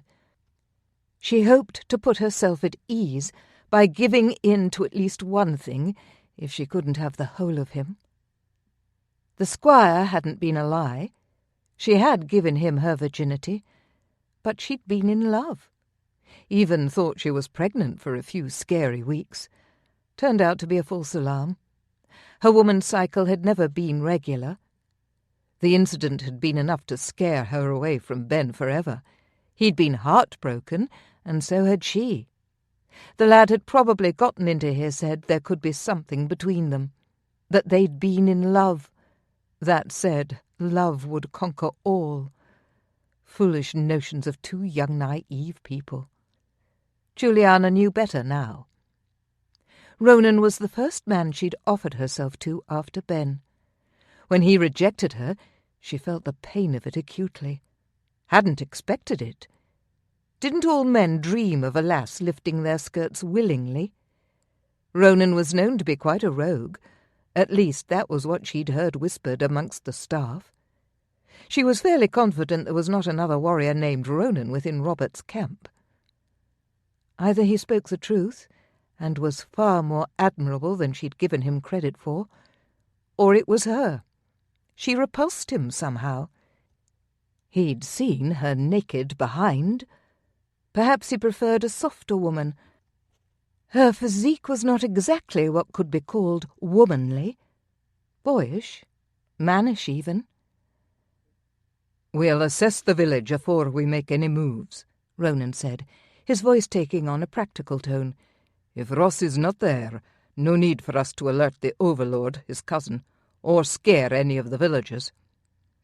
A sound plan? Juliana cleared her throat. And if he is there? We take him out. And fight off those who surround us? Nay, we'll inform his cousin of Ross' treachery, remind him of his duty to Scotland, and ask for his assistance. Pray that his cousin respects his own hide more than his blood. You're right, we cannot take them out by ourselves. Juliana nodded. However much she'd borne Ronan's rejection, why was she now getting the feeling that he was the one feeling spurned? She had to get it together. Her mind was so clouded with Ronan she wasn't thinking straight. An easy target was what she would become if she didn't settle her mind. Ronan out, duty in. She repeated the notion in her mind over and over as they continued on the path, exiting the woods and leading their horses onto the dirt-packed road. The wind blew gentler than it had the night before, almost a soft, cool caress against her burning skin.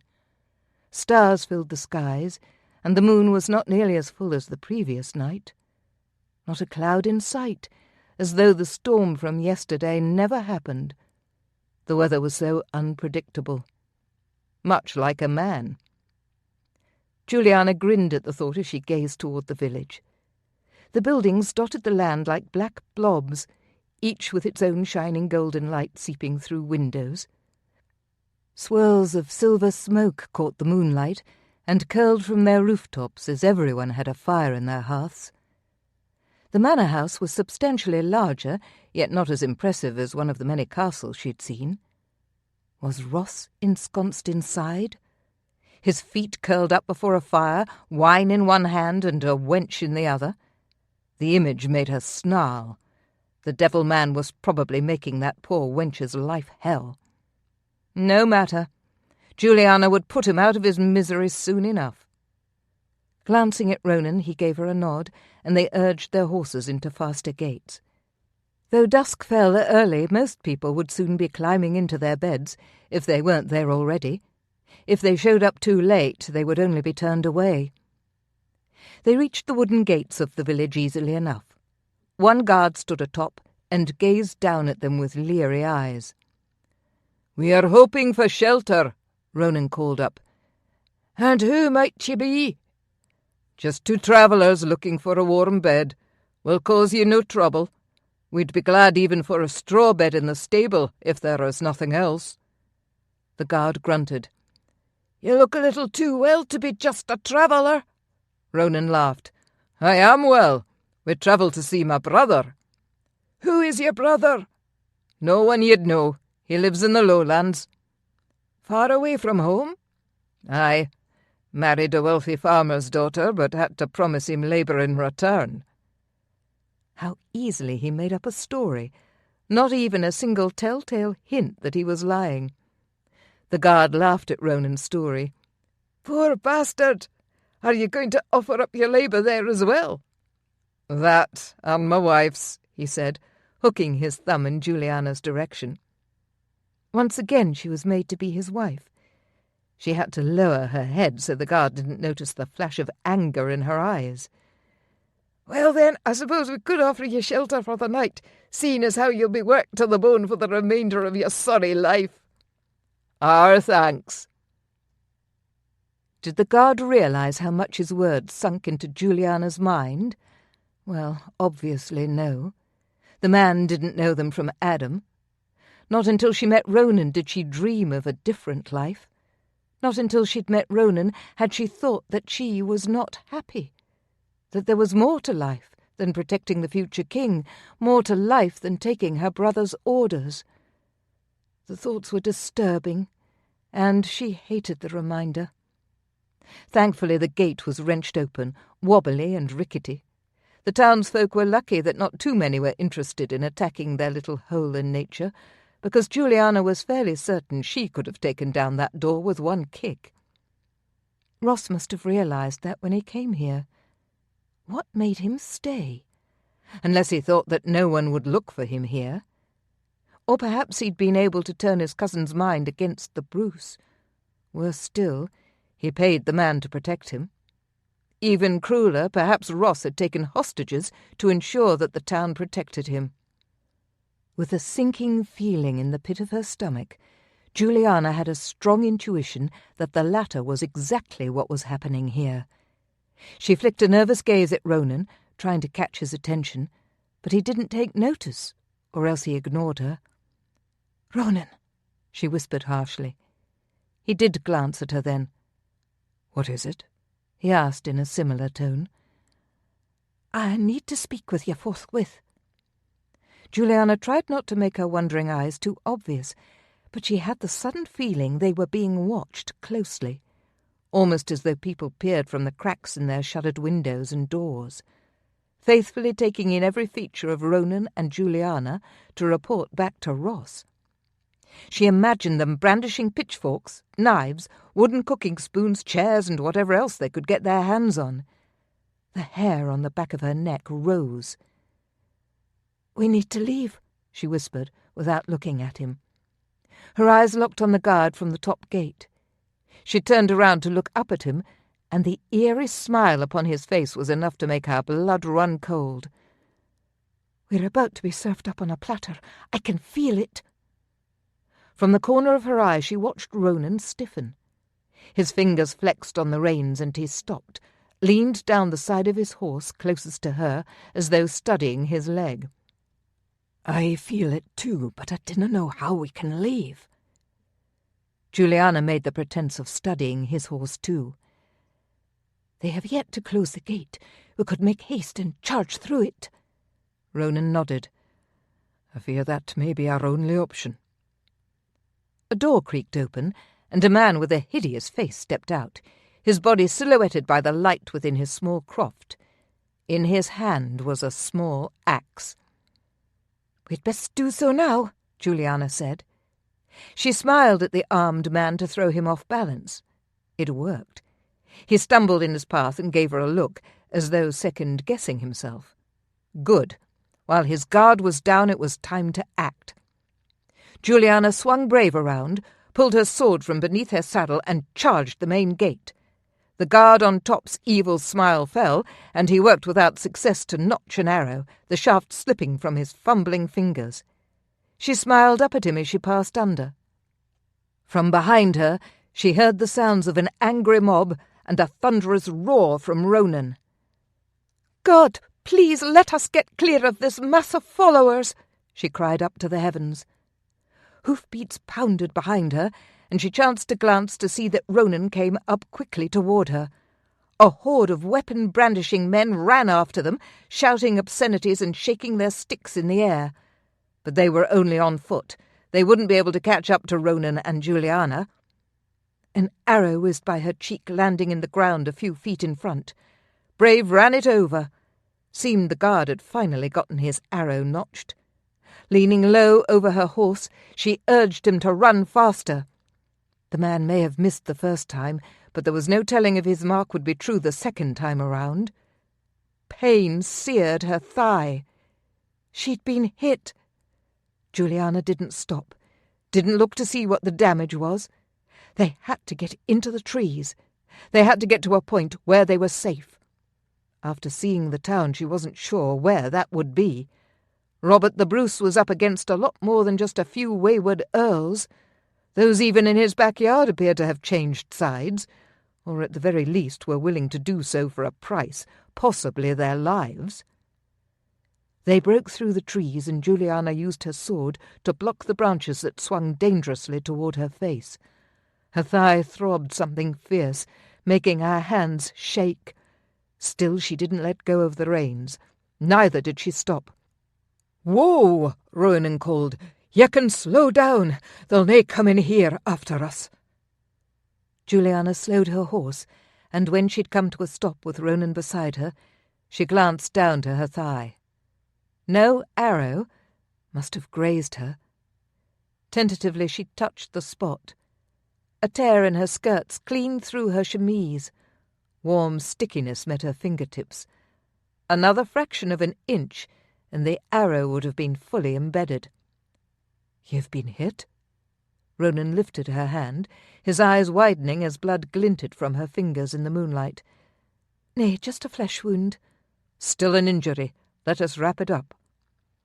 Julianna nodded, lifted her skirt slightly, and ripped a strip from the bottom of her chemise. "Let me," Ronan said. "I can manage," Julianna said sharply. Ronan tilted her chin up with the tip of his finger. His gaze softened. "I know you can manage, but every now and then we have to accept help from others. Trust others to have our best interests at heart. Even warriors. You can trust me, lass." Julianna swallowed. Why did he have to be so damn smart? "All right." She handed him the strip of linen, and when he took it their fingertips brushed, sending a spark of the earlier sensations she'd had. Sensations that contradicted themselves in mind, being both wanted and unwanted. Slowly she lifted her skirts until her thigh was exposed. A gash about 3 inches long marred her flesh. "'Tis a shame the fool marred your skin." Julianna shook her head and smiled, full of pride. A warrior is never ashamed of her battle scars. Chapter 14.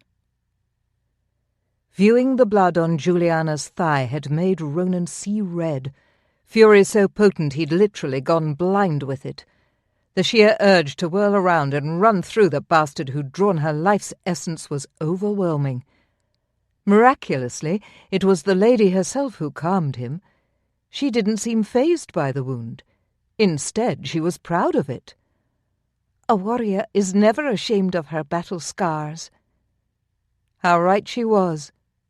Plenty of times Ronan had admired the knotted white lines on his body, recalled each wound, who had put it there and with what weapon.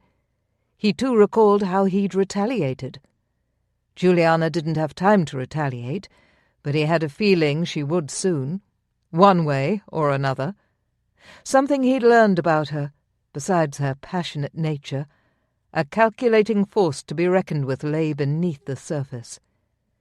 Damn if she didn't arouse his ardour. Never in his wildest dreams did he think he'd meet a woman like her. Even when his eyes had first cast upon her, he'd only been mystified, wished to pursue her because of all the intrigue that surrounded her. But now he wanted to peel away her layers, clothing and mind. "What are you smiling about?" she asked, scowling at him in that way he so adored. "Nothing," he said with a shrug of his shoulders. She tilted her head and studied him. "I think we'd best get back to that croft, and at first light we need to make haste for Ellen Donnan." "What is your plan?" "I think we need to discuss with the Bruce and Wallace. We need reinforcements." Disappointment filled her voice, and a slight crease marred her brow. "I know you wanted to do this on your own." Her lips pressed together, and she shrugged. "I did, but I'm nae such a fool as to admit that I can." "I would never call ye a fool." He knotted the strip of linen onto her wound.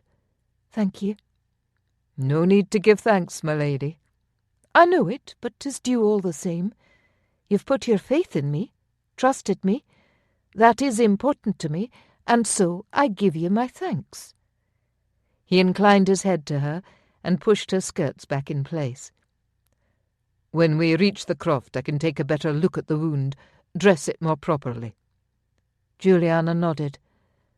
"I'm afraid I may need you to burn it." Ronan bit the tip of his tongue.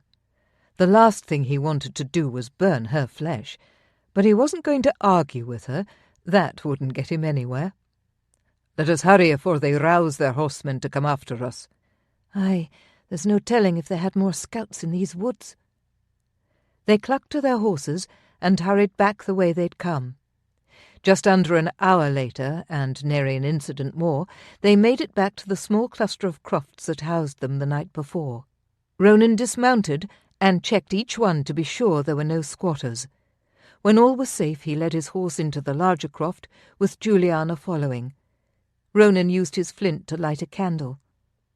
"I'll wipe down the horses and get them settled if you want to fetch some wood for the fire."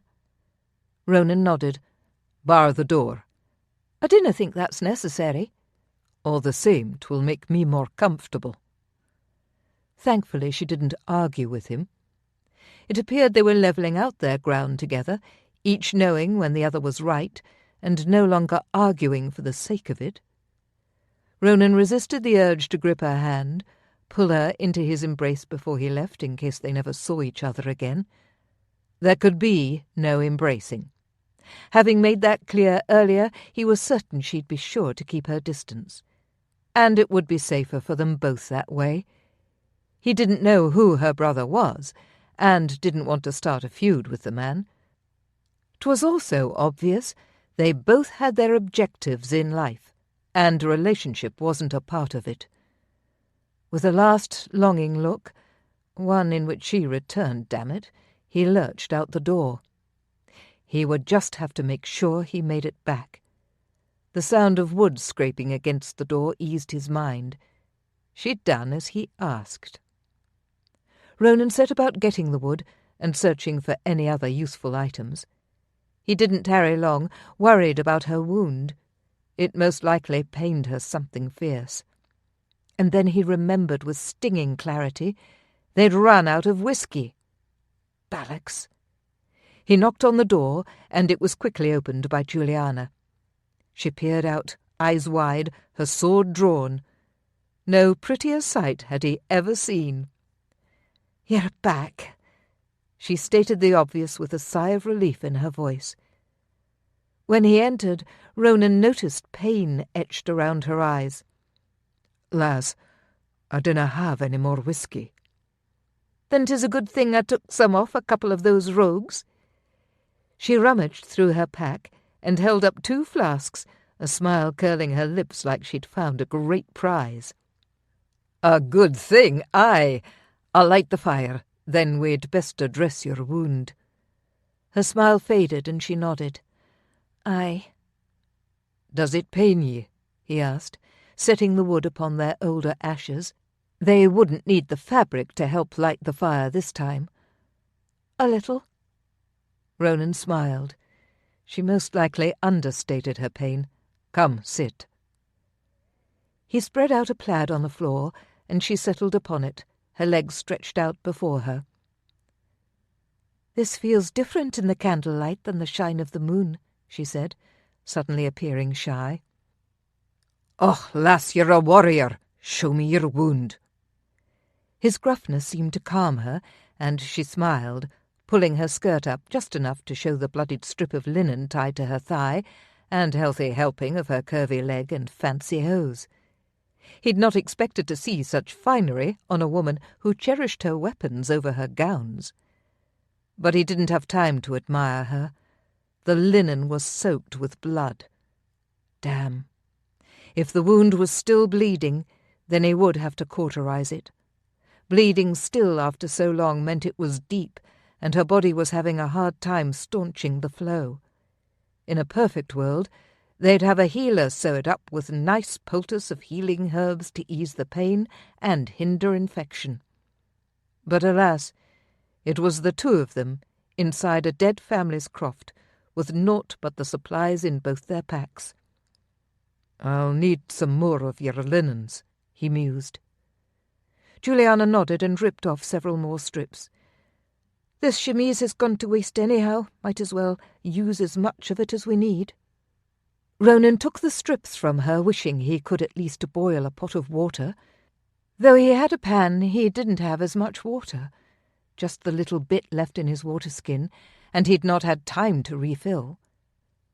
The well between the crofts had been blocked by a boulder, probably by the same men who destroyed those who lived here. Normally he was so much better prepared, but having to run for their lives for at least 3 occasions in the last 24 hours, he'd had more on his mind than refilling water. Lucky for them, she'd had the presence of mind to take the whisky. "Hold still, lass." Gingerly he used his dirk to cut off the bloodied linen. Juliana hissed, her muscles tensing, but she remained still. He tossed the linen into the fire and gazed at the wound. It gaped open, an ugly gash, but did not appear to be bleeding much. "Looks like ye may not have to burn it," he said, relief in his voice. He'd not wanted to do it. Didn't want to cause her the pain, and couldn't bear to be the one who hurt her further, even if it might save her life. "I was afraid with her riding I'd torn it open more, but you did a good job tying it in the woods." Her voice was soft, breathy, and he wondered if she was feeling faint.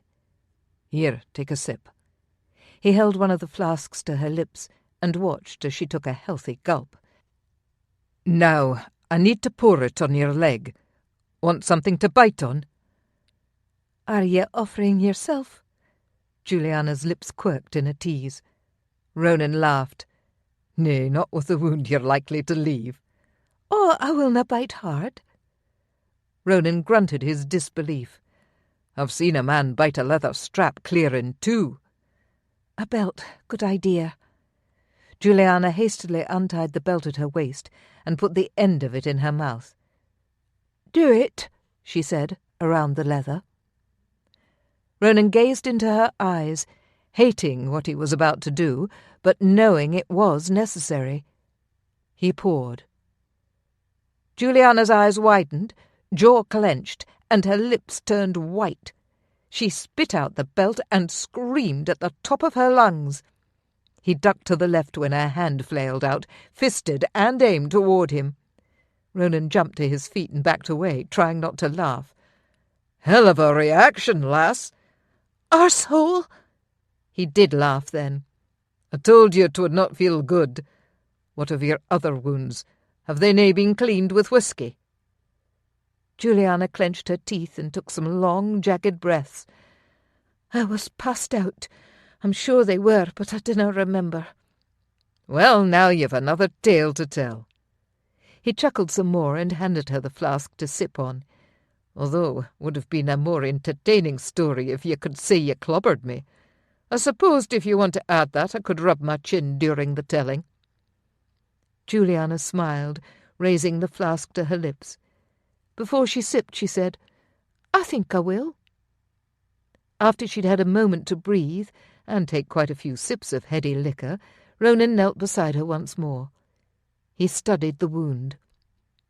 Although a few droplets of blood beaded to the surface, it appeared to have otherwise finished its flow for now. All the soaking of the linen must have happened quite soon after he wrapped it. But he'd made sure to tie it tight, and that had most likely aided in stopping the flow. "I dinna think I need to burn ye. I'd like to wrap it up again, and as soon as we reach the castle have the healer take a look, make ye a paste." Juliana nodded. Agreed. Ronan tied the linen strips to her wound, taking care with her leg but knotting it securely. "Ye were brave today, my lady." "As were ye." Ronan stoked the fire and then settled down beside her. "We make a good team." "Perhaps I'll allow you to be my second." Her voice held a teasing edge. "I might take you up on it. I'd let you have my back. The way your gut told you we were going to be attacked was plenty enough evidence for me." He took a pull of the whisky, feeling it warm his belly. "Well, and the way you fought in the woods. Your aim is true, and your intuition stellar." Ronan grabbed his satchel and pulled out some oatcakes. "Hungry?" She shook her head. "Not truly." "Will you eat just one at least? You lost a bit of blood and your body could use the sustenance to regain its strength." Juliana nodded and took the offered oatcake, munching on it like a child who abhorred their supper. Ronan clenched his jaw to keep from laughing. She looked every bit like Tad did when he was fed oatcakes. "I can feel your laughter," she muttered.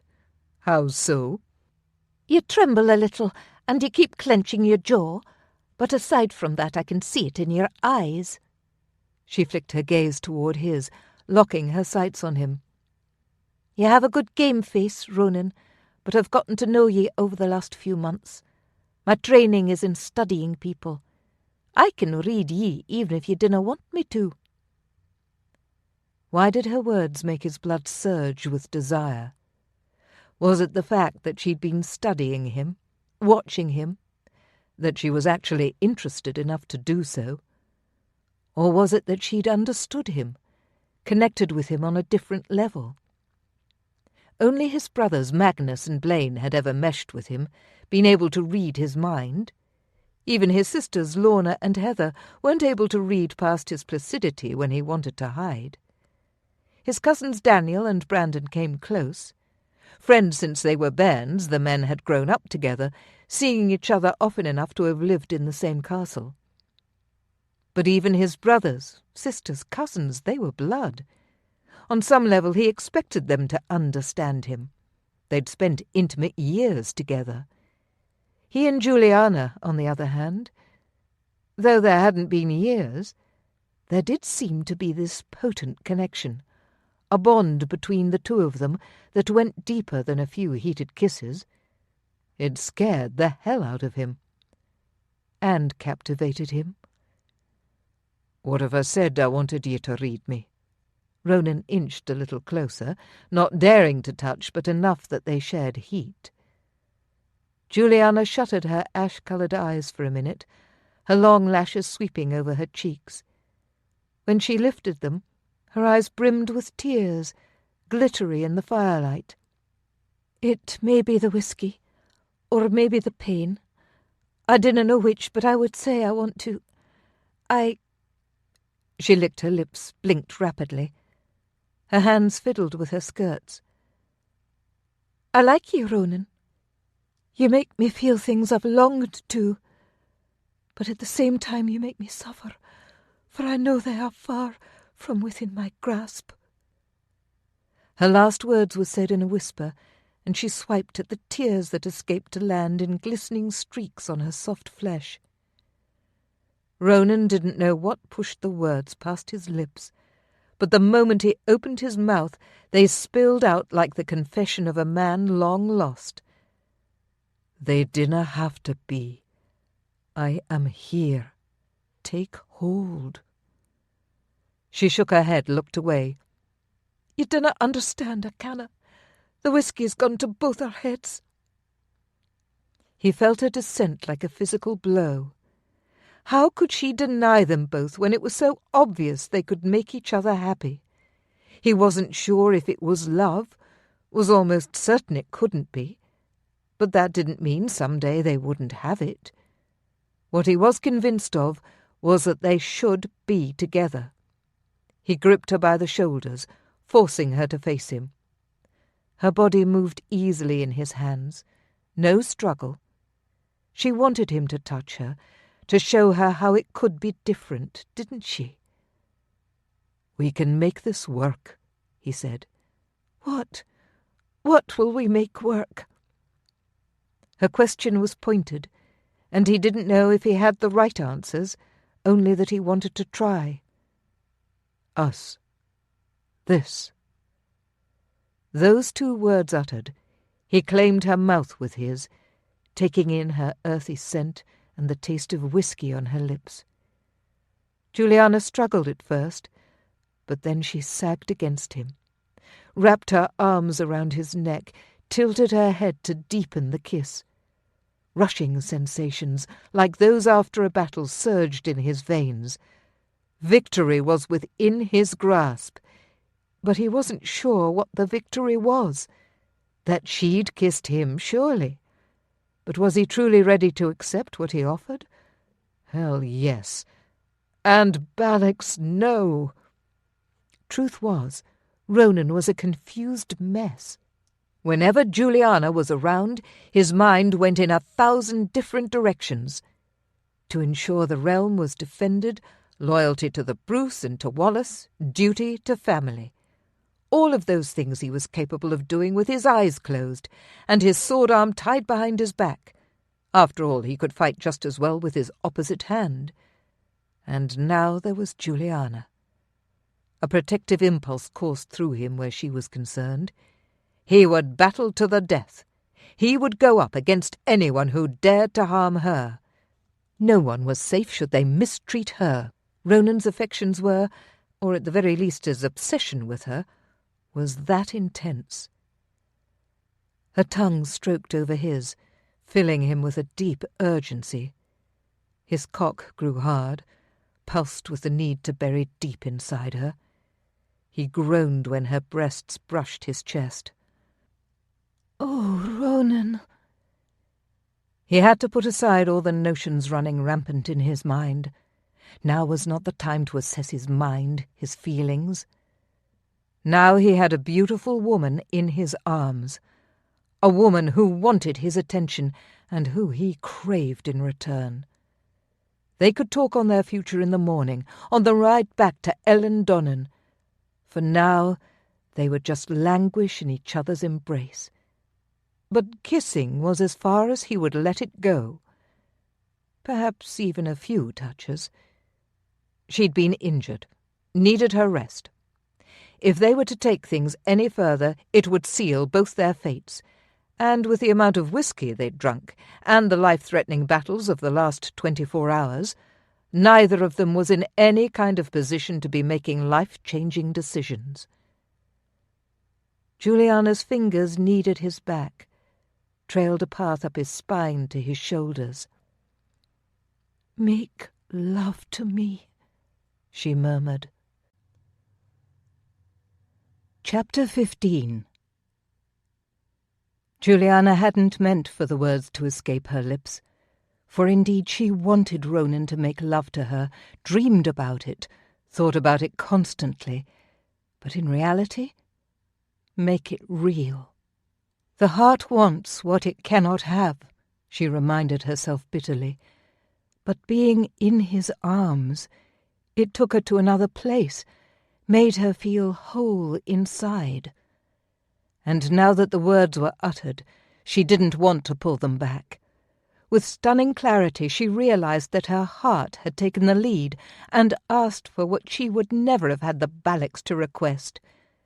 She pulled back from his kiss, her hand on his chest, where she could feel his heart racing as fast as her own. Gazing into his eyes, she saw mirrored in them all the desire, need, and fear that she felt. "Make love to me," she said with conviction. "Here, tonight." "But—" Juliana shook her head, pressed her finger to her lips. "Dinna make excuses. I let you do that before. We're both adults, and while there are others that rule us day in and day out, here we are, alone." "But my conscience is still here," Ronan said, though his voice did not hold the same persuasion it had in the forest. "As is mine, and 'tis clear." Ronan narrowed his eyes. "How?" Juliana smiled, scrunched her hand a little on his chest, feeling his muscle flex beneath her fingers. "I am nae like other women, Ronan." She realized with those words he might think she was labelling herself a wanton. That was not the case. She bit her lip, realizing her mistake. How did one go about explaining? "You see, I may never marry. I canna. 'Tis the reason I am what I am. The reason I took a lover some years ago. But that doesna mean I dinna want to feel something, to be close to someone." Ronan placed his hand over hers, squeezed. "I know how you feel." "You do?" "Aye. I know naught of your circumstances, and I canna compare myself to ye. I can marry. Indeed, my family wishes it, but I cannot allow any woman into my life. She would only get hurt." Juliana glanced down at their hands, studied the veins lining the back of his over-large one. He completely engulfed her. Even with that simple touch she felt closer to him. "You said before that you thought I was a prize," Juliana said, taking a chance and glancing back up. Ronan's gaze bored into hers. "Aye, I still believe it." "Well, I believe you're a prize as well. A prize any woman would be glad to have. Dinna hide behind your sword in the fear that you may hurt someone should he be called back to the earth. Anyone who's had the pleasure of knowing ye is better for it." Ronan's eyes darkened with some emotion she couldn't decipher. "Then we are a pair, the two of us. Ye believing ye can never marry, and me refusing to." He grinned, a little lopsided, and she felt a tug on her heart. "Precisely the reason I wish to make love. There is no one I'd rather share such intimacy with. And no one who promised to be so delightful at it. Just his touch, the press of his lips on hers had her quivering. What would it be like if he were to take it a step further? "Juliana, I confess to the same desire, and believe me when I say I've had to restrain myself. Ye are exquisite, everything I've ever dreamed of." "And yet," she urged, wanting to hear the whole of it, "I have too much respect for ye to take ye like a common woman upon the floor." "Let there be no doubt. I'd not let you take me like a common woman." Ronan raised a brow in question. "I would let you take me like the woman I am, a noble warrior." She watched with fascination as he swallowed, her words having affected him greatly. "Will your brother kill me?" he whispered, pulling her hand to his lips. "Likely, if he were to find out." "Who is your brother?" Juliana averted her gaze. If she were to tell him, Ronan would toss her on her horse and demand they return to Ellendonan at once. "Not someone I want to be thinking of right now." Ronan frowned at that, lightly bit her pointer knuckle. "Why will you not tell me?" Sooner or later Ronan would figure it out, but she didn't want to talk about it right now. "I will tell you when we return on the morrow." "As he runs me through for taking what isn't mine." Hearing him say the word taking brought to mind all the things she'd fantasized about doing with him. "You cannot take what has already been freely given, Ronan, but I assure ye I will only be running to tell him. And I'll not be begging for your hand." "I'm not certain if I should be offended or not." "Why would you be offended?" Ronan winked. "Most lasses begged for more after having me in their beds." A teasing glint entered his eyes, and Juliana loved seeing his lighter side. He was such a strong and powerful man, serious, deadly, gentle when caring for her wound, passionate when kissing and touching her. To see him tease was just another side of him that plucked at her heart. "That confident?" she teased back. "Oh, aye." He leaned forward, just a breath away, and whispered, "I can make ye beg too." A heated flush swept from the top of her head down to her toes. Her thigh pained her no more. She was sure he could make her plead. Hadn't she already begged him to make love to her a few times now? The man had every right to be confident. "Prove it," she countered. Ronan grinned wickedly. "I love a challenge." Before she could respond, he licked her lower lip, tugged it with his teeth. Frissons of hot desire fired, pooling at her centre. Dear Lord, she refused to supplicate. Maybe she should make him be the one who pleaded for more. Aye, that sounded like an excellent choice.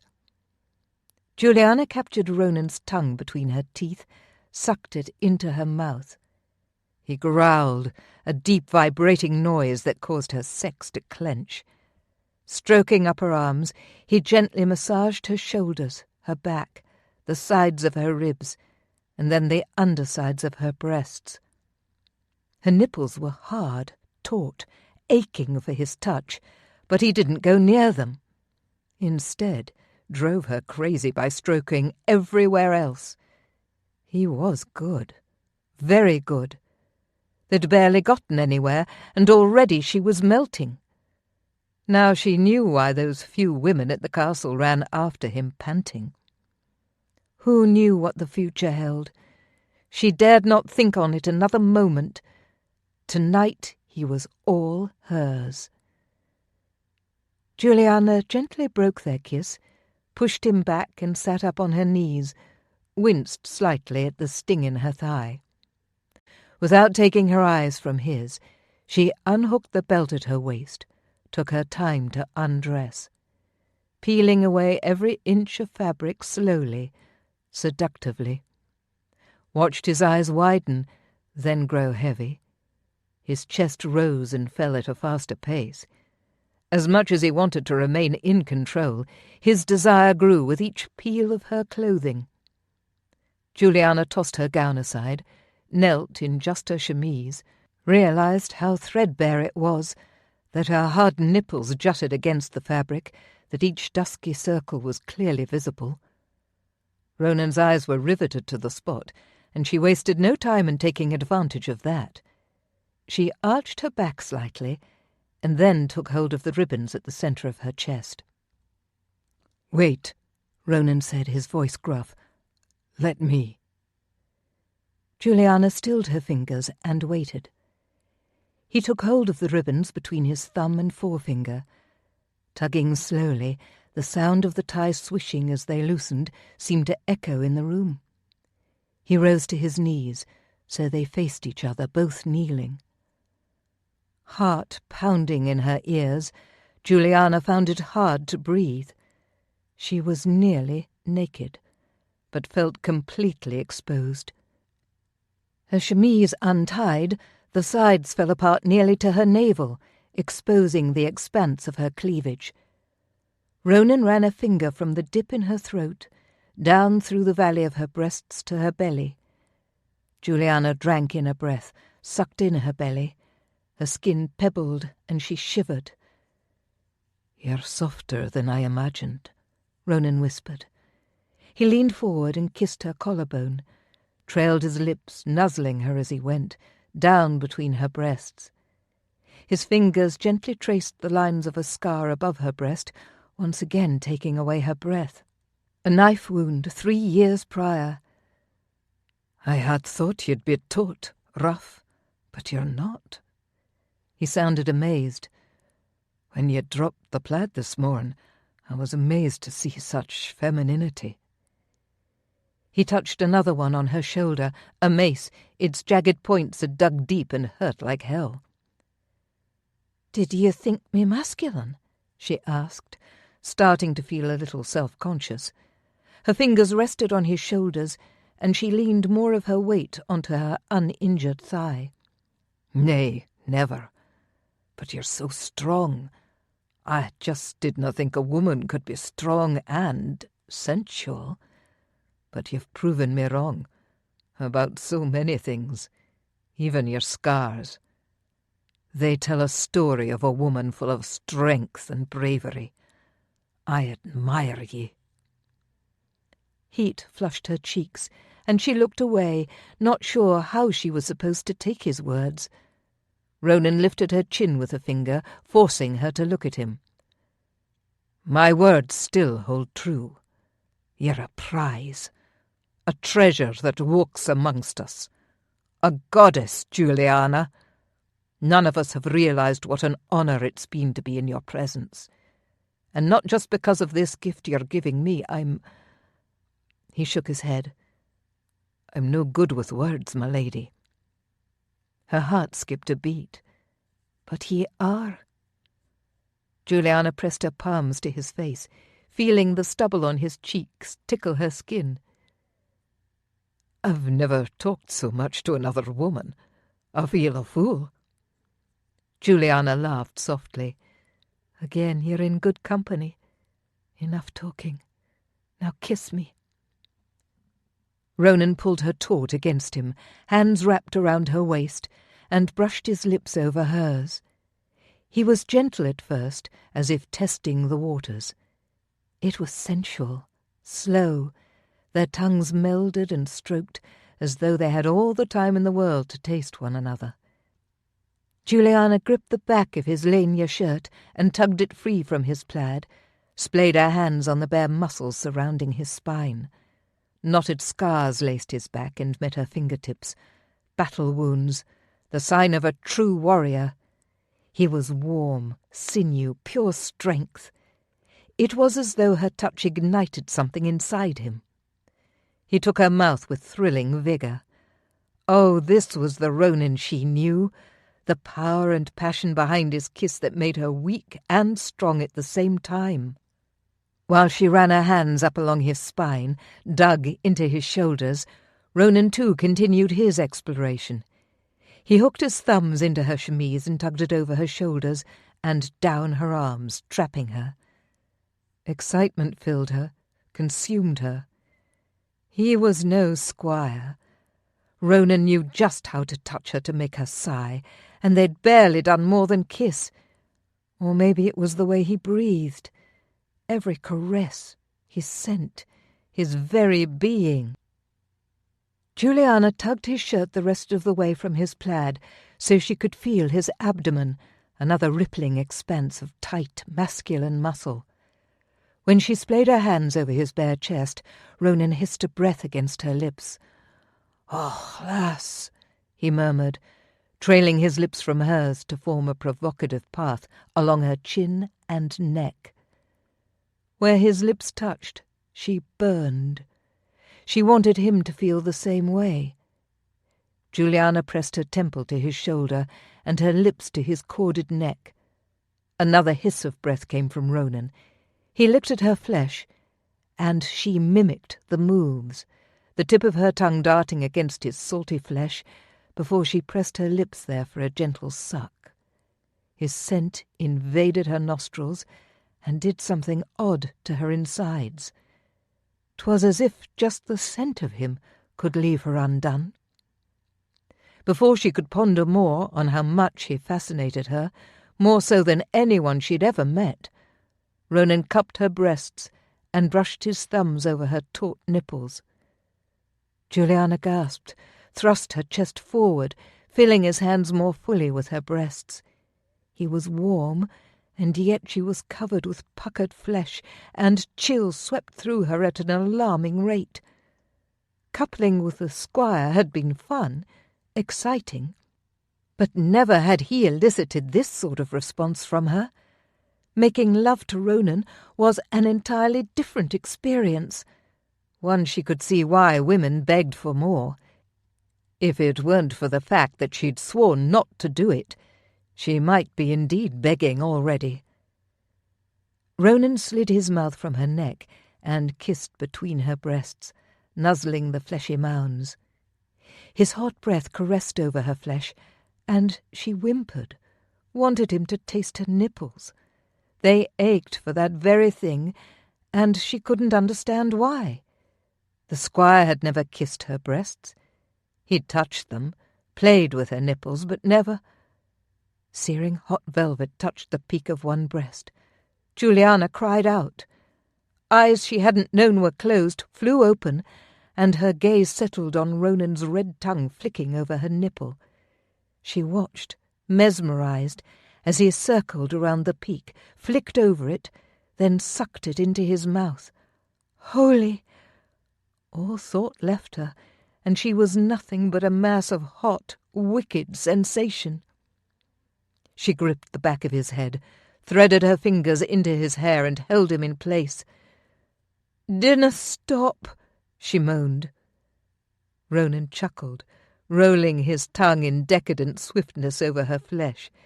Telling him not to stop wasn't considered begging, was it? She didn't know. She didn't care. If she lost the challenge, that didn't matter, as long as he kept doing what he was doing. With trembling fingers, Juliana let go of Ronan's head and explored his chest, finding his tiny nipples. They were hard, and when she gently pinched them, he groaned. What would he do if she put her mouth there? They still knelt before each other, and so Juliana gently pushed him. "Take off your clothes and lay down," she whispered against his neck. Ronan looked up at her, surprise in his eyes. Her courage was coming in spurts, and when she looked at him it dissipated, but only because she was worried she'd say or do the wrong thing. Ronan was the expert at love-making, not her. "As you say, my lady." Ronan scooted back a few inches, took the pin from his plaid, tossed the long piece of fabric behind him, and then pulled off his shirt.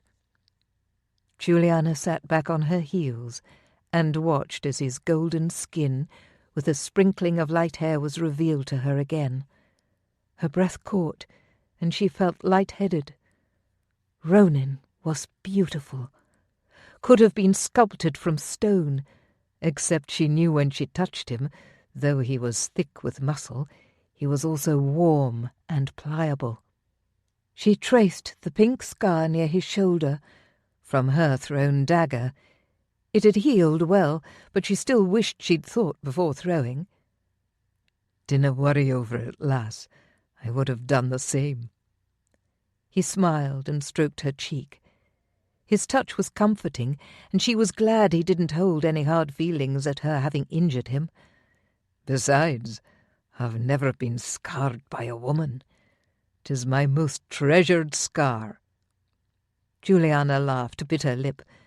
"I'm still sorry all the same." Keeping his plaid in place, he lay down on his back, the firelight casting dancing shadows on his form. Did he think she would change her mind? Was that the reason for keeping his plaid on? Perhaps. But she also found she liked the element of mystery. She could explore parts of him at a time, hide the element she wanted more than anything inside her.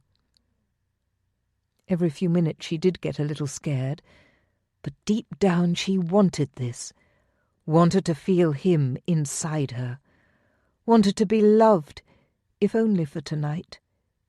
She'd led a life of loneliness, and, judging from the way it was unfolding, she would continue to live that way. Except for right now. Tonight she would pretend that life was different. Juliana took her time walking on her knees, taking in every inch that he'd revealed, and recalling the moment she'd studied him before, while he'd been full of fever. She stopped when she was beside him, and sat back on her heels. Staring at his chest was too much temptation. She skimmed her hand over him, feeling the now familiar expanse, but seeing it too. "Do you remember kissing me when you had the fever?" she asked. Ronan slid his hand over her arm and tugged her closer. She braced her hand on his other side, leaning against him rib to rib. "I remember dreaming of it." "'Twas real?" Juliana was surprised at how soft her voice had become. "And 'twas very good," he said. Her lip curled in a smile. "Aye. Come here." She didn't hesitate in leaning down to kiss him, liked that he was allowing her to be on top, giving her more control. While he kissed her, he slid his hand beneath her chemise, stroking a burning path from her calf to her thigh. Juliana shivered, kissed him harder. When he reached her buttock, he squeezed. She sighed. He caressed her hip, her bare ribs, belly, the undersides of her breasts, and each touch was soft, but so potent in its power and pull. Her sex was damp and clenched, waiting for him to fill her. Ronan slipped his hand between her thighs, gently spread his fingers, forcing her to open her legs for him. She did so without hesitation, moaned when he slid a finger through her wet folds and stroked over the hardened nub of her pleasure. The man was even good in this way. Her sex clenched and her insides trembled. She swished her hips forward, wanting more of the wonderful sensations he stroked from her, needing it, refusing to beg for it other than with her body.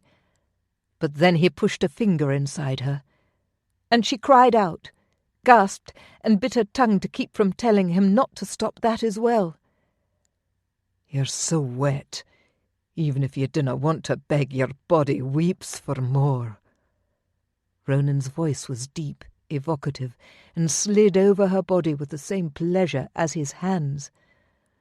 "And what of your body?" she asked, her voice equally husky. "Give me your hand," he said. Juliana held out her hand, and Ronan guided her over his plaid to grasp his erection. "Oh!" She recoiled at once in fear, but made herself grip him tight. Another thing she'd not done with the squire. Theirs had been hurried couplings. A warrior did not retreat in battle. With a little smile of triumph, she squeezed his shaft, thick as a spear, and long. Dear God, he was impressive.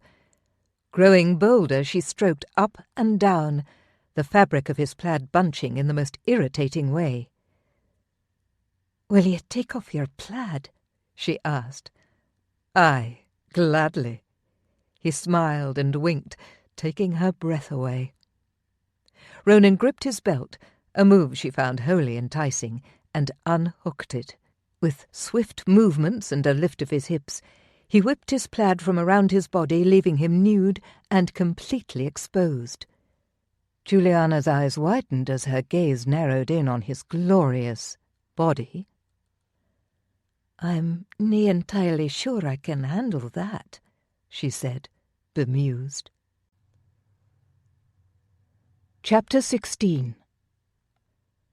Ronan pressed his lips in a smile, trying not to laugh at the serious, worried look that had come over Juliana's face. "I assure ye it will be all right," he said, trying to soothe her. The moment she'd gotten a look at his cock, the woman had lost all sense of pluck that she'd been radiating in waves. Ronan was proud of his cock. Bigger than most, but he knew how to work it, which was what really kept the ladies pleased.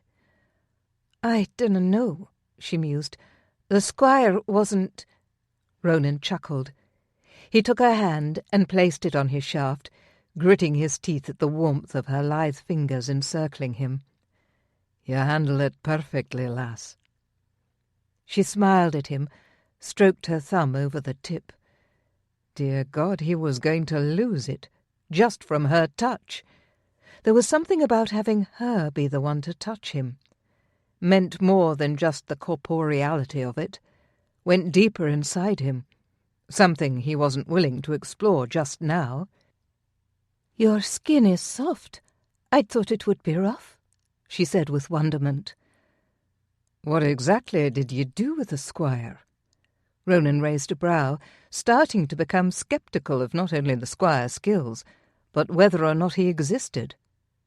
Her reaction to him was so raw, so new, almost as though she'd never been with a man afore now.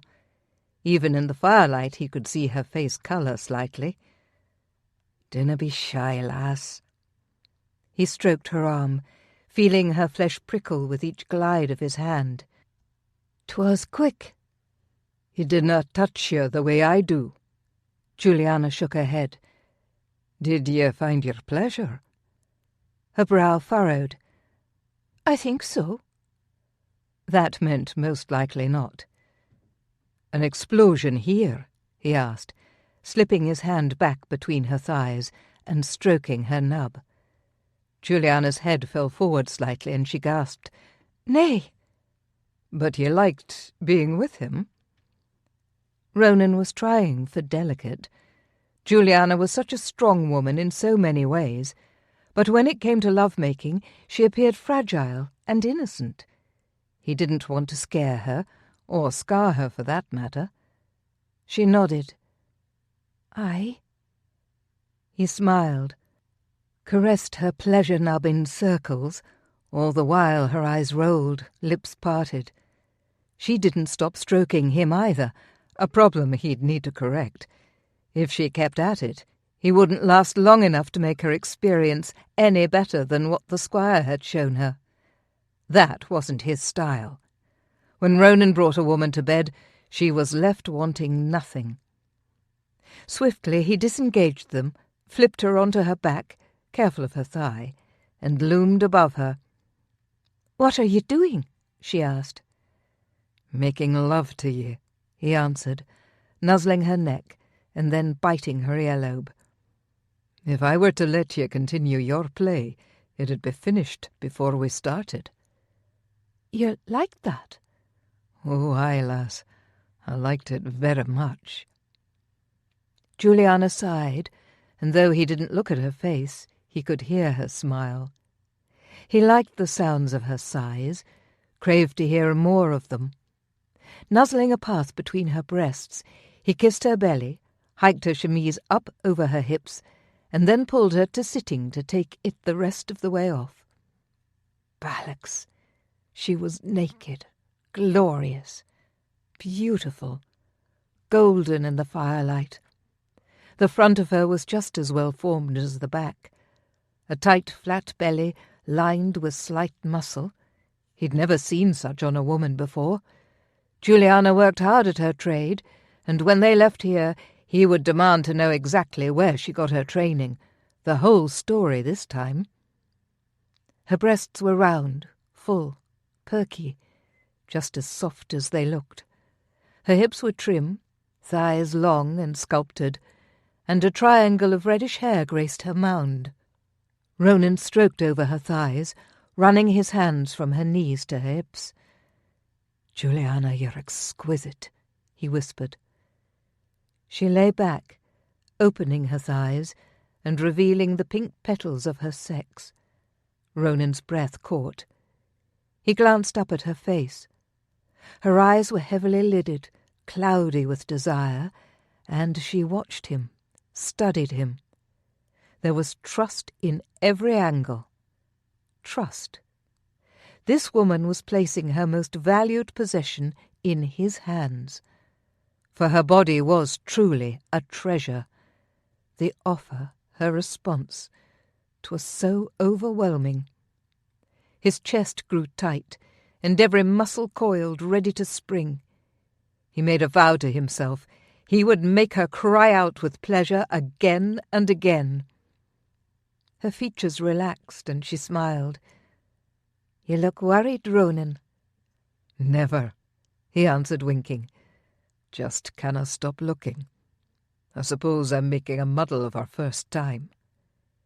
He slid his hands up and down her warm thighs.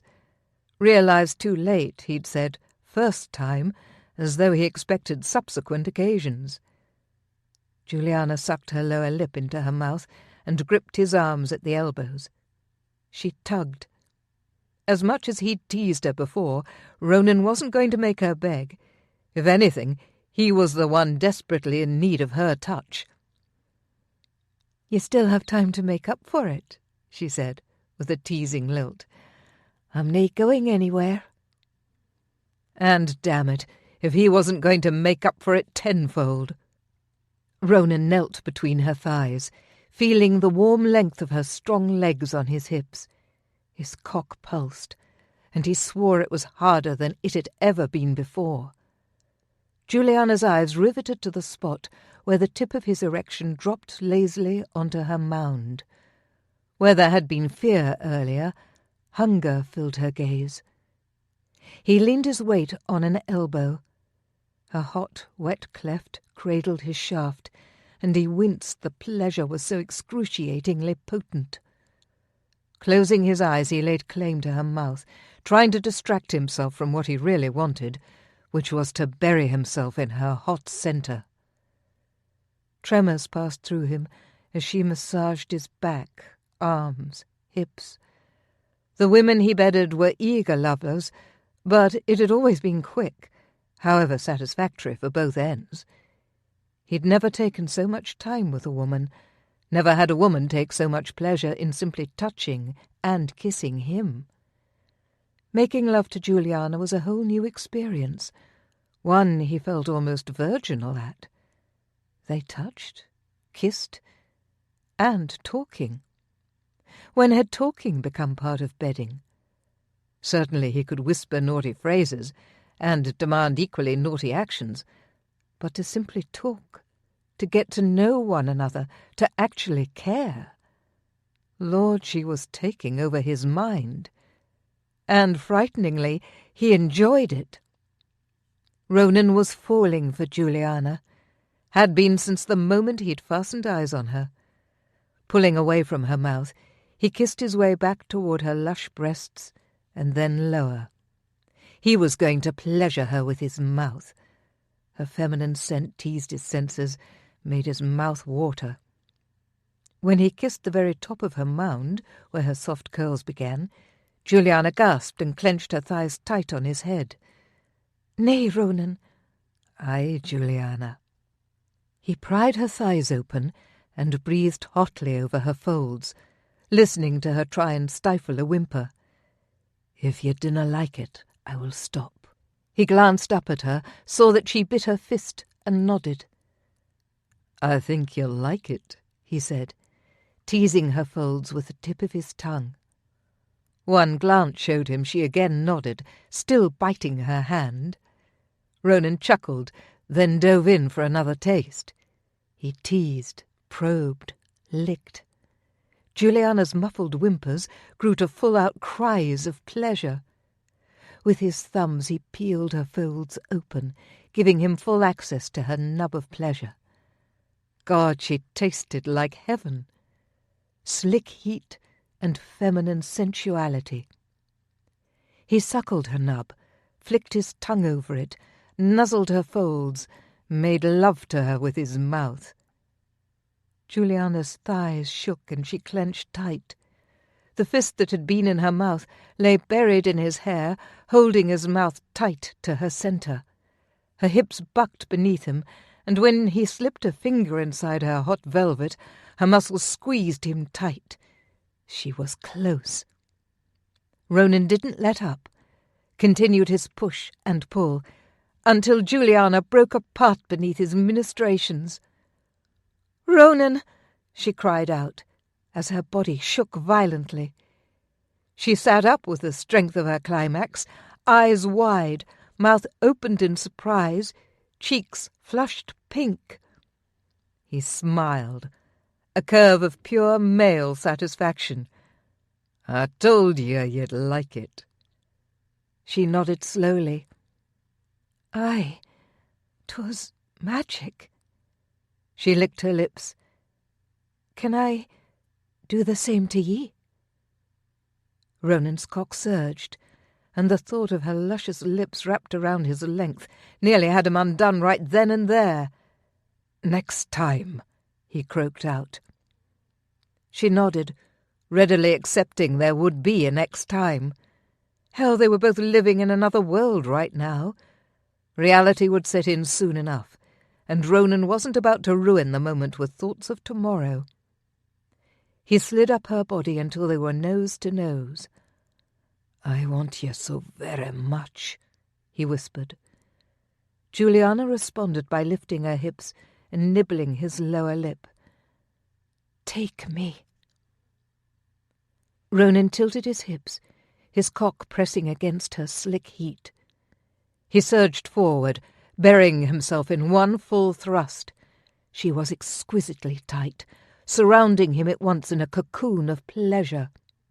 His forehead fell against hers, and he couldn't move, just breathed, trying to focus, to push away the release that hovered on the brink. "That feels so good," she murmured, moving to kiss at his neck. If she kept doing that...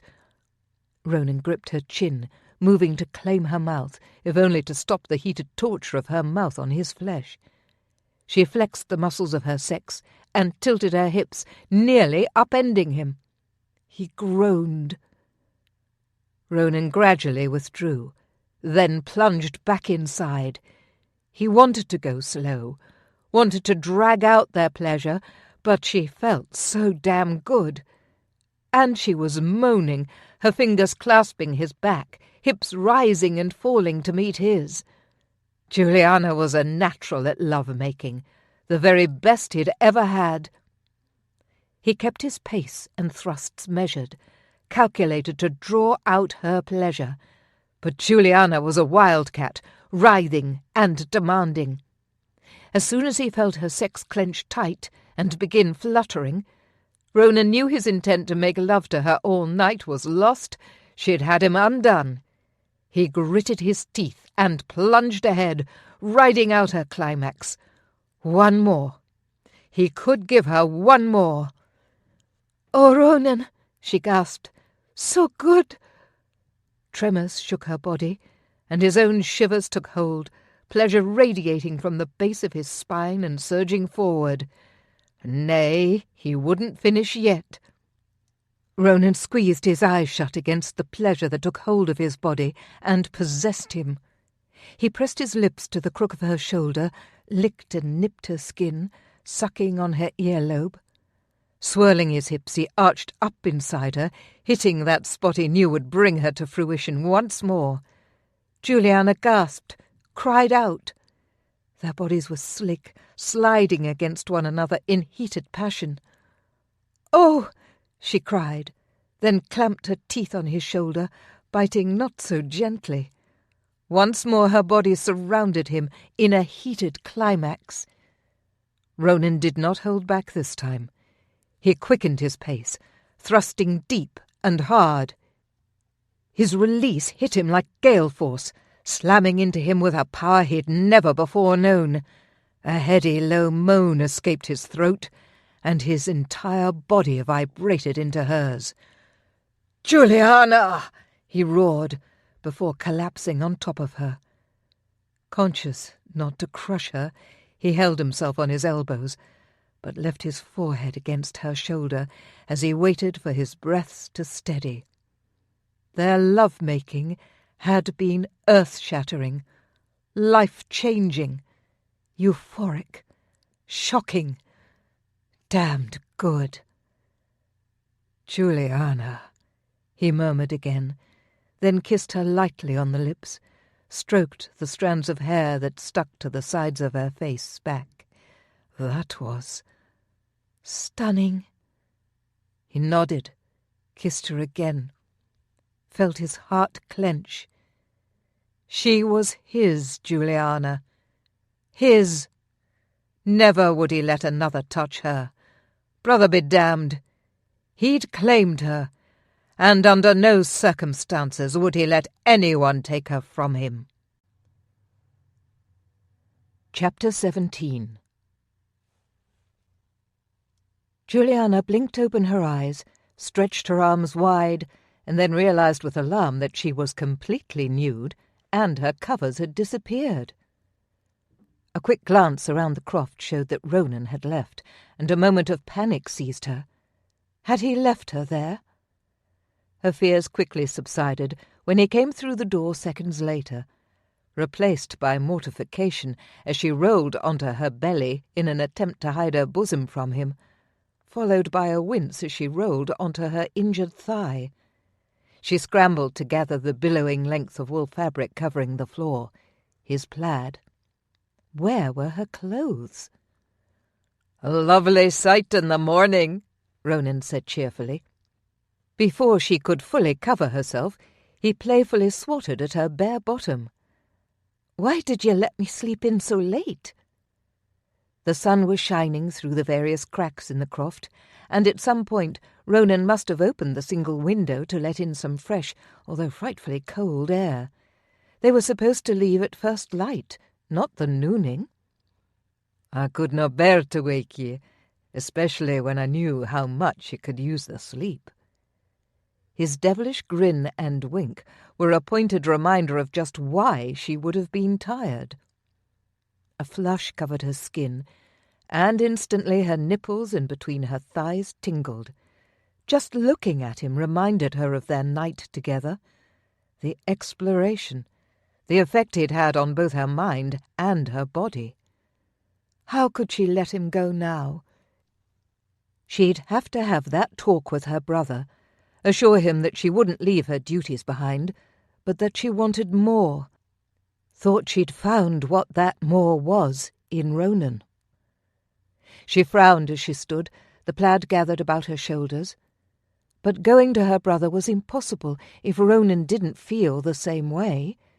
Julianna would never force a man's hand, and Ronan had not mentioned wanting to be tied to her for life. In fact, hadn't they made it clear to each other that they were both indulging themselves? Disappointment sliced through her anew. They had done that very thing, and she'd not go back on her word, not in a million years, not even if a knife were held to her throat.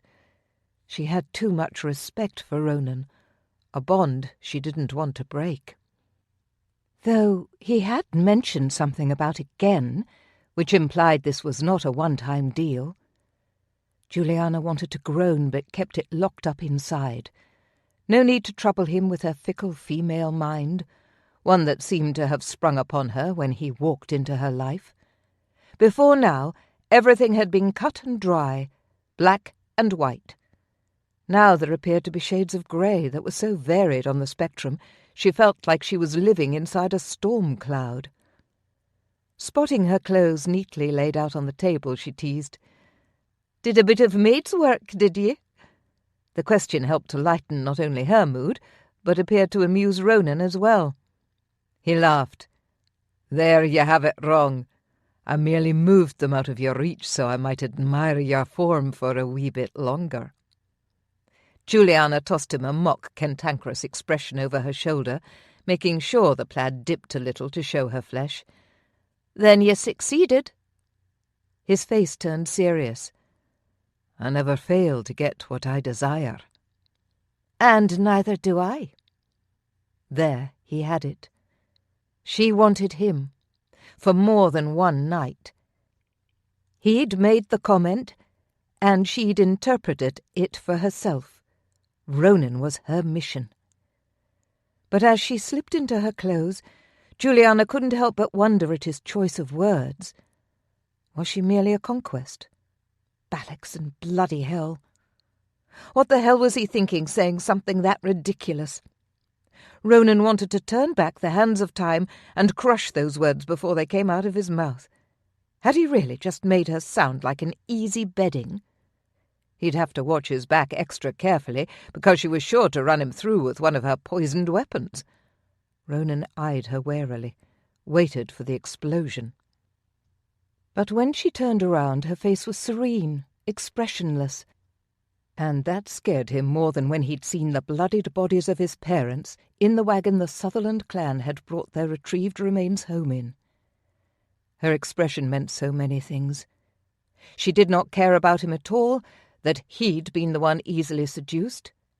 Hell, she was a warrior. It wasn't entirely unbelievable that she would have picked up a few bad warrior habits, like bedding anything willing. Ronan looked down at the ground as he contemplated that. He didn't believe it, didn't want to believe it. Her passion had been real, tangible. The pain of her having used him cut deeper than he ever wanted to admit. Worse than being rejected was that maybe she believed he had in fact been the one thinking such. Nay, he couldn't have her believing she was merely a conquest. "Julianna," he started, stepping toward her. He'd taken the horses outside to graze, had planned on coming in and waking her, serving her breakfast. "I hope we might break our fast together before we leave. I've not much in the way of fare, but—" She held up her hand, cutting him off. "There's no need. We can eat on the road. We are well behind schedule." Ronan tried to keep his face from falling, but her clipped tone and obvious dismissal wounded his pride. He supposed he should have known that last night was the one and only time they'd share intimacy, one he'd never forget, and would haunt his dreams for the rest of his years, however long they might be. The way she studied his face told him she'd seen his reaction. Damn. He'd always been good at hiding his emotions, except around her. Ronan swiped all emotion from his face, with a run of his hand from his forehead to his chin. Julianna gazed at her toes, then back up at him, her features softening somewhat. "I'm sorry, Ronan," she said. She crossed her arms over her chest, and he got the distinctive impression she was trying to protect herself as much as she was trying to distance herself from him. "I didna mean to be rude. 'Tis simply that last night—" She heaved a breath, and he wasn't sure he wanted to hear what else she had to say. She gave him a forced smile. "'Twas a wonderful night, but the truth is that our being together didna erase the fact that Ross is a few miles down the road, and that he's built up a whole new army, with or without his cousin's aid. Mayhap even brought more else to his side. We must return to Ellen Donnan." He nodded. How could he have forgotten the danger posed to the nation? This was why he shouldn't get involved with a woman other than the lasses willing to give him a few moments of pleasure. Being with Julianna had nearly made him forget the state of their nation. The Bruce, Wallace, Scotland, his entire family, they all depended on him. And in a way, so did Julianna. He'd let them down. His gut twisted, and his hunger for the morning meal suddenly dissipated. "Then let us ride." The morning sun on her face wasn't as much of a welcome as it normally was. Julianna left the croft with a heavy heart. Her feet felt dense as she trudged toward Brave. Ronan had already saddled her horse. The man was nothing short of amazing.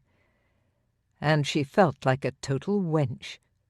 The look on his face when she declined breakfast had wrenched her soul. Almost as though he really did wish more, had the same feelings. She'd thought it impossible, but it appeared that he might actually feel the same. Then he'd shuttered his face, hidden his feelings from her, felt like the first time he'd tried to hide from her. And that hurt. She'd give anything to change what had to be done. Would even give up her position within Robert's camp. That thought made her realize something wholly abhorrent. Her stomach actually clenched. She was... Nay. Julianna shook her head, grabbed the reins, and threw herself on top of the horse. She gazed over at Ronan, who seemed just as disturbed as her when he mounted. His face was a storm cloud. She was in love with him. Would wait until the end of time for him, would give up her life for him. When this was over, when Ross was in his grave, Julianna would beg for Ronan, would fight to have him by her side, make him see that they were perfect for each other. She stared up at the clouds. "God, if you're up there, hear me. Keep Ronan safe. He's mine." Julianna wasn't much of a praying woman. There'd been too much she'd seen. Too many times she'd questioned God's existence. But if he was up there looking down on her, she hoped he heard her prayer. With a glance at Ronan, who appeared to be waiting for her to move, Julianna squeezed Brave's sides and urged him in the direction of Ross' old camp. They took the way they'd come and hid on the outskirts of Ross' old camp, waiting for a sign from within. Those who'd camped there before did not appear to still be there, but that didn't mean they weren't coming back. Julianna and Ronan rode silently, their horses trained to step lightly through the camp, and continued on their way. By later afternoon, when the sky had just started to turn grey with the coming dusk, Ellen Donnan loomed before them, ever mysterious in the way she emerged from the mist and surrounding water. Instead of being thrilled to be back with those she'd grown close to, Julianna felt a sense of doom. The way the crenellations jutted into the clouds didn't make her feel secure. She felt closed in, suffocated. Her entire life had been devoted to Scotland, to Robert, Before now she'd lived, breathed, eaten, duty, honour, commitment. Never questioned it, save a few times she could count on one hand, and always for selfish reasons that she'd soon pushed aside as childish desires. But wanting Ronan, that was different. Didn't feel childish. It was something she'd tried to deny herself, truly. Well, actually not very hard. He was the one thing she wanted to allow herself to have. The man. The hope he brought with him. The way he made her feel. Special, cherished, desired. Even thinking about it, her heart soared, feeling constricted within her rib-cage. And why couldn't she have both? Aye, he was a distraction, but if she knew he would be waiting for her at the end of the day, wasn't that something she could overcome? There were so many challenges she'd dealt with. Her upbringing, training, having never met her mother and not seeing her ill father in over 5 years, depending on Robert, and he, in turn, depending on her. This was her life. She was Julianna, warrior, guard to the future King of Scotland. But she wanted to be Julianna, wife of Ronan Sutherland. She stole a glance at Ronan, shocked to see that he too was looking at her. He opened his mouth as if to speak, and she tried not to lean forward in her eagerness to hear his voice. They'd not spoken since leaving the croft. "What is it?" she asked, her patience losing out. "Last night—" He trailed off, and she worried the words she'd spoken earlier still stung him. "Aye?" Julianna tried to make her voice soft, encouraging. "I discovered something." That was an odd thing to say. She raised a brow in question, but her reaction didn't seem to sit well with Ronan. He shifted in his seat, shook his head. "'Tis not important. You promised you'd tell me who your brother is when we return to the castle. I'll have his name now. Who are ye?" Julianna gazed back over the horizon, watched the mist as it curled up and out of the water like greedy, mystical fingers. She breathed in the scents, cold, wintry, but soothing all the same. A promise was a promise, but she wasn't sure that Ronan was truly ready to hear what she had to say. "Julianna!" She gazed back at him, took in the determined set of his jaw. "Dinna make me wait longer, lass." Julianna sighed deeply, gripped the reins of her horse tight. Brave skin trembled beneath her, and he flicked his mane. She loosened her hold and bit her lip, finding she needed something to clench, be it her hands or her teeth. Julianna had never told a soul what she was about to tell Ronan. Robert knew, obviously, and her father. Her tutors as well, but they were long dead.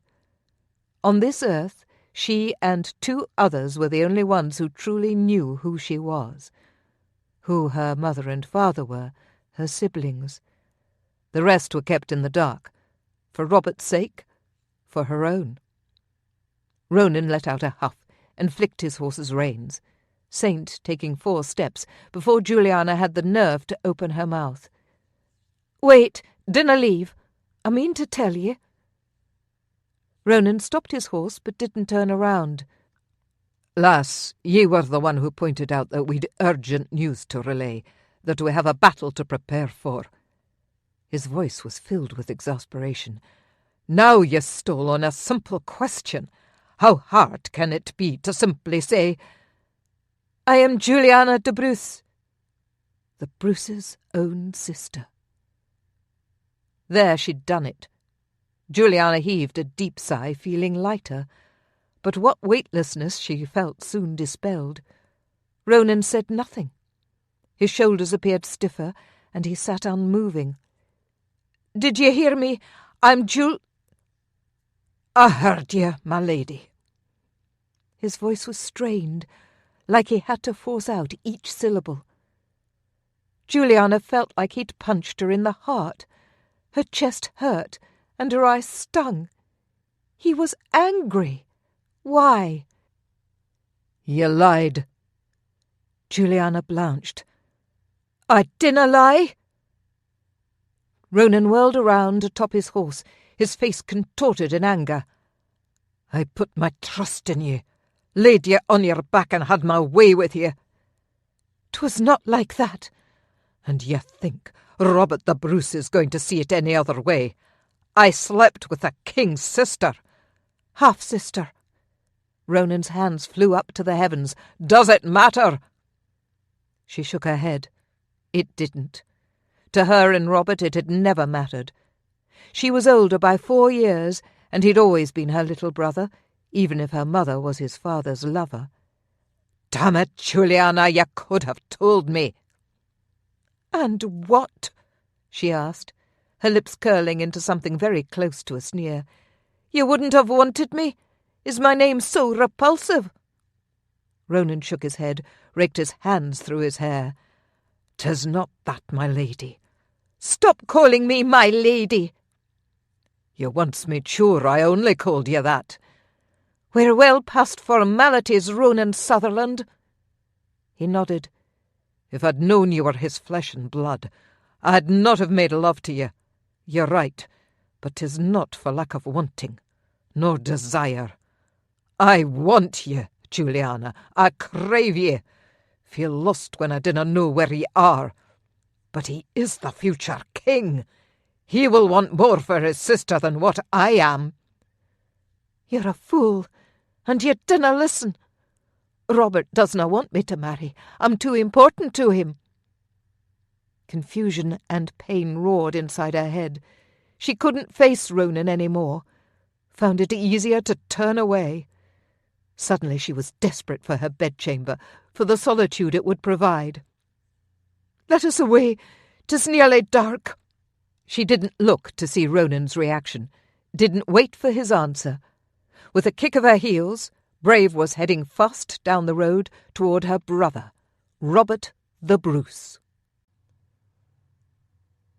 Chapter 18. The lump sitting large in Ronan's gut was painful. He couldn't believe what Julianna had just told him. All these months he'd lived at Ellandonan, been the right-hand man to Wallace and the damned Bruce. No one bothered to tell him that Julianna was Robert's sister, even if she was only his half-sister. Flesh and blood all the same. Fury lit a torch inside his veins. He felt duped, used, but most of all he felt stupid. He should have seen it, shouldn't he? Noticed their similarities. Were there any? He guessed they did have the same stubborn streak. Maybe the same colour eyes? He couldn't quite bring to mind the colour of Robert's eyes, though he knew her eyes were a dark grey like storm clouds. Probably why his moods were so turbulent when he was around her. Julianna rode ahead, her back stiff. She sat her horse regally. And she should, being the sister of the future king. Damn, what a fool he'd been. He'd spread her thighs wide, tasted the fruit that graced between. And all the while she knew who she was. If her brother found out, there'd be no fight, no forced marriage. Ronan would be hung from the nearest rafter, after being drawn and quartered in full consciousness. Taking a ragged breath, he pushed Saint into a gallop in order to catch up with Julianna. He might be angry at her, might feel that she betrayed him, but he was still responsible for her safety. Robert and Wallace both charged him with bringing her back. Less than 48 hours later he was indeed returning with her, albeit there were a few more secrets revealed, and wagon full of hypothetical baggage they were bringing back with them. He had to believe that Julianna wouldn't be telling Robert anything, and so for today he would give his report, meet with the men and prepare them for taking siege of Kinterloch. Then he'd eat his evening meal and retire to bed early. After they'd cleaned up the mess with Ross and the village, he would approach the Bruce and do the right thing. He would offer for Julianna's hand. No matter what she said or his own feelings, he'd made a vow that she was his, and, betrayal or not, he was not going to go back on his word, even if she didn't know about it. Oddly, for the time of day, there was no one on the road. The hair on the back of Ronan's neck prickled. Something wasn't right. Juliana, for once, seemed to be acting more on emotion than instinct. He leaned low over Saint and whispered in his ear as he nudged him with his heels. The horse lowered his head and increased his speed. Ronan pulled his claymore from his back as he charged. Juliana, probably hearing his increased pace, whirled in her saddle, eyes widening, mouth falling open. But Ronan's instincts were not wrong. As soon as she'd taken her eyes off the road, a huge tree trunk was launched into her path. "Juliana!" Ronan called. She pulled her sword, whirled her horse around, but not in time.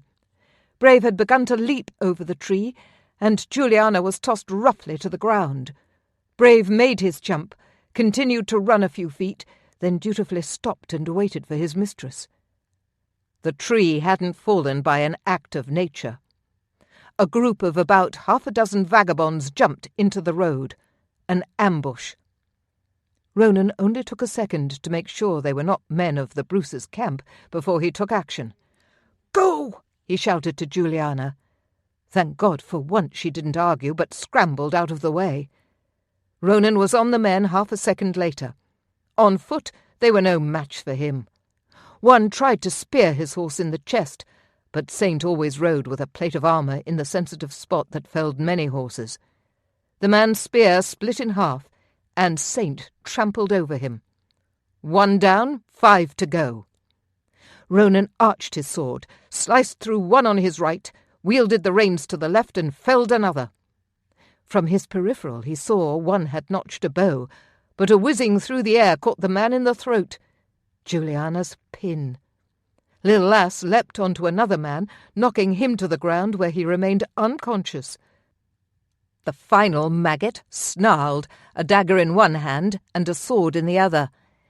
"Why dinna ye get off that horse and fight me like a man?" Ronan sneered and prepared to jump off the horse when a knife hit the man in the chest. His eyes rolled back into his head and he dropped to his knees. Well, that was no fun. He kind of wanted to fight the man. Ronan glanced at Juliana and nodded his appreciation. Her lips were thin, brows furrowed. She nodded back. He jumped from his horse, checked the woods on the side of the road to make sure all was clear, then reached a hand down. Juliana shook her head and attempted to stand, falling once, but shoving his help aside once more. "I can do it," she said through gritted teeth. "I know it, lass. I just wanted to help." "I dinna need ye." Her words stung. Ronan knew she didn't need him. Hell, she didn't need anyone, but it didn't mean that it didn't hurt any less. She finally stood, rubbed her rear, which probably hurt like the devil from her fall, then limped over to the fallen tree limb, which had to be 1.5 feet thick. Lifting a leg over it, Juliana sank, straddling the trunk. "What are you doing, lass?" Concerned, Ronan hurried toward her. "Leave me be. I hurt my arse is all." He tried not to laugh. "I'll make sure you get a warm bath when we arrive." "I can manage on my own." She glared up at him, looked away, bit her lip. "I'm sorry," she grumbled toward the ground. "I should have known something was wrong, but I was too tossed up in my mind. Your fault, by the way." Ronan reached out and touched her shoulder. He gave her a gentle squeeze, then gripped her chin, urging her to look at him. "Juliana, we are not each other's enemy." "From the way you looked at me when I told you of Robert, you sure showed the opposite." "I was surprised. Hurt." "It doesna matter. Let us be on our way." He nodded. Cook's spiced whiskey was calling his name. Juliana may be tough as steel, but she was still a woman. And if he learned anything from his sisters and his sisters-in-law, it was that women were likely to change moods quite often, and there didn't appear to be much he could do to change it, save accept it and offer his support. That didn't appear to be at all what Juliana wanted from him. As he watched her limp toward her horse, he realized with a start that while he thought he knew her, felt a deep connection with her, what she'd revealed and what she'd still kept hidden made her appear to be much a stranger. Though she limped, Juliana hooked her foot into the stirrup and swung up on the saddle with ease. She glanced back at him, studied him a moment longer than he would have suspected based on her dismissal. "Are ye coming or not?" she asked haughtily. Ronan nodded. "Aye, my lady." He leapt onto Saint's back and hurried toward her, his mount taking the jump over the log with ease. They'd have to send men out to clear the road, else someone with a wagon would be blocked. The ride to the bridge was silent, but thick with tension. Ronan wanted to ask her so many questions, to pry her back open like he'd done at the croft, to return that Juliana to him, the one that was carefree, happy. This Juliana was serious, mysterious, and a ripple of anger lay just beneath the surface of her steady facade. 'Twas in fact that ripple that kept his mouth shut. "Ronan," she said, breaking the silence when the first clop of hooves sounded on the bridge. He glanced up at the castle. Men stood upon the battlements, arrows notched and aimed, but when he waved they retracted their weapons, called for the gate to be opened. Lil Lass ran ahead and through the gate, disappearing. "Aye." "Not a word to Robert. We've enough to deal with." Since she'd brought it up, Ronan felt speaking on it was fair game. He glanced at her, gave her a serious expression and said, "Aye, lass, you've got my word, but I will speak with you on all matters when we've taken Ross down." She nodded, glanced away. He hated that she couldn't look at him. Had he made such a bad impression on her? Ronan frowned. They drew closer to the gate, which was slowly being opened. "I want you to accept my apology," she mumbled. "For what?" She sighed, like he was hauling unwanted words from her. "For keeping it from ye. I hope you can understand that I did it for Robert's safety. 'Tis my duty." Ronan nodded. He didn't want to understand, but he could. There were secrets that families kept for their protection. Several his own family kept. He couldn't begrudge her that. "I dinna blame ye, lass, 'tis only—" He didn't want to travel down the road that had gotten her riled up in the first place. She didn't seem to understand his own feelings of betrayal, and maybe they were selfish, because she'd only done what she thought was in the best interest of her brother and herself. Never mind, 'tis not important. Juliana didn't question him, though her astute eyes studied him shrewdly. "I will report to the Bruce," she said, her voice firm, shoulders squared. "I have my own report." "You can report to Wallace." "All right." He was in no mood to argue with her. In fact, his mood was going rather south. They crossed under the gate, which was quickly closed behind them. As soon as they were through, stable hands came out to attend the horses, and servants took their satchels and weapons from the mounts, bringing them into the castle. Graham nodded to Ronan from a group he must have been training in the courtyard. Wallace and Bruce approached with quick steps, the latter's expression one of fury. Ronan could see now, looking at the set of Robert's eyes and the glower he gave Juliana, that they were indeed related. "To my study!" he ground out. Juliana didn't say a word, but lifted her chin and swept past all who'd come to greet them as she made her way into the keep. "My lord!" Ronan called out. The Bruce stayed his steps, and he turned toward Ronan. Juliana did as well, an imperceptible shake of her head. Ronan jogged forward and whispered into his future king's ear.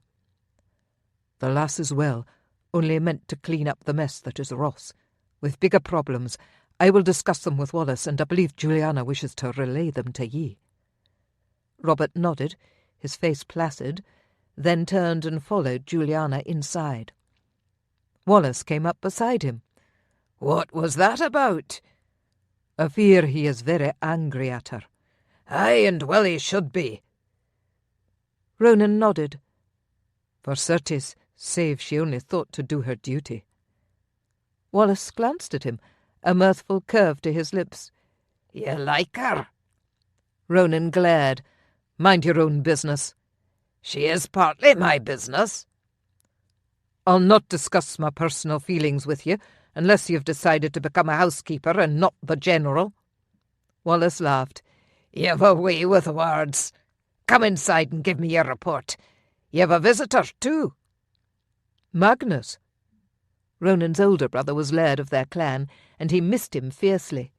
It was hard to be away from his older brother for so many months, having previously seen him nearly every day of his life. Away from their home, but Ronan had to forge his own path, and when Wallace had invited him to help train the men, he'd seen a bright future ahead of himself. "Nay, your cousin Brandon Sinclair." Ronan smiled. He'd not seen his cousin in a while. "Has he come to join us?" "Aye, brought nigh on 24 warriors." Ronan nodded. Brandon was also a laird. Known in the north for their stealth, Ronan wouldn't have to train Brandon's men. They were elite. "Go clean yourself up, you smell like shite, and when you're through, come to my chamber to give me your report. I'll have Sinclair and Murray join us as well." Ronan nodded. The bedchamber that had been given to him when he was injured was still made up, and a fresh basin of water placed on the table. He made quick work of washing up, didn't bother to shave as he wanted to get the report out of the way, the plans laid, and a whisky in his hands. He donned a clean lainia shirt and plaid, laced up his boots, put on his weapons, and then went in search of Wallace's chamber. The man's room had to be the second largest in the castle, as the Bruce's was the biggest. Ronan was admitted upon knocking. Wallace's chamber not only housed his bed, but a large trestle table, currently covered in maps, scrolls, parchment, quills, and inkwells. Daniel, Brandon, and Wallace glanced up from the map they pored over and nodded toward him. "Glad to have you back," Daniel said. "Aye, I was wondering what was taking you so long," Brandon teased. "Even had Wallace here wondering if he had run off into the sunset with the lass." Dear God, if his cousin only knew how close to the truth he was. Ronan laughed him off, stepped forward and gave his cousin an arm shake and heavy pounding on the back. After their masculine show of affection, Ronan got serious. "Ross has taken up several miles away within Kinterloch. He's turned them against the Bruce. 'Tis only a matter of time before they attempt an attack." "'Twould appear I arrived right on time," Brandon said with a rub of his hands. "Aye, and glad I am for ye to have our backs."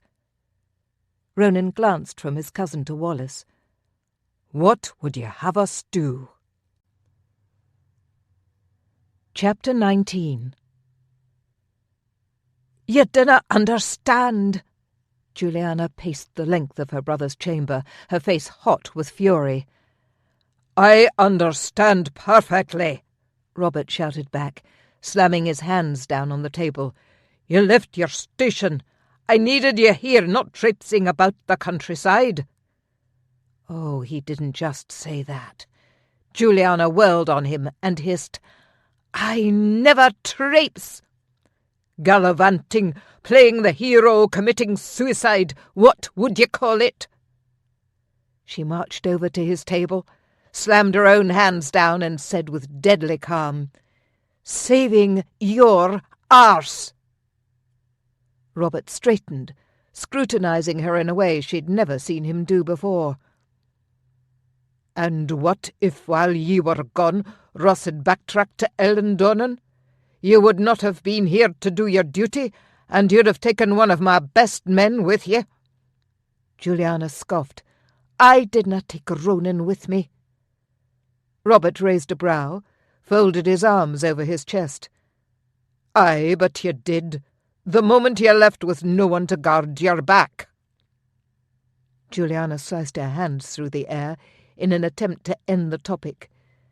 "'Tis of no matter.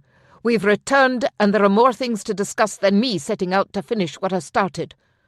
Ross is a menace, and needs to be sent to his maker." Robert shook his head. "I see ye will not understand that ye are at fault. Haps it would be best for ye to spend some time in your chamber. I'll have Wallace give me another guard." Juliana's mouth fell open. He couldn't seriously be considering locking her up, relieving her of her duties. A crushing blow. Her stomach knotted, and she had to use all of her power to stay upright rather than doubling over.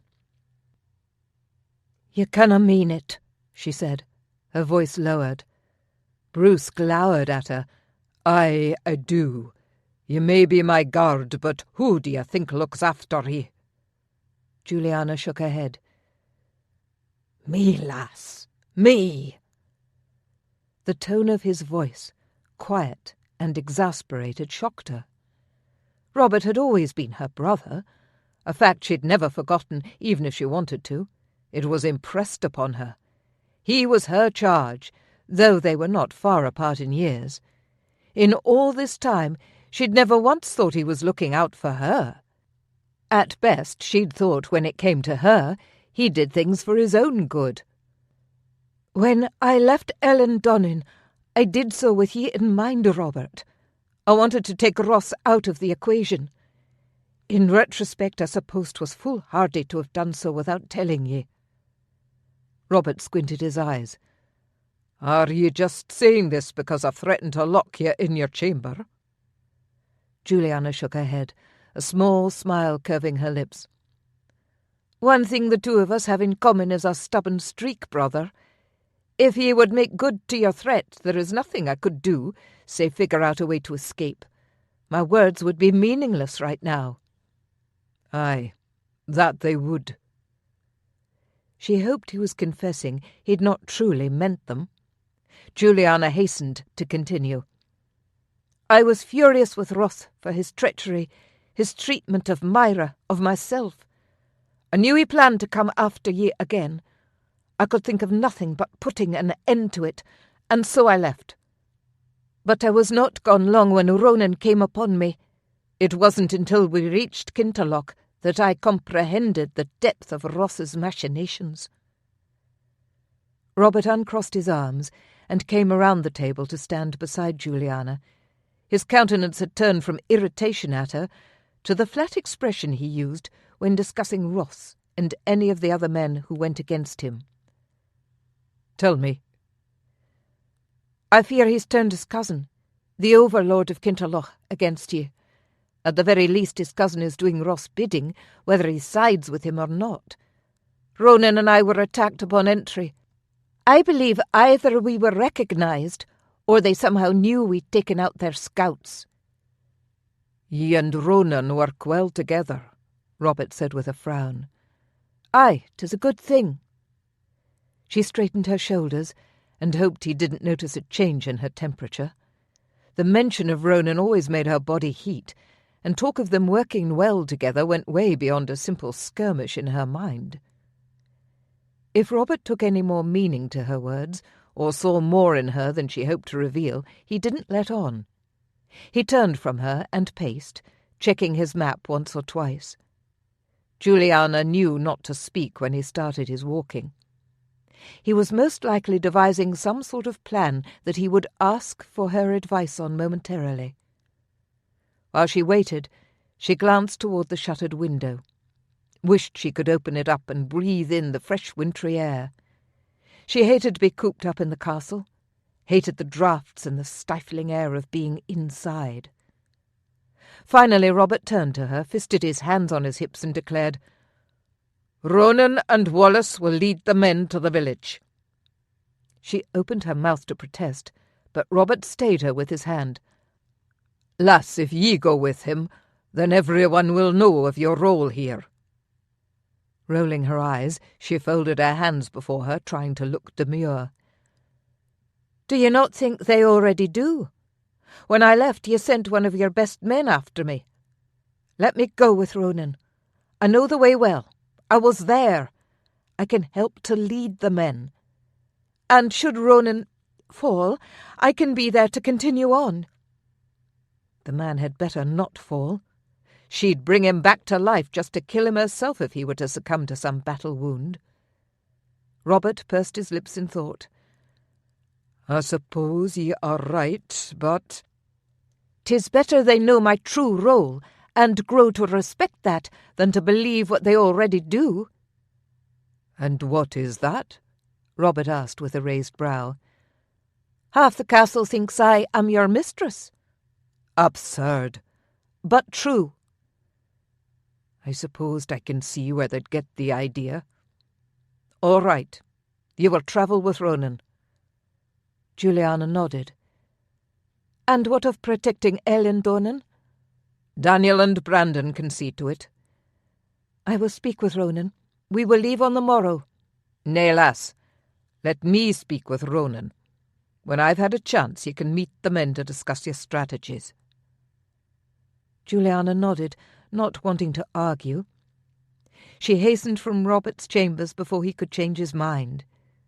When she arrived at her own bedchamber, a hot bath waited for her. A relieved sigh escaped her, and she tore off her clothes, anxious to sink within the steamy depths. Ronan had made good on his promise. She stepped to the wooden tub, lined with a thin linen, and climbed inside. Gingerly she sat down, waiting for the sting of water to hit her covered wound, but thankfully it had begun to heal itself, and the pain was only a dull ache. The water was warm. Heaven. Sinking beneath the surface, she wet her hair and lathered it lazily with the lemon-scented soap left for her. It had been so long since her last bath. Mostly she'd had to scrub using water from the cold basin. Not that baths were not available. She could have probably had one every Sunday if she wished, but working the kitchens and guarding Robert took a lot of time, and in order to keep a low profile, she'd never asked for such an indulgence. As it was, those at the keep already looked upon her oddly for the counsel she kept with their leader and the chamber he afforded her. Now they would all know the truth. Some would accept it as news they'd already suspected.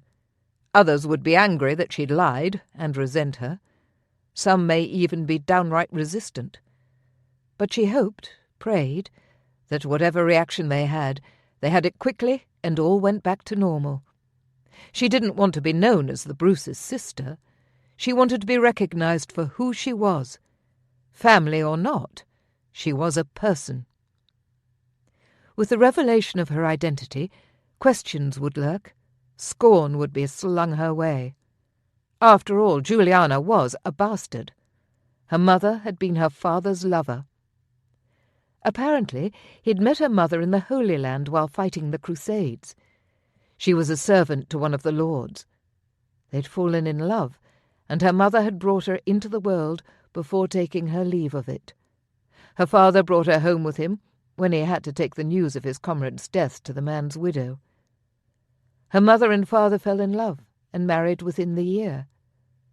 But Juliana was not forgotten. Instead, her father took her under his wing and trained her to be his little warrior. A tear slipped from Juliana's eye as she remembered her father fondly. For all his brutishness and his insistence on her being a hardened warrior from a young age, he truly was a great man.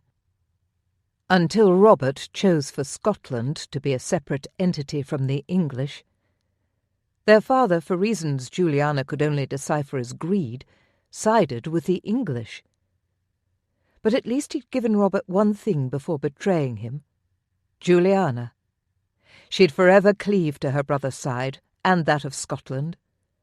Her father's treachery was truly heartbreaking, and not something she chose to think on often. In essence, she'd been orphaned by both her parents. And now the tears would begin. Ducking her head under the water, she held her breath until she was sure she'd no longer cry. When she surfaced, an incessant knocking pounded at her door. "What the devil?" she muttered, grabbing for the linen towel beside the tub. She'd not even had a chance to full enjoy her bath, and already someone was seeking her out. She supposed she should be grateful they were, as Robert very well could have decided to pull her from the ranks completely. "Who is it?" she called. "'Tis Ronan." "Oh," she gasped, standing up and clutching the linen to herself. "What do you want?" There was silence on the other side of the door for a few moments, and she feared he'd left. "Will ye nae open the door?" "Nay." "Nay?" He sounded confused, and Julianna suppressed her laughter. "I am not decent." Again a long pause. "I dinna mind." She did laugh then, albeit quietly. Again she wished she had a robe. Julianna wrapped the towel tightly around herself, her wet hair dripping onto her shoulders. 'Twas not decent at all for her to answer this way. The linen was damp and see-through. Her plaid. She pulled a clean one from her wardrobe and wrapped herself in that, making sure she was covered from head to toe, and then opened the door. Ronan stood just outside the door, his shoulders nearly as wide as the door frame, and a teasing smile on his face. "I see you took precaution to bundle up. May I come in?" She shook her head. "What do you need, Ronan?" "I wanted to see how you fared, and I brought you this." He held up a small linen sachet with a medicinal herbal scent coming from it. "For your wound." She winged a brow.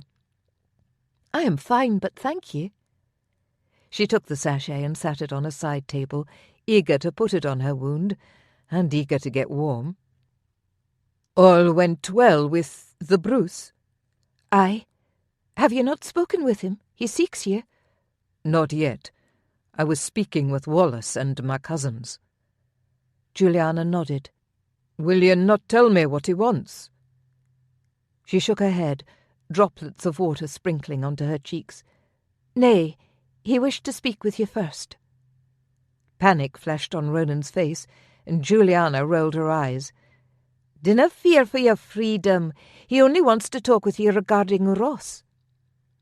To her surprise, a slight blush coloured Ronan's cheeks. "All right. Is there anything you need?" "A robe," she said a little sarcastically. Ronan chuckled, reached out and stroked the plaid where the fabric met her neck. The tip of his finger brushed her skin. A shiver spiralled up her spine, and she bit her lip. "I think this suits you more than a robe," he said with a wicked grin. "All the easier to get me out of," she teased right back. Ronan's eyes widened marginally, lighting with desire. "Aye, there is that." He stepped toward her, and she took a step back. "What are you doing?" she asked, her voice uncharacteristically small. "I want to kiss you, Julianna, and I didn't want the world to see."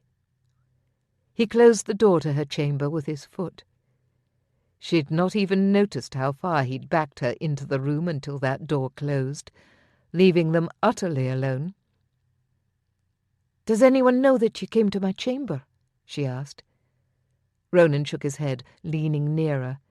His hand snaked around her waist and tugged her close.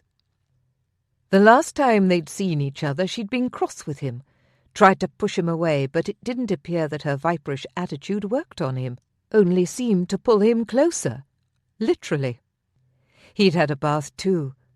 His scent was intoxicating, and she closed her eyes, breathing in his fresh, clean aroma, underplayed with masculine tones.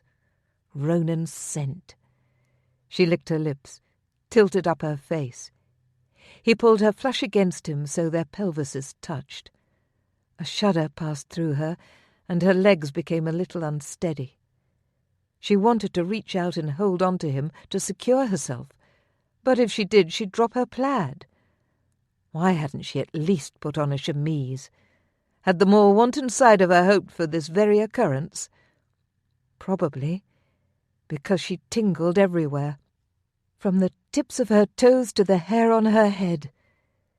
She parted her lips, about to ask if he would kiss her, when Ronan descended the rest of the way, claiming her mouth in a soft yet fully sensual kiss. His warm lips pressed to hers, her lower lip between both of his. Ronan stroked his tongue into her mouth at the same time she flicked hers out to meet his. He tasted good too, like sugar and spice.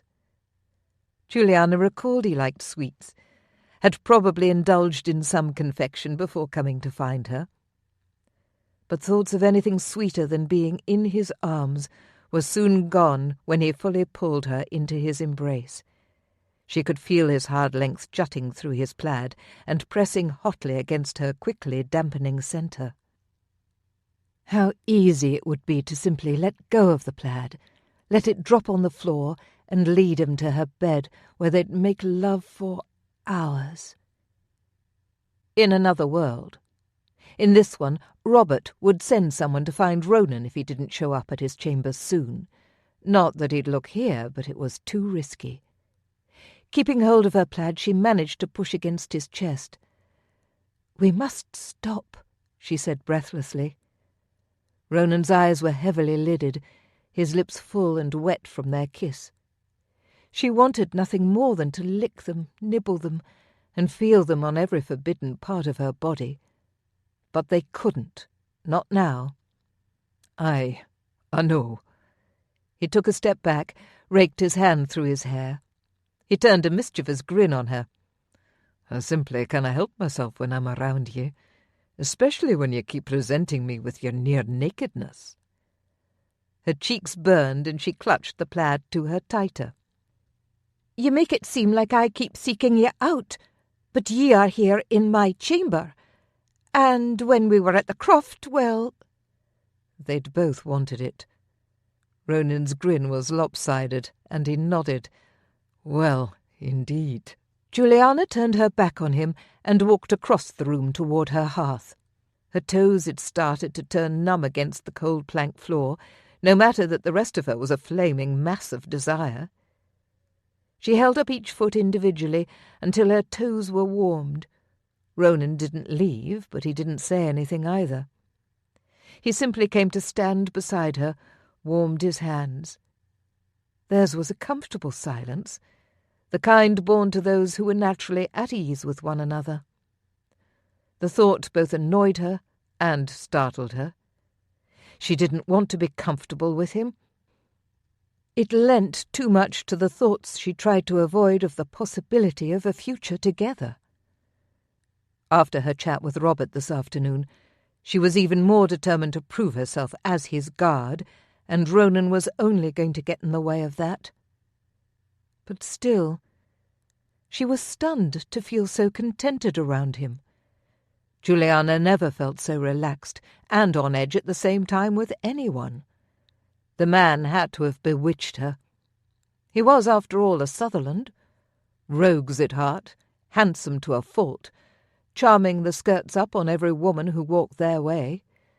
Though she'd not met his brothers, their reputations preceded them. Juliana was aware that it wasn't entirely fair to judge Ronan and his brothers on courtly conjecture, but to be fair, rumours did abound. Ronan's eldest brother, Magnus, had stolen his bride from a battlefield and out of the arms of her betrothed. Although Juliana had heard the bastard was English, so Magnus was doing the lass a favour. But his other older brother, Blaine, had stolen his bride from the church. What kind of man corrupted a nun? What would Ronan do? Steal the king's sister for his wife? She gasped. It would be perfectly within the pattern. "What are you thinking about?" Ronan asked suddenly. "Nothing," Juliana said a little too quickly. She cast a glance at him to see that he looked sceptical but didn't mouth it. "I was merely wondering what you were still doing here." She tried for haughty, but in all actuality she was curious. "I was hoping you'd admit to me—" Ronan broke off when Juliana whirled to face him. "What?" she asked, eyes widening. "I was hoping you'd tell me what the Bruce wants." The way he flicked his gaze toward the fire and then back to her made Juliana question his true motive. What did he really wish for her to reveal? Her feelings? Her desire for another kiss? "I canna. Now you must go. If someone were to find you here, even just a servant, rumours will quickly escalate and Robert will have us both whipped, or worse." "Worse? Do you truly think he'd be so cruel?"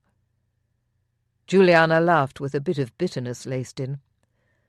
"I never presume to guess what Robert will do, but I know he's a stubborn arse and vicious when crossed." "I'll keep that in mind."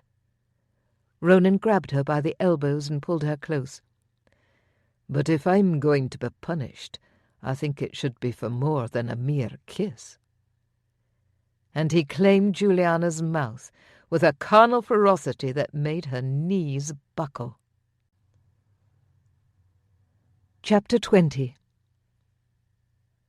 Ronan kissed Juliana with a passion he'd not known he possessed, and she kissed him back just as fervently.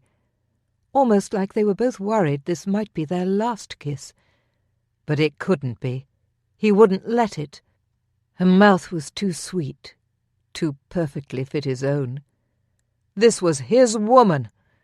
Damn, he couldn't be thinking like that unless— "Tell me to stop," he said, his voice gruff. "Stop," she said breathlessly, but pressed her mouth harder against his. Mixed signals. How? He wanted to continue kissing her, to toss her onto the bed and ravish her, but that wasn't the right thing to do. And though he was normally a rogue with the ladies, for Juliana he wanted to be different. Already he'd taken what she offered. "Tell me you dinna want me," he said, sliding his lips to her chin and then her earlobe. "Tell me this is wrong." "'Tis wrong, so wrong," she murmured. "But I canna lie. I do want you, Ronan." He growled under his breath, lifted her into the air, and carried her to the bed where he laid her out gently on the soft wool coverlet. Their gazes connected. "There is still time for you to say no." Juliana smiled at him wickedly, her eyes dancing with invitation. "But I willna." She opened her plaid, baring her soft, sculpted form to his gaze. Ronan was already hard, but now his cock pulsed with the urgent need to be inside her. Now. Right now. But first things first. He climbed onto the bed and knelt between her parted thighs. While sliding his hands up her thighs, massaging her hips, he dipped low to tease her puckered nipples. "Ye are perfection, a sweet escape," he murmured, between suckling one nipple and the other. Juliana writhed on the bed, ran her hands through his hair. "Oh, Ronan, ye make me—" "Say it, lass." "Ye make me hot all over." "'Tis the same for me." While he continued to nuzzle her breasts, he slid his fingers between her thighs, groaning when her slick heat met his fingertips. "Oh, lass, you're so wet." Juliana answered by bucking her hips upward. She pulled his shirt from inside his plaid and splayed her hands across the expanse of his back. Lord, how he loved when she touched him, explored him. "You said next time?"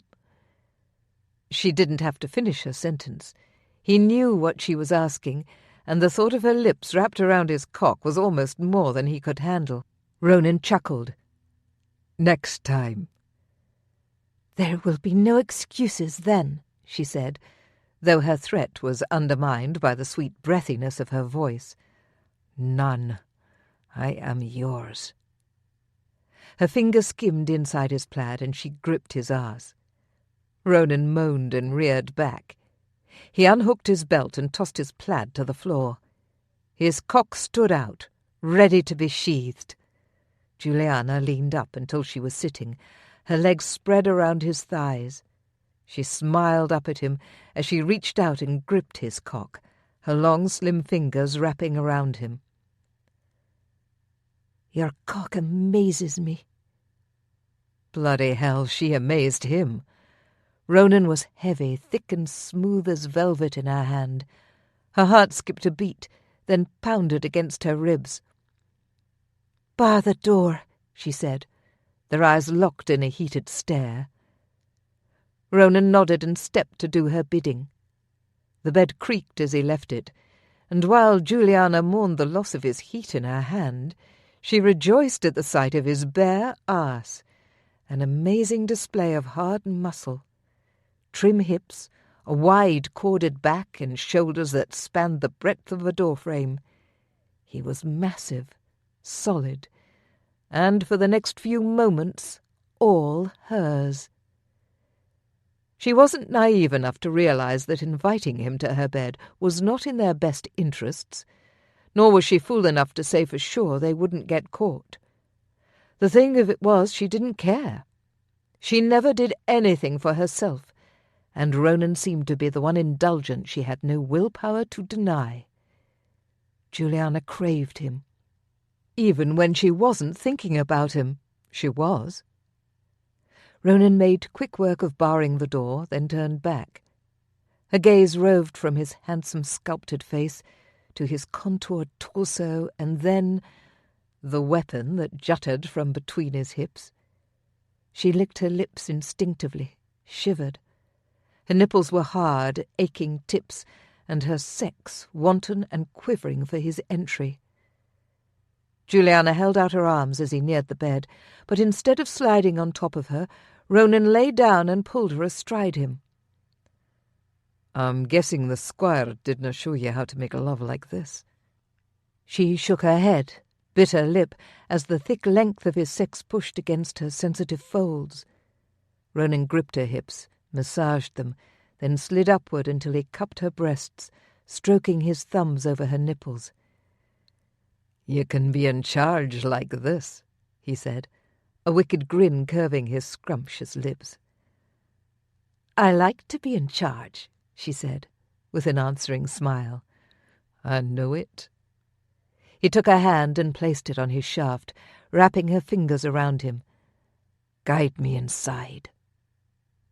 Julianna settled on her knees, her feet tucked beneath his thighs, and lifted a little, sliding the tip of his length between her folds toward her centre.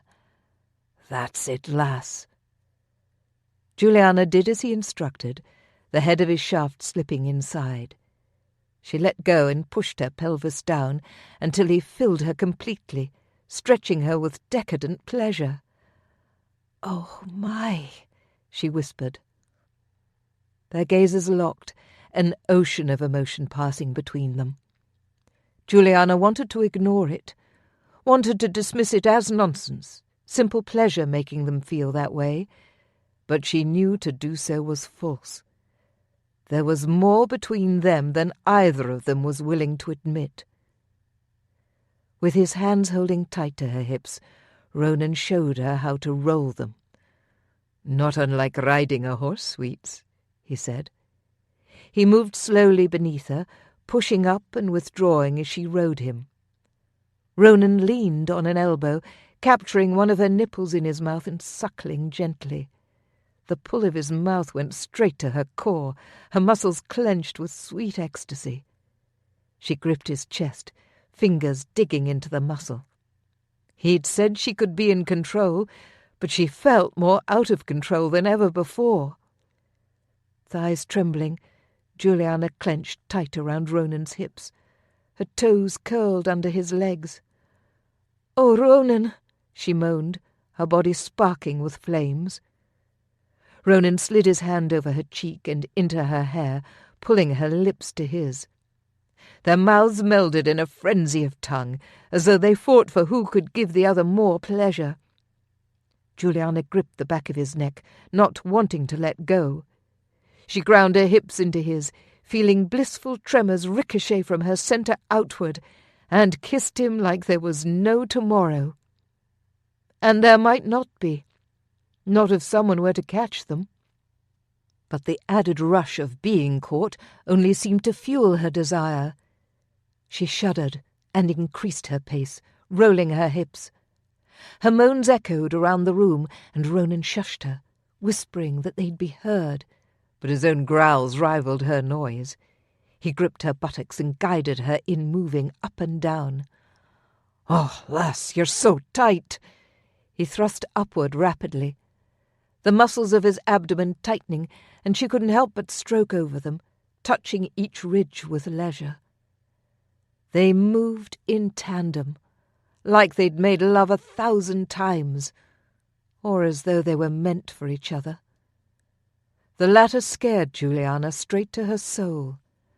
Her heart skipped a beat, and whether that was from fear or from the way her body responded to his, she didn't know, wasn't willing to examine. She shut her mind to all thoughts, absorbed only in the pleasure radiating from their loins. Sweet heaven! Glorious pressure built inside her. The delicious releases that Ronan had given her before. It was going to happen again, and she wanted it so badly, rode him harder, wanting that completion. "That's it, lass! Let it come!" Ronan didn't cease his thrusts, stroked the flat of his hand down her belly until his thumb brushed over her curls. Just that subtle touch sent a shockwave through her, and she gasped. But it was nothing compared to the flame that struck when he stroked his thumb over her nub. Then it was like the world shattered. The bed rocked, and the castle could have fallen down around her for all she knew. She opened her mouth to shout out his name, her body spasming, but Ronan captured her lips with his, seizing her cry. Hungrily she kissed him back as she rode out the vibrations of crushing bliss. At the same time, Ronan's fingers dug into her hips, and he kissed her all the harder. Between her thighs she felt him shudder violently, and liquid heat poured inside her. They rocked until their tremors subsided, kissing lazily. A loud knock shattered the blissful cocoon Juliana found herself in. She spiraled back to reality in a sickening whoosh that left her belly somewhere around her feet. Leaping off of Ronan's lap, she grabbed her plaid that had been tossed to the floor and wrapped it around herself. "You have to go," she whispered harshly. "Where? There is someone at your door," he whispered back. He too jumped from the bed and started to don his plaid and shirt. "Who is it?" Juliana called. "'Tis Myra." Juliana shoved her fist in her mouth and bit down on her knuckles. She glanced with fear at Ronan. What had she been thinking? A fantasy. That was all this was, and all it could ever be, and she tried to bring that fantastical ideal to life. For shame. She was a fool. "I'm in my bath. I'll come find you in the great hall when I finish." Juliana glanced at Ronan, who raised a brow and then made mock movements as though he was washing his hair. She bit her lip to keep from laughing, quickly tiptoed forward and hit him on the shoulder. "Stop that," she hissed. "I can wait," Myra said through the door. Juliana exaggerated an eye roll at the door. "You know, it's been a while since I had a bath. I wasn't going to hurry." Juliana knew her words made her sound less pleasant, and she'd have to make it up to her friend later. For now she needed Myra to go away so she could get Ronan out of here. Myra didn't answer, and from the tension seeping through the oak door, Juliana was a little worried her friend might try to break it down. Myra was no weakling. She'd had her own fair share of battles. "I'll come back. The great hall is full of warriors." "All right, I will try to hurry." Juliana tiptoed to the door and listened for Myra's footsteps as they faded down the corridor. Ronan came up behind her, fully dressed, and pinned her to the door, his muscular build moulding to her back. He kissed her neck and whispered in her ear, "I must speak to the Bruce." Juliana nodded, turned, wrapped her arms around his neck and kissed him. But after he left, She worried that he meant to tell her brother about them. And part of her hoped he did. The other part feared it so much she hurried to dress. But by the time she tied her boots, common sense kicked in. Ronan wouldn't have the ballocks to tell her brother that the two of them had been rutting like rabbits in spring. At least she prayed he didn't. As Ronan descended the stairwell, intent on going to the Bruce's chambers, loud shouts echoed from the great hall. He changed his destination quickly, prepared to break up a fight between the men. When he entered the great hall, the sounds and sights of men carousing shocked him. Indeed, the room was full of warriors. While they held mugs, it wasn't the drunken revelry Ronan was sure he'd stumbled upon. Instead, the men showed their weapons, their muscles, told battle stories, and shouted out their previous victories. He nodded to several as he passed through the crowd in search of Wallace and his cousins. He found his cousins at the dais. "What is going on? Where is the Bruce?" Brandon nodded to the centre of the room where Robert the Bruce, along with Wallace, engaged in an animated conversation with his men. Ronan couldn't quite make out what their future king was saying, but they all laughed as he threw his arms wide and shouted something. Ronan turned back to his cousins with a raised brow. "What did I miss?" The way Julianna had spoken, the Bruce was eagerly awaiting him for a serious conversation, not rehashing old tales with his men. Daniel shrugged. "The Bruce told them to be prepared for battle soon." Brandon shook his head as he watched the crowd of warriors. "Next thing we knew, they were popping corks and measuring the thickness of their swords." Ronan chuckled. "And how do they plan to fight the battle, with their wicked breath?" His cousins laughed at that, and Brandon handed him a mug that smelled an awful lot like Cook's spiced whiskey. "Shall you join them?" Ronan wanted to, but he shook his head. Wallace had assured him they would leave on the morrow for Kinterloch, and Ronan needed to be in full capacity of his wits. "Aye, we did not either," Daniel said, frowning. "'Tis almost like the Bruce toys with a crown."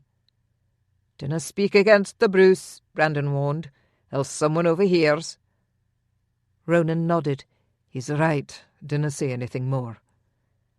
Daniel's frown deepened and he crossed his arms over his chest. "We've all put a lot on the line for Scotland," he murmured. And Daniel more than Ronan or Brandon.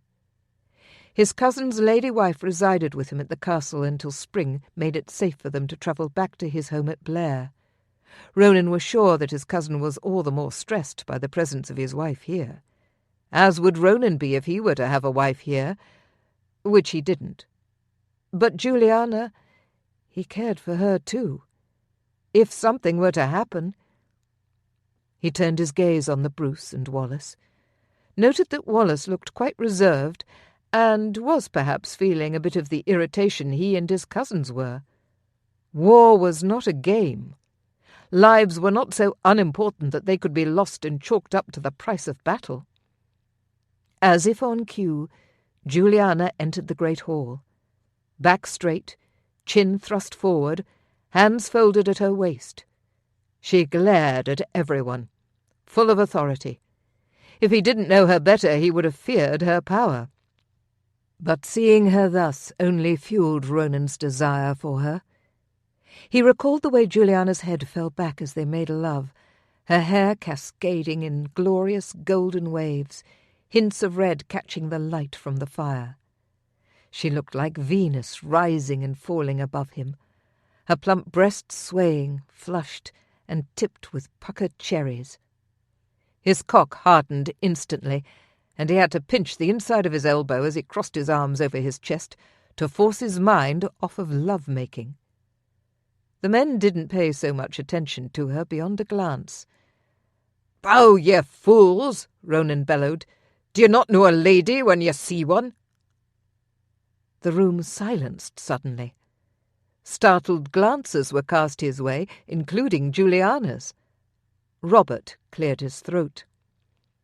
"Indeed. May I present Lady Julianna, my sister." Chapter 21. There were a few shocked faces at Julianna's identity being revealed, but to her happiness most nodded, bowed, and offered her fealty. She supposed they'd already figured out her level of importance. It was only formality to give her a title.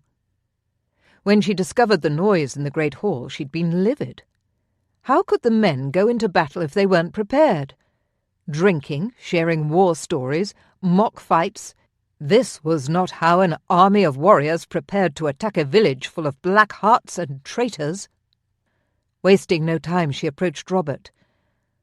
"My lord, if I may have a word." Robert, looking distracted, nodded, and Julianna led the way to one of the darker alcoves. Once they were alone, she fixed him with a penetrating gaze. "Brother, if I may speak freely?" "You do, anyways." Robert frowned, most likely realizing she was about to chastise him. "Very well. I do believe 'tis an ill decision to join your men in revelry. They should all be preparing and making plans." He nodded, his lips pursed almost like a spoiled child. But what more could she expect from her younger brother? Sometimes she wondered if he took the war for independence seriously or not. And afterwards she always berated herself for harsh thoughts about her flesh and blood. "As always, your advice is sound," Robert said. She inclined her head to him. "As is your rule." The revelry was quickly wrapped up, and the men worked out their battle plans. Julianna stood on the sidelines. Though her relation to Robert was announced, she didn't want any hard feelings between the men by inserting herself. She fully understood that not everyone was so adaptable all at once. And so she stood and listened, caught Ronan's eye and shook her head or nodded when something was said. At last the plans were complete, and everyone sent to bed to rest, for come the dawn, they'd all be awakened and ready to leave for Kinterloch. Leaving the great hall, Julianna felt the way she normally did when danger seemed imminent, shoulders heavy and drawn back into a pinch, pain searing from temple to temple, a permanent frown. She trudged up the stairs, pretty sure she wasn't going to get any sleep. The anticipation was too much. Ross had been a pain in their arse for a while, and at last they were going to put a stop to it. The minutes, hours, days she'd spent at the Ross camp crowded in her mind like a vicious disease, threatening to weaken her. A soft touch settled on the small of her back. Ronan. Julianna stopped before the first stair leading to the upper floors and turned around. "I wanted to wish you good night," he said. In the darkened shadows of the corridor, she could make out a small smile curving his lips. "May I escort you to your chamber?" "You may escort me," she said, taking his offered arm, the heat of his body seeping into hers. "I fear anything further will deplete us of the much-needed energy for the morrow." Ronan stroked her arm with his other hand, gave her a sly wink, and drawled out, "Oh, lass, I was under the impression that anything further would only energize us." "You're a rogue," she said, with a teasing slap to his hand. Ronan stopped them midway up the stairs, pulled both of her hands into his, and then glanced about to make sure they were alone. His expression turned grave, and Julianna's stomach did a little flip. "What is it?" she asked. She searched his face, trying to see deep within his startling green eyes. His ginger-coloured hair fell wildly over his forehead, as though he'd raked his hands through it many times. Ronan's gaze was locked on hers, and without thinking she reached up to move his hair. But he caught her hand in mid-air, pulled it to his lips. He closed his eyes, as if savouring her scent, and her stomach clenched. Her fingers trembled. "'Tis just that on the morrow we will invade Kinterloch, ye and I at the helm." Again he stopped to glance about, but Julianna had not heard anything that would make him think someone stood by listening. He was stalling for some reason, And she wondered if it was maybe that whatever it was he wanted to say, he was having trouble forming the words. "Tell me, Ronan," she urged, her fingers tightening around his. "I realised something this eve when we were in the great hall. My cousin Daniel, he was—" He cut himself off, blew out a breath. "I am worried for your safety." Julianna smiled. "Dinna be scared, Ronan. We've done this before. Well, albeit on a smaller scale."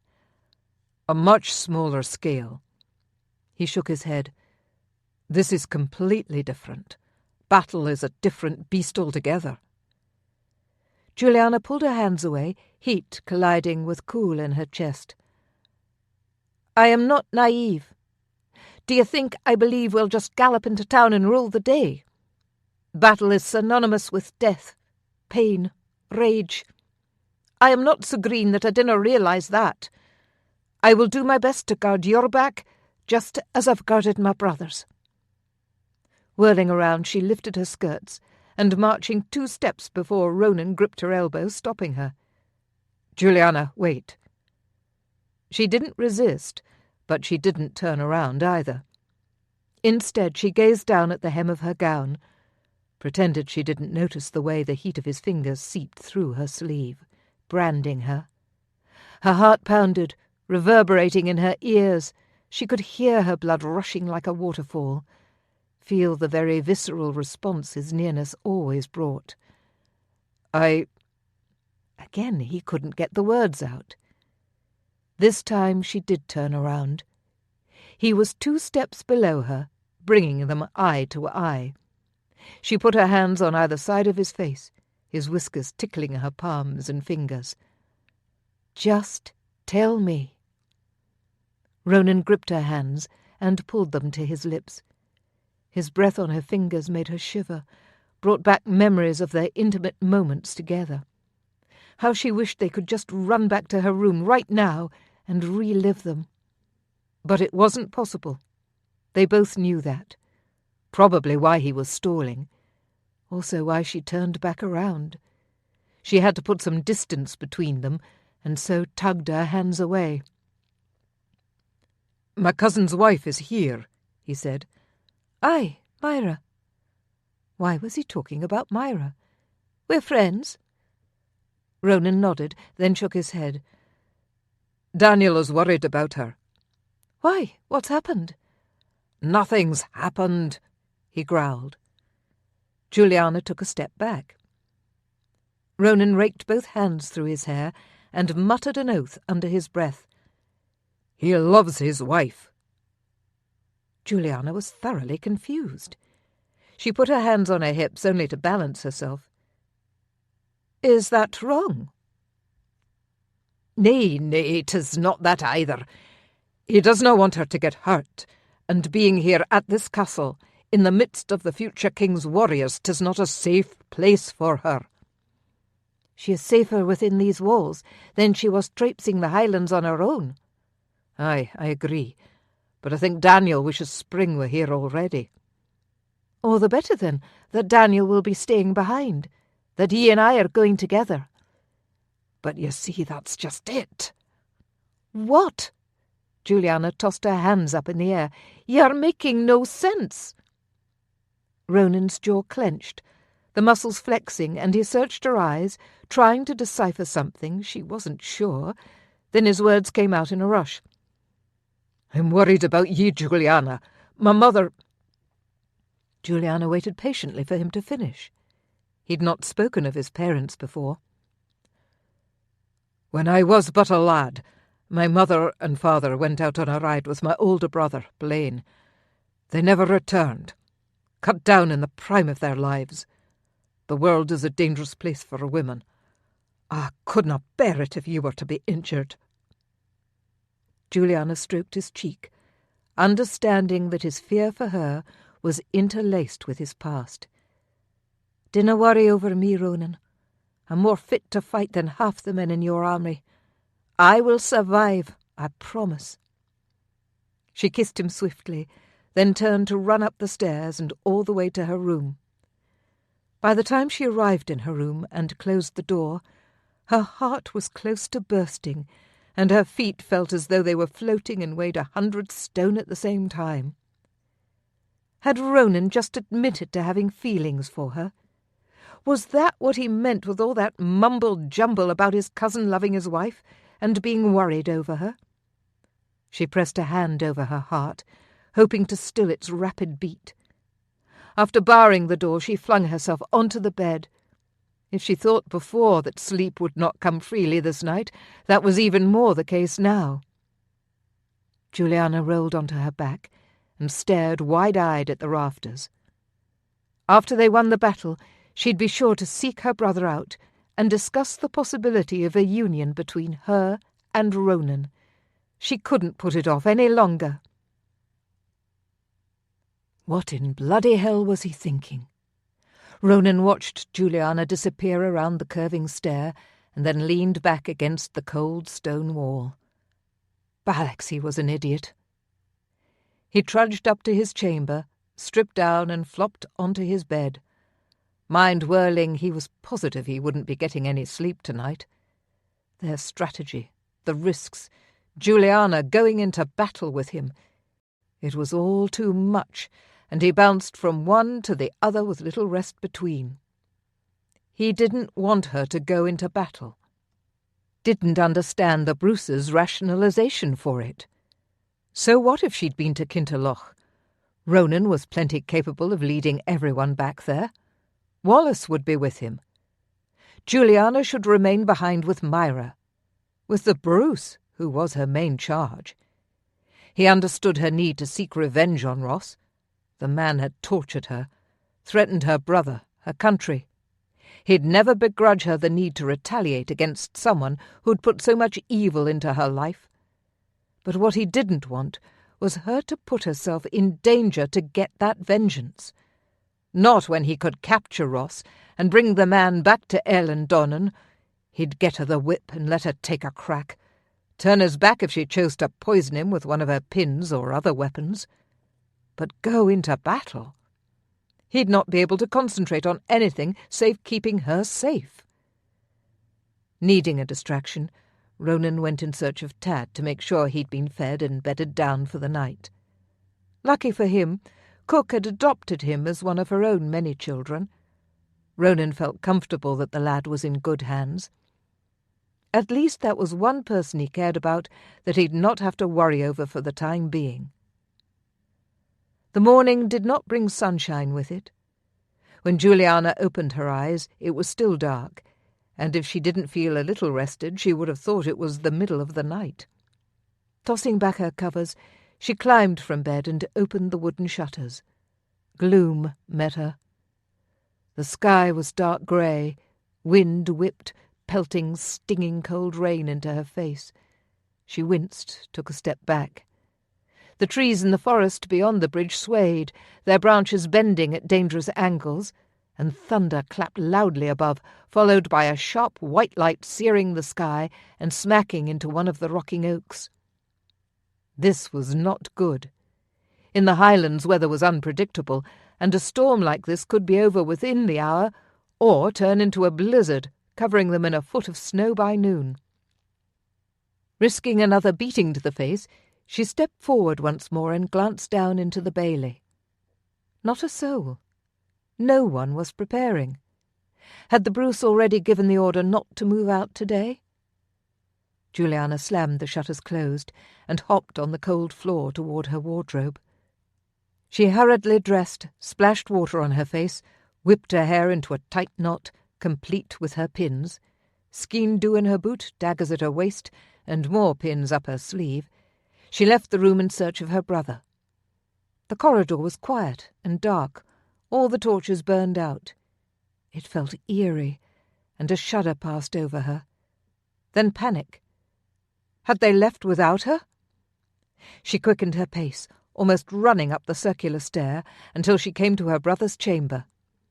She knocked swiftly 3 times, sucking in a quick, deep breath.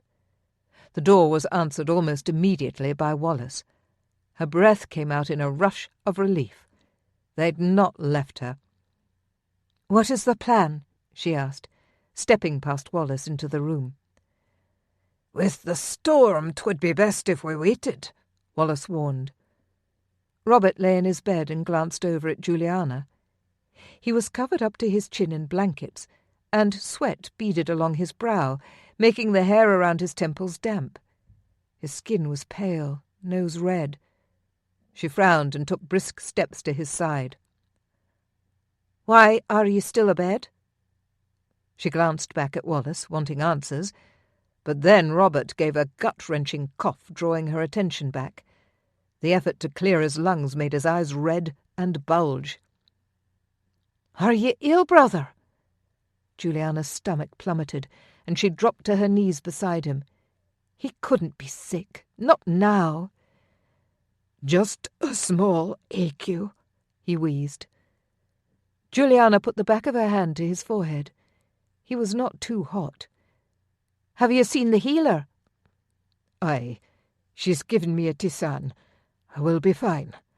Dinna worry over much."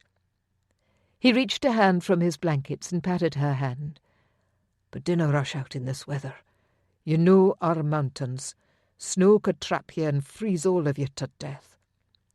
Juliana nodded.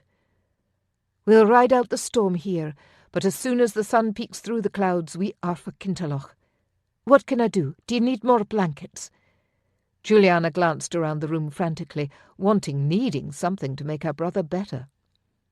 He'd never been ill, beyond the common stuffy nose. This sounded awful, and brought to mind images of their father when he was nearly at death's door. Robert gripped her hand and pulled her down. He glanced wearily at Wallace, and then locked eyes with her. "Do you think 'tis a sign?" "A sign?" Juliana whispered back, her brow furrowing. "Aye, that we should leave Ross be." He searched her eyes, a desperate look coming over him. Juliana shook her head, squeezed his hand harder. "Nay, nay, that is not it at all. 'Tis simply affording us more time to prepare, perhaps even giving us the element of surprise. Ye are doing the right thing. Ross is your enemy, an enemy to Scotland. He will do everything in his power to see that ye do not gain power. He sees Longshanks as his king. He will never give ye fealty, and even now he gathers more to his side, more to King Edward's ranks. He must be dealt with, or forever see Scotland in English hands." Robert let out another chest-rattling cough that made Juliana cringe.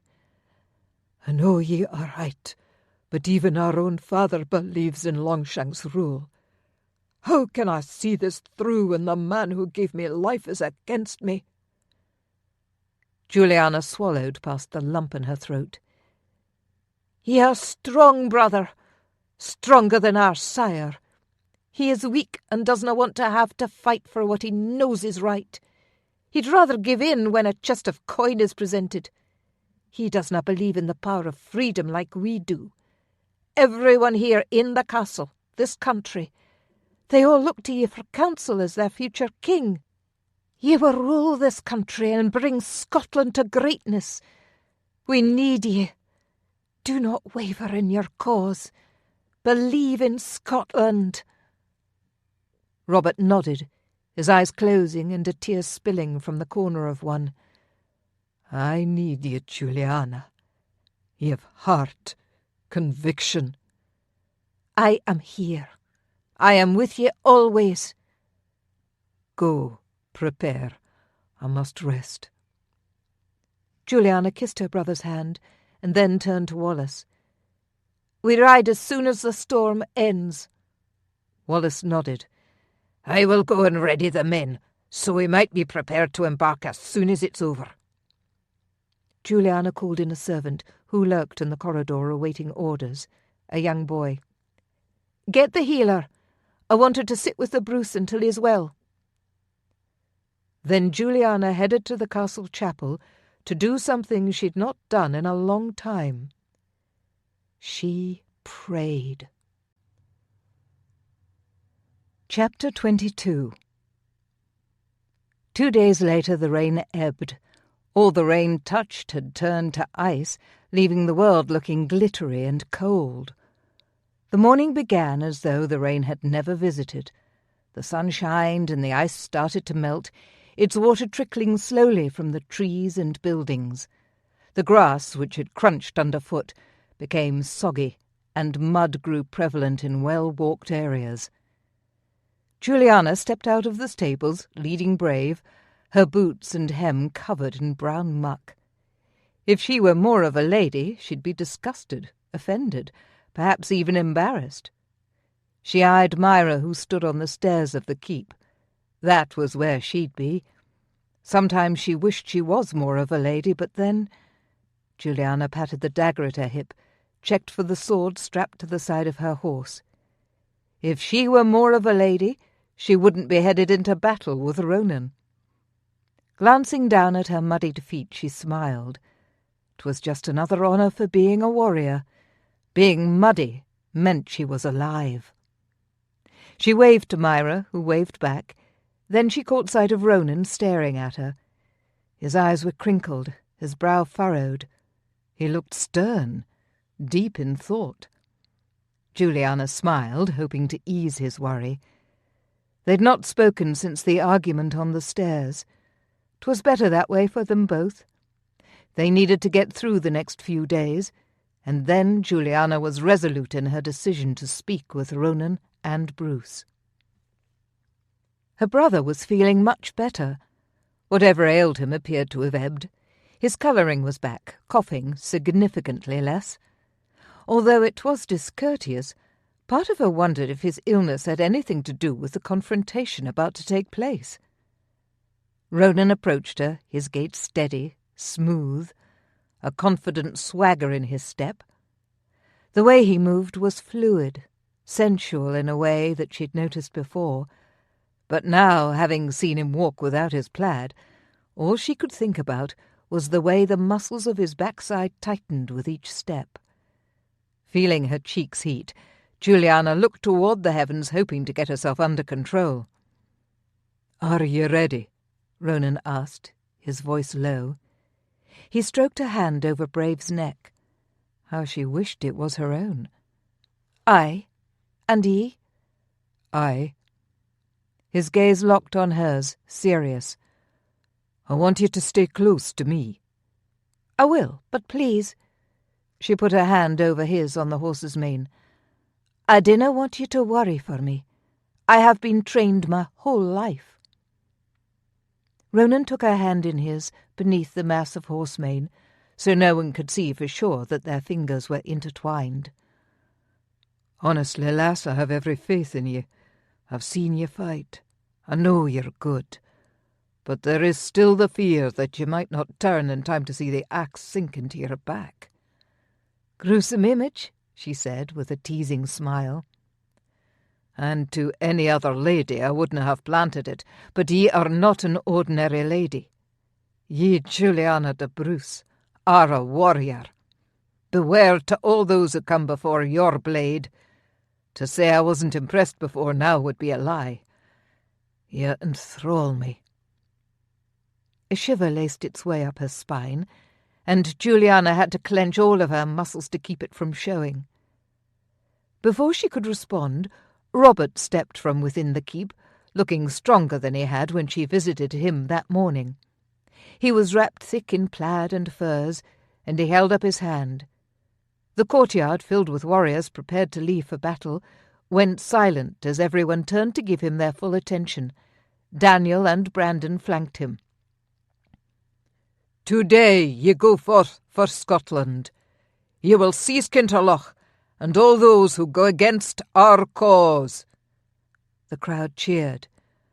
"But be sure to show mercy to women, children, and those men who have found the truth in our country, in our people. Show mercy to men who wish to fight for us, who have fallen under the spell of English riches and greed. Let them see a better side." Robert held his fist in the air, and once more the men cheered. Juliana, too, raised her fist and shouted, feeling the rush of excitement filling her blood. Soon she'd have Ross at the end of her sword. A few of his bastard soldiers, too. There was one in particular, her jailer, that she wanted to see take his last breath. Ronan leaned close as the cheers died down and whispered, "Dinna let the desire to seek revenge rule ye this day. 'Twill only blind ye. Ross will bleed, but dinna let yourself become a victim because of how hot ye burn with rage." Julianna swallowed, nodded, and glanced away, pretending those weren't her exact thoughts. She was a skilled warrior, trained, and yet she had been letting emotion rule her. One of the first rules of battle, and she'd broken it. But wasn't it important to fight with conviction, heart? "We will return, all of us," she answered, "with his head." Ronan chuckled. "I like the way you think. Your confidence is boosting." "I have faith in ye too, Ronan." He squeezed her hand and then let it go. "Stay close to me." "I will." She glanced up at Robert on the stairs, deep in conversation with Daniel and Brandon. Myra hung in the background watching the crowd, but Julianna guessed she wasn't really seeing it. Her face was passive, and when Julianna waved, she did not return it. Myra had much anxiety when it came to fighting, and Julianna couldn't blame her. She'd been so strong, been through so much. She deserved a bit of peace. Spring could not come soon enough for her, most likely. When they returned from Kinterloch, there would be much to celebrate. The Bruce beckoned them. Daniel and Brandon, looking stern, flanked him. Myra had slipped down to the bottom stair, and when Julianna approached, she gripped her arm and pulled her in for a hug. "Be well, Julianna. I know you're brave and strong. I dinna doubt it, but just be sure to return to us." Julianna embraced Myra, her heart suddenly full with a good friend and a man she loved. "I will be sure to return with all those who go with me." Ronan climbed the stairs past her, and Julianna was not about to be left out of whatever Robert was going to say. She gave Myra one last squeeze, and then finished climbing to the landing. Her brother looked grave. "Sinclair will join ye." "I thought you were going to stay here and assist Daniel in holding the castle," Ronan said to his cousin Brandon. "That was my plan, but the Bruce believes it will be better if I were to join ye." Ronan nodded and asked Daniel, "Will you be all right?" Daniel laughed and punched him in the shoulder. "You canna be serious. Of course I will be fine. I'm not only a warrior, but a laird. I'll keep Ellen Donnan safe until you return." "Dinna forget that I too am here," Robert said, coughing slightly at the end of his sentence. "How could we ever forget? Ye are the future king, and one of the reasons the castle must be kept safe. We canna risk ye being harmed," Julianna said, studying her brother's colour. He'd looked pinker when she'd visited him early this morning. Stepping out of bed must have taken much from him. "Go now and rest. We will do our duty to Scotland and make ye proud this day." "Ye make me proud every day, lass." Robert reached out to grip her hand. For a moment she was reminded of their father. They had much the same colouring, the same smile, and her father too had once talked of his pride in her. Julianna's smile faltered. No doubt she was not the only one in need of praise. "As I am of ye," she answered. Before tears could threaten, Julianna blinked. Her throat was already tight. She turned away and came face to face with Ronan. His expression was unreadable, but when their eyes locked, some deep emotion passed between them. Again she had to look away or face tears. She hoped no one else witnessed their exchange. Facing the courtyard, she watched Wallace approach. She glanced back at her brother. "We must go, else we will not reach the outside of the village afore nightfall."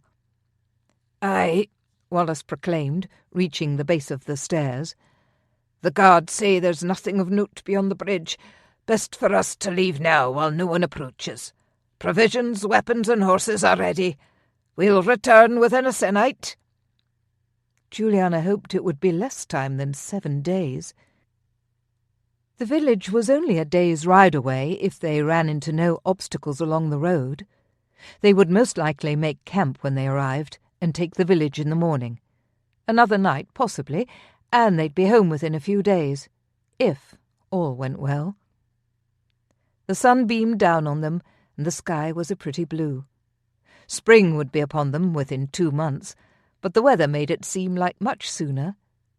She longed for the time when she'd be able to walk leisurely through a field of wild flowers, something she'd snuck out often enough to indulge in, the only time she really felt at peace, besides when she was in Ronan's arms. She stole a glance at him to find he was watching her. Feeling a blush take her cheeks, she rushed down the stairs toward her horse. The sooner they were off, the sooner she could return, and the closer they were to being together. The ride back toward Quinterloch was easy. Too easy for Ronan's peace of mind. Their horses pounded over the road. The few scouts they spotted were easily subdued. The weather held out. Sky was blue. The temperature cold, but the light wind made it so the chill didn't seep into his bones. Juliana's cheeks grew pink, and she looked so vibrant, alive. This was in her blood. The chase, the fight. It all exhilarated her, and he once again found himself completely fascinated. Couldn't stop looking at her. Watching the way she rode only made the time fly by quicker. Wisps of her hair escaped the tight knot of her hair. Things just weren't supposed to fall into place this easily. Not when they were embarking on a journey that would change so many things. The country's future hung in the balance. If Ross were to pull more of the Scots to the bastard English king's side, when spring arrived and Longshanks crossed onto Scottish lands, there would only be that many more people they had to fight against. But if they were to set an example today, that traitors would be punished, it would hopefully discourage others from joining Ross and Longshanks' ranks. Ronan frowned. That shouldn't be what kept people on the side of their own country. They should believe in Scotland, in the future of their country. He certainly did, wholeheartedly. Ronan was willing to give up everything for his country. He stole another glance at Juliana. She was one thing he didn't want to have to give up. When he was with her, he felt whole, alive. Battle used to be the only thing that gave him a rush of excitement, the feeling of immortality. Not any more. She made him feel that too. A cold slice of fear gripped his spine. Why did he keep having this feeling that something was about to go wrong?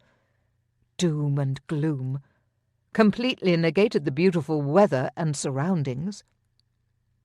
Juliana seemed pleased with how their journey was transpiring, as did Wallace, Brandon, and the rest of the men. But not Ronan.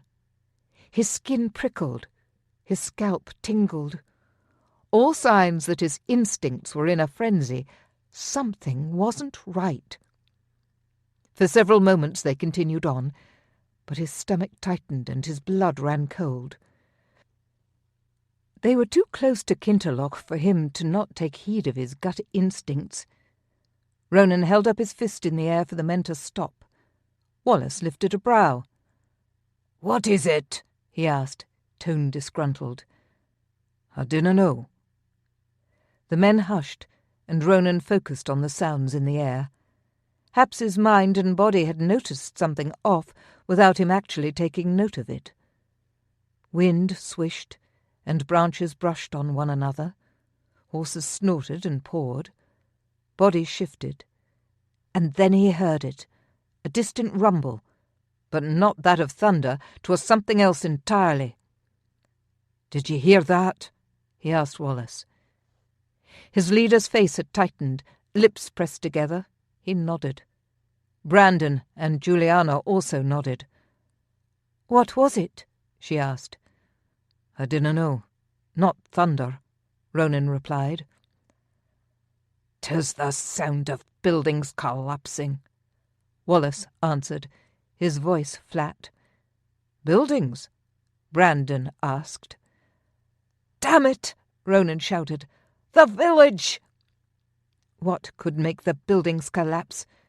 A trebuchet, if they were slinging boulders, but Ronan couldn't think how any enemy would feel the need to build such weaponry against the small village. Their gate was pitiful at best, and the walls not well manned. "Ride!" Wallace bellowed. With swords drawn they galloped at full force the rest of the last few miles. The sky ahead was dark grey. At first Ronan believed it to be an impending storm, but the scent of smoke soon filled the air. A storm for sure, but the kind made by a vicious fire. Good God! He hoped they arrived in time to at least save a few of the villagers, be they traitors or not. The Bruce made it clear he wanted them to show mercy. "Hold!" Wallace shouted as they crested a hill and looked down on the village below. Bright orange flames shot angrily from every building in sight. Black smoke burst into the air, as if escaping the flames, and dispersed to form the grey clouds Ronan had seen earlier. There did not appear to be any survivors. "We're too late," he murmured. Julianna moved closer to him, her leg brushing his. Instinctively he reached out to grab her hand. Her long slim fingers were tiny yet sturdy in his. She held on tight. When he glanced at her, though her face showed no expression, her eyes brimmed with tears. His too stung a little. Just a few days ago they'd seen this village teeming with people, willing to defend it with their lives, against two who they thought were their enemies. Today they were defeated by a blaze that rivaled those he imagined in hell. But just how had this fire gotten started? There seemed to be only one answer: Ross. The man had to be responsible. Must have known that Ronan would return with more men to ferret him out, even if he had taken the village. He'd been a fool to think otherwise. "We couldna have stopped this," Julianna whispered, as though she'd read his thoughts. "Nay, you're right." His throat was tight. "But we can try to help any who may have yet survived." He hoped he gave her as much strength as she gave him. "Aye." Wallace cleared his throat, and Ronan and Julianna both yanked away as if finally aware they were not alone. The man had the decency to pretend not to notice, his attention drawn to the fire. "We must see if there is a trace of Ross." "Should we surround the village?" Brandon asked. "Aye. Ye take a third of the men to the north side and see if there are any tracks or people in need. I will take my men straight through the gates, what's left of them. And Ronan, ye and Julianna take your men around to the west side. Looks like a burn cuts into the land there. People may be seeking shelter there, or trying to fill buckets to put out the flames." Wallace gave hand signals to the 6 dozen retainers behind them. "Sir, if ye dinna mind me saying so, 'tis too dangerous for you to go into the village. The flames are out of control. The buildings are collapsing. You'll be consumed." Ronan stared at the village inferno with doubt. Wallace chuckled. "Did ye not hear?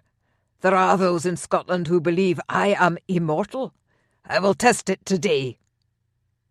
He kicked his horse in the flank and took off toward the gate, 2 dozen warriors behind him. Ronan nodded to Brandon, who also took off toward the north with a swell of retainers. "Let us be of use, then," Julianna said, her voice incredibly sober. She too must think Wallace reckless. They rode around to the west of the village, where there was indeed a burn, trickling peacefully beside the raging village. And people. They were covered in soot and lay exhausted by the banks. A couple of men, several women, and a small child. Julianna flew from her horse and rushed toward them. "Are ye all right?" she asked. The survivors looked up, startled, and jumped to their feet. The men brandished clubs and the women rushed to the sole child. "We mean you no harm," Ronan called, trying to keep his voice soft. "We saw the fire and have come to help." "There is no help for it," cried one of the women. "They're all dead." "What happened here?" Julianna asked, giving them some of her flask. Whisky, most likely. The men lowered their clubs and each took greedy gulps, definitely whisky. "A visitor, he burnt us out." The men didn't look surprised, which Ronan found in itself surprising. Had to have been Ross. Juliana's face tightened, and she took back the flask, taking a sip herself. "Why?" Ronan asked. "Because he said you'd come." Chapter 23. Juliana blanched. 'Twas a trap. She backed away from the men slowly, one hand on the dagger at her hip, the other raised in a show of surrender. "What are you seeing?" she asked, in a low, non-threatening voice. Glancing behind her, she watched as Ronan made eye contact with his men, sending some sort of signal. She wished they'd discussed the non-verbal cues. But he let her do the talking, so for now she needed to concentrate on that. Juliana eyed the women, gave them soft smiles, hoping to ease their fear, in hopes of gaining a couple allies, but also to show them she meant no harm. Of the 3 men, one looked contrite, the other 2 held their ground. "I mean what I said." He pulled a sword from his back and brandished it toward her. "We've been expecting ye." "Come now, you canna think to harm me," she said quietly, holding her hands up in surrender. "I am but a woman. We saw this fire and hoped to help." The man shook his head, his partner too, but the third looked as though he were waffling in his decision. "Are we not on the same side?" Juliana asked. "Scots men and women?" That made the leader of this small group bristle. "Dinna try to fool me, lass, I know what ye are." Juliana smoothed the hair from her brow, hoping that such normal gestures in the face of danger would put the man off his guard. Her pins were in place. 4 tightly slipped in her knot. More than enough to take out the 2 men if she needed. And that might be all she needed to get the third one completely on her side. "Whoever it is you think I am, I assure ye I am not." "The Ross wants ye alive, lass, dinna fight me." "Why on earth would he want me?" She scratched her head, slipping a pin from its place up her sleeve, where she held it with her middle finger.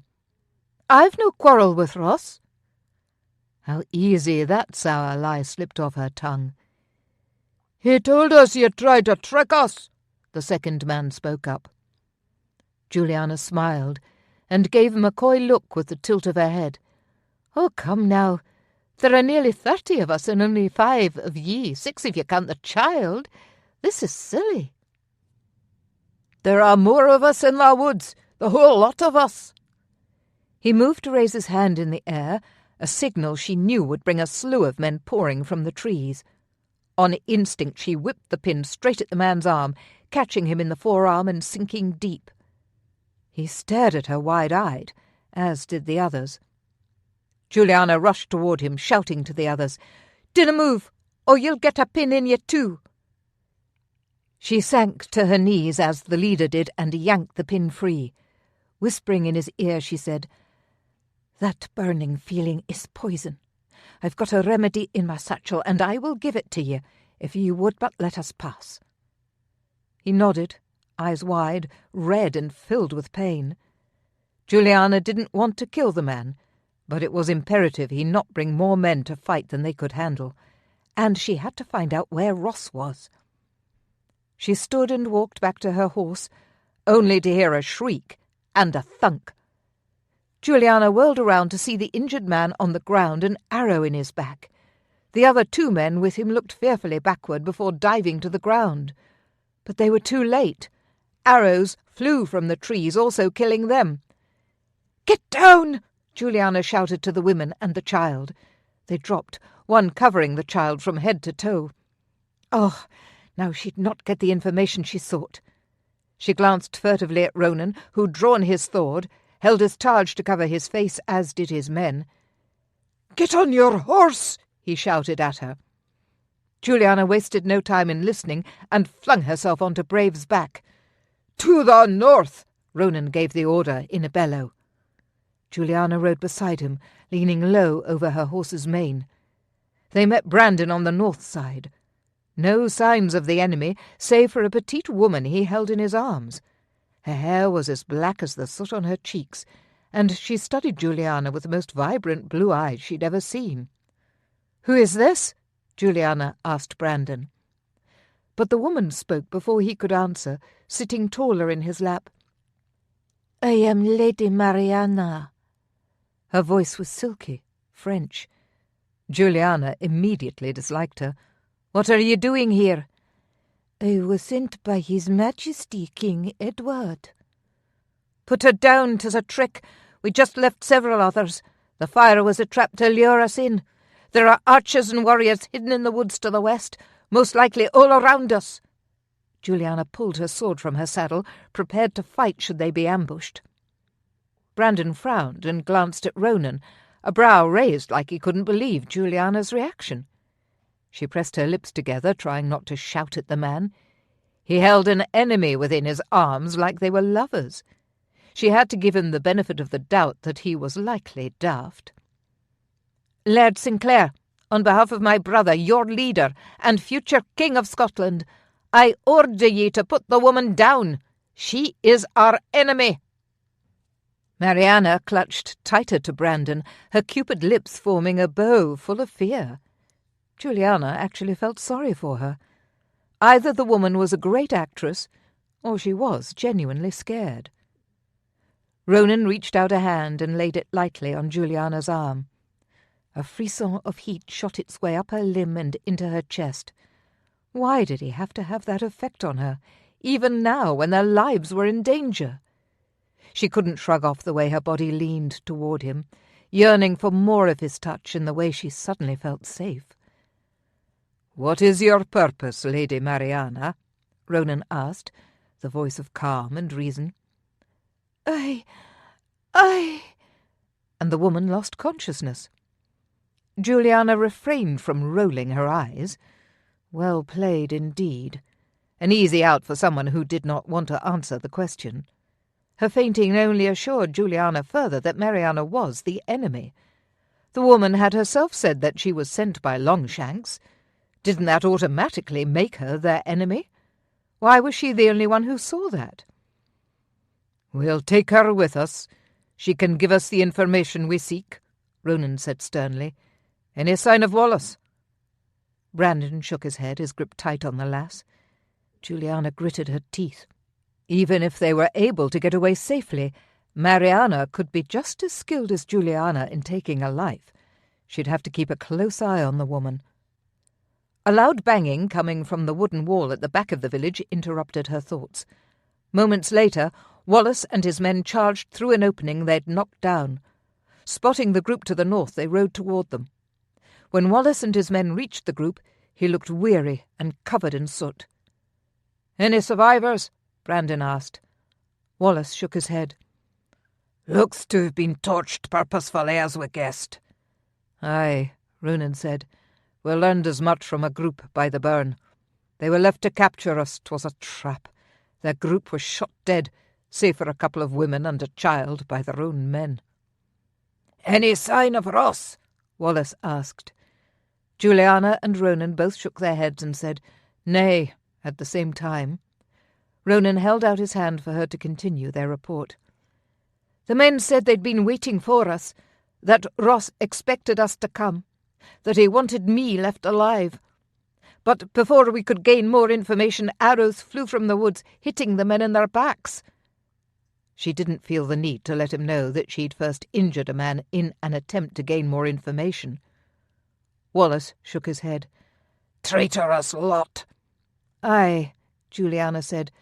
"We've no way of knowing their numbers or if Ross is among them." "The lady will tell us," Ross said with certainty. Brandon watched them all with hard eyes. Why did Juliana get the feeling he was protecting the woman? "Aye, she will tell us," Juliana chimed in, daring Brandon to naysay them. He gave a curt nod. "Let us get to cover," Ronan said, rubbing the back of his neck. "We are being watched." Wallace led the way from whence they'd come. When they were a safe distance away, they stopped and made camp. Lady Mariana had woken and sat huddled on a log Brandon had found for her, wrapped in his plaid, which Juliana found shocking. Would an enemy accept a man's personal belongings to stay warm? If she wanted to keep his guard down, she would. Or maybe she was too cold not to accept it. Juliana approached, but Ronan kept her back. "Let Brandon speak with her. She seems to have formed a bond with him." "Do you think the bond too snug?" She watched Brandon sit beside Mariana and offer her a drink and something to eat. Ronan touched her elbow, then took her chin in his fingers and gently guided her to look at him. "Juliana, I know you fear for our safety, but I swear to you, my cousin is trustworthy. He'd not let his fancy for a woman get in the way of his duty to country and your brother." Nodding, Juliana felt a prickle of guilt. She'd have to apologize for the way she'd spoken to the man. If Ronan trusted him, then so would she. "Come, let us have something to eat and drink. I made sure cook gave us no apples." The teasing glint in his eyes was enough to make her knees go weak. Lord, he was a gorgeous man, and knew just how to improve her mood. Scouts stood watch in a circle around the camp, and a half-dozen more took rounds in the woods beyond. They might be a bit away from the village, but they were still in danger if Ross' new following decided to pursue them. Juliana was about to sit on the ground when Ronan stopped her. "Would ye like a log to sit upon?" She'd not thought of it before, had spurned the idea when she saw Mariana on a log, but Ronan seemed eager to please her, so she nodded. He used his axe to cut a log for her from a downed tree, then patted his handiwork. "Your chair, my lady." Juliana laughed. "Thank you, sir." Ronan rummaged through his sack and pulled out several wrapped items, then sat down beside her. As he was on the ground, his face was level with her hip. Mouth-watering, she watched him unwrap first one linen to reveal leftover smoked venison, and then another revealed a few pastries. Ronan used his dirk to cut a hunk of meat and handed it to her. "For ye, my lady." "My thanks." She bit into the fare, sighing at the hints of rosemary and other spices. Venison was her most favourite of meats. "Ronan—" She cut herself off, not sure if she could ask him what was on her mind. "What is it?" "Do you think I compromised our getting information by pinning that man?" He shook his head. "Not in the least. He was about to pull every Ross follower out of the woods. I wouldn't have offered him life as ye did." "I believe he would have told me." "He probably was, and if he didn't, his friend definitely wanted to." Wallace approached with Brandon by his side, and both Ronan and Juliana jumped to their feet. Once again Wallace studied them together a little too long. Juliana would most definitely have to speak with her brother when they returned, else his most trusted male guardian would. "She's spoken of Ross," Brandon started, glancing at Wallace, who nodded. The four of them moved out of hearing distance from anyone else before he continued. "She reported that Ross has gone. He fled after setting the fire, with instructions for her to remain behind and report back to him, as well as an army in the eastern woods and the bait you found by the barn." "And no others?" Ronan asked sceptically. Brandon looked grim. "There were others, she said, but they perished in the fires. She was trying to help but eventually ran, and that's when we found her." "Who is she?" "I dinna know yet, but I do believe her," Brandon said. "Did she say why she's gone against Longshanks? Obviously she was close with him, if he sent her with a message." Brandon's lips thinned and he looked grim. She did not go into more than to say she could no longer do his bidding in good conscience. I trust that she's turned a new leaf." "But how can ye trust her? You barely know her." "'Tis a fact, ye are correct, but there is something in her eyes." Juliana raised a sceptical brow. "Brandon is one of the best readers of people I've ever come across," said Ronan. He grasped his cousin's shoulder and looked into his eyes. "If ye say we can trust her, then I believe ye." Brandon nodded, a silent, familial nod passing between the two. Not in the mood to argue, and trusting in Ronan's decision, Juliana chose to believe too. "What of the army? Did she give you numbers?" Juliana asked. Brandon nodded. "Aye, she said there are over 200 of them." "Will they disband or join us?" Wallace asked. Brandon rubbed his hands together and cracked his knuckles. "I dinna know. She didna say." "Ask her," Wallace ordered. Brandon left them to go do their leader's bidding. "I need privacy," Juliana murmured, and turned to walk away. "Wait, you canna go alone," Ronan said. She turned around, raised a brow, and patted the dagger at her hip. "I'll be fine. I'll scream if I need ye." With obvious reluctance, Ronan nodded. Juliana marched off into the woods in search of some brambles to relieve herself behind. Her bladder was so full she could have cried. She had not noticed until moments ago. Probably the rush of danger in her veins made her forget. The day was not going as planned. There were still over 200 traitors itching to slice them into ribbons, and one bastard who wanted her taken alive. She'd never go alive. They'd have to kill her to take her away. Juliana found the perfect spot, checked to make sure she was alone, and hiked her skirts. Sweet relief. "'Tis a prettier ass than I imagined." Juliana dropped her skirts, ripped her dagger from its sheath, stood and whirled around to find her enemy standing 20 feet away. "Ross," she hissed, "have you come seeking death?" How the hell had she not heard him? The man was slyer than she'd given him credit for. And Mariana had said Ross was gone. She shouldn't have believed. The man had the audacity to chuckle and crossed his arms over his chest. Living on the run had not been kind to him. He'd been wrinkled and grey before. Now the top of his head was bald, and his face covered in wrinkled and sagging skin, though his form appeared to be in good shape. She'd not test him until she knew how fit he was. He took a step closer, and Juliana braced for a fight, fully expecting his men to jump out from all around her. Again the man laughed and waved his hand as if dismissing her fear. "I am alone." "A mistake," she said, through gritted teeth, and pulled a pin from her hair. "No, no, no, my lady. Dinna throw one of your poison pins at me.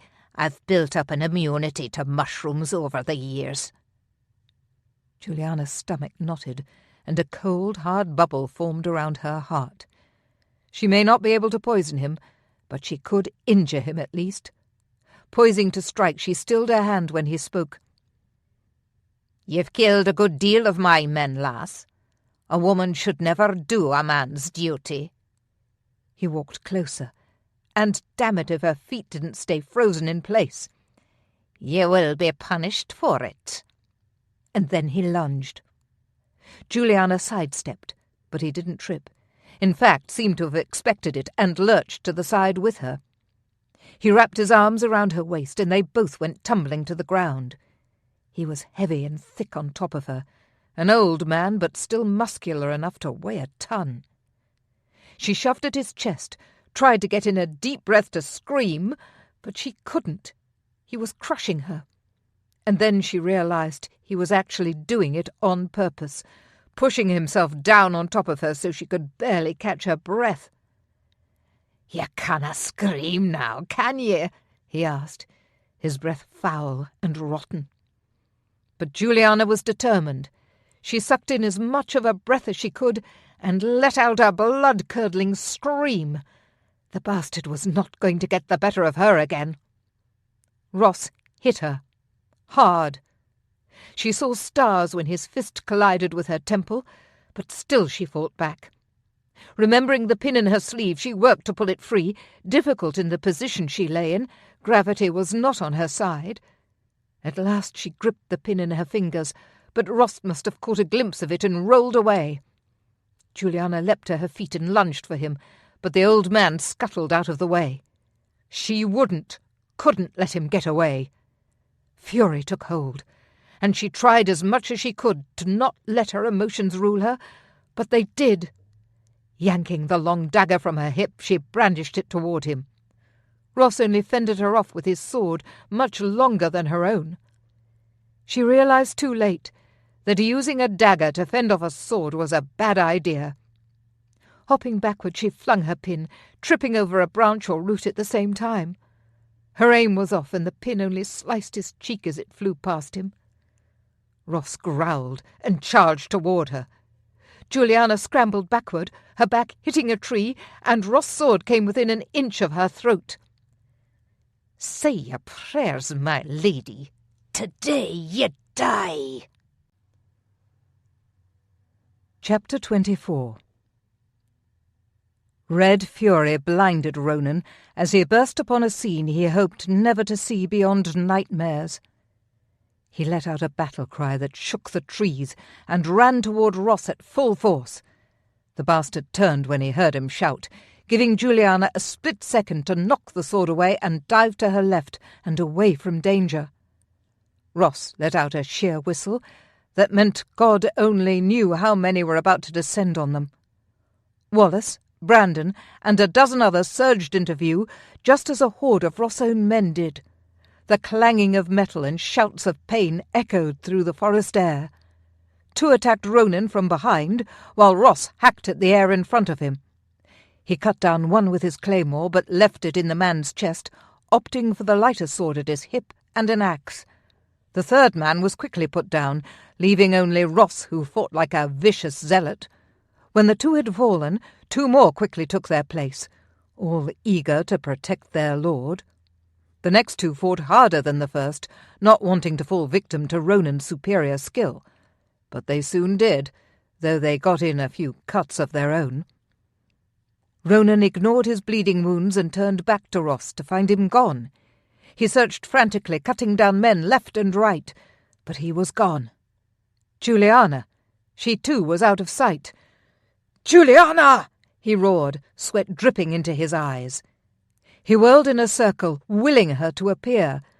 More men pounced on him, and again he fought with vigour and won. And still no Ross, no Juliana. "Juliana!" Ronan ran toward their camp, praying all the while that she'd run there toward safety, but when he arrived she wasn't there. Oh God, no! His mind whirled, every horrid possibility coming to the forefront of his mind. He ran back to the battle scene, which was now just a pile of defeated men, Wallace, Brandon, and most of their men still standing. "Juliana! Have you seen her?" His voice was hoarse from shouting, his gut tight and aching. All the men shook their heads, worry furrowing their brows. "He's taken her!" Ronan shouted, fear gripping his spine in its icy hands. He rushed in the opposite direction, the place he'd seen some of Ross' men come from, followed tracks, though he knew not whether they were coming or going. Panic made his hands shake, fury made him blind. "Juliana! Ross!" The sky overhead was turning grey, but not from smoke. It would soon be nightfall, and then his chances of finding her were nil. A rustling came from behind, and he whirled, sword drawn, to find a haggard-looking Juliana limping toward him. "Oh, lass!" He rushed toward her, relief so keen he could have collapsed. Ronan grabbed her and pulled her into a tight hug, kissing her hair and face. "Are you all right? Are you hurt?" She nodded, shook her head. Ronan didn't want to let go, though he needed to assess her. "Which is it?" he asked. "I'm all right. Not hurt too badly," she said, her voice tired. A long slice went down her arm, the fabric of her sleeve open and exposing her wound. "You're bleeding," he said, ripping fabric from his shirt to wrap around her wound. "So are ye." Her fingers touched his chest and arms where he too had been cut. "We're a mess." "Mine are just scratches." Ronan wrapped her arm tight enough to staunch the flow. "It doesna look so deep as to need stitching." Juliana shook her head. "Nay, was but a nick." "Ross?" She nodded. "He grabbed me and threw me over his shoulder, but the man is old and I was not going to let him take me. I stabbed him in the back and he dropped me. My arm caught on a tree branch, which is how I got this." She glanced down at the wound and smiled. "You're wrapping me up again." Ronan let out a shaky breath, his fear finally starting to abate. "Is he dead?"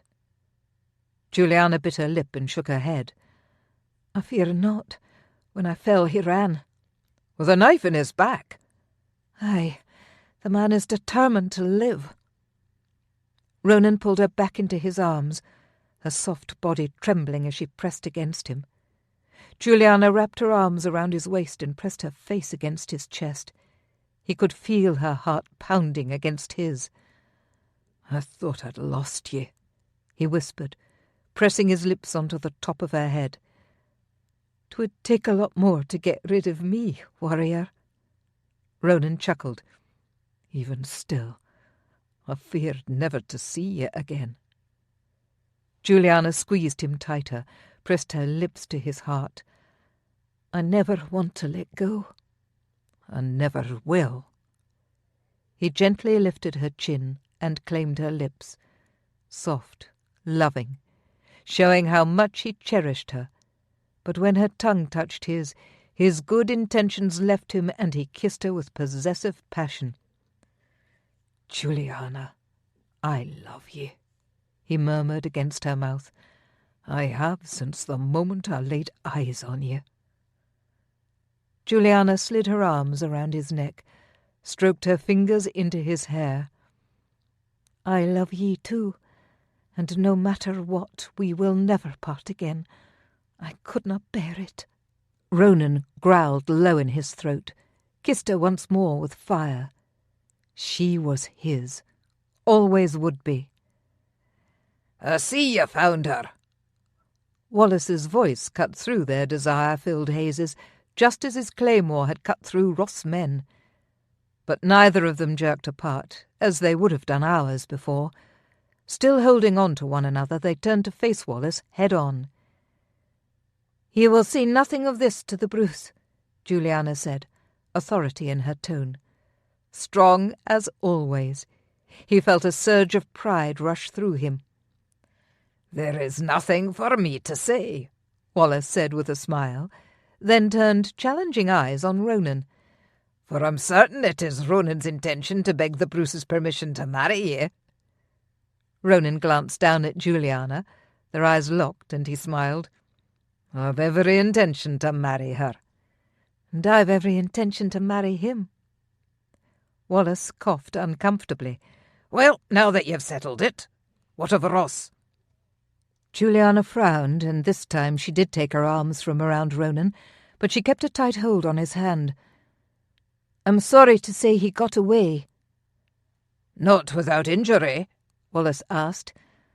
"My knife in his back," Juliana said proudly. Wallace chuckled. "Rightly so. I'll send the scouts out to look for him. With that injury he should not be able to travel far." He looked them both over with a critical eye. "You've both got some wounds that need tending." "Nothing to fash over," Juliana said.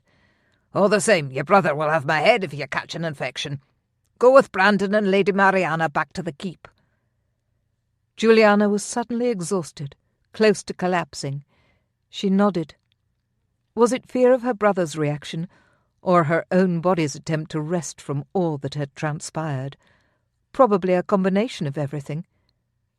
Ronan gripped her elbow, holding her up more than she cared to admit. "I'll carry you to your horse if you desire it," he whispered, so that no one else could hear. Sounds wonderful, but I fear they'd never look at me with respect again. Ronan chuckled. My woman deserves to be spoiled. He lifted her easily, sweeping his hand beneath her knees and cradling her against his chest. Step aside, make room. The lass has lost much blood. We must get her back to Ellen Donnan, he said, in a voice louder than necessary. Juliana smiled into his chest, hiding her red cheeks from everyone. I have not lost that much. He chuckled. I knew it. You need not lose face, and I get to hold you close. Ronan walked with quick, steady steps back to the makeshift camp and lifted her onto her horse. His hand lingered hotly on her leg. I would much prefer you ride with me, he said. Aye, but we'll be quicker if we ride separately. Ronan frowned and nodded. True enough, but know this. I did not intend to sleep alone tonight. And I intend to get no sleep at all, she teased back. Ronan's grin widened and he winked. A promise I will make sure ye uphold. Let us ride then. 'Twas well past nightfall when they arrived on the bridge to Ellen Donnan. Ronan sent up a call to the guards to let them know it was no enemy that approached, and the gates were swiftly opened. Half the men returned with them, while Wallace led the other half in a chase for Ross. They were greeted in the courtyard by nearly everyone, including the Bruce, who looked worried over the lack of those returning, and stuttered Wallace's name until Ronan explained what had happened. He then gave his future king a serious look and asked to speak with him in private. I will also attend your private meeting, Julianna stated. Her shoulders were squared, head held high. Julianna, Robert warned, but Ronan shook his head. She may, if 'tis all right with ye, my lord. Ronan couldn't take his eyes off her. Despite the bits of dirt smudging her creamy skin, she was still a vision. And nothing had scared the piss out of him more than seeing her quiver at the end of Ross' sword and then finding her missing. All right, Robert drawled, looking between the two. The man must have started to put two and two together, because his face grew pinched. And if Juliana's earlier projections about her brother not wanting her to marry were true, they might be in for a bitter disappointment. Robert beckoned them into the castle, and they followed him up the spiral stair to his chambers. A fire blazed in the hearth, and several candles lit the room. Ronan's stomach twisted with hunger, but he ignored it. "Wine?" Robert asked, holding a jug up. "Aye, please." Juliana gripped a cup from his table and held it out while her brother poured. Ronan nodded and lifted his own cup, watching as Robert poured the red liquid with steady hands. "Sit, drink, tell me what this is about." Ronan and Juliana both took seats, while Robert stood, arms crossed, and giving them a stare that might have cowed a lesser man. But Ronan was not a lesser man, and he knew what he wanted, needed. Juliana. He loved her. "I wish to offer for Juliana's hand in marriage." There, he'd said it. Robert looked ready to throttle him, but at least no weapons had been drawn. However, Ronan wasn't entirely sure that he wouldn't be cast into the bowels of hell. The Bruce's glower was that staggering. "I see. Juliana?" "I see." What the hell kind of response was that? Ronan tried not to frown, but couldn't help his jaw muscle flexing with irritation. "I wish to marry him, brother, with all my heart. I've served you many years, since you were a bairn even. Now I am 27. 'Tis well past the time I marry." She turned to Ronan and smiled, her eyes twinkling. "And I love him." Robert let out a disgusted grunt and whined almost like a spoiled child. "Truly?" "Aye, brother." Juliana turned her attention back to the Bruce, and her voice grew stern. "I've not asked ye for anything afore. I've only lived to serve ye. Give me this one thing." Robert walked away from them toward the window. He opened the shutter and gazed out at the cloudless night sky. Ronan could have counted to 1,000 in the time it took for Robert to finally turn his attention back to them. "You have my blessing," he said softly, "though a third-born son is well below your station." Ouch! Ronan felt as though an arrow had slammed into his ego. "Robert!" Julianna scolded. She gave Ronan's hand a squeeze and then stood, marched over to her brother as though she'd grip him by his ear and drag him outside to the stocks. "His station means naught to me." The Bruce held up his hand, his face serious. "That is not the way I meant for it to come out. I only mean that Ronan must be elevated. He has proven his worth to me, to this country, and if he means that much to ye, then I would see him given his rightful due." Ronan too stood. "My lord, dinna try to change my mind. I've thought about it. Had been thinking about it afore now. In a few months' time we will move closer to the lowlands to prepare for the invasion promised us from the English come spring. When we leave, this castle will be without a laird. Ye, Ronan Sutherland, will be the new laird of Ellandonan, in fact, all of Kintail. Ross has lost his privileges here, and I hope to see you keep this castle fortified against him." "Aye, my lord, 'twould be an honour, and thank ye. I love Julianna with all my heart." "Good, because if you ever hurt her, I will make you pay. Painfully." Ronan blinked a few times, trying to assess how to react, but the Bruce stepped forward and clapped him hard on the back 3 times. "When should you like to marry?" he asked.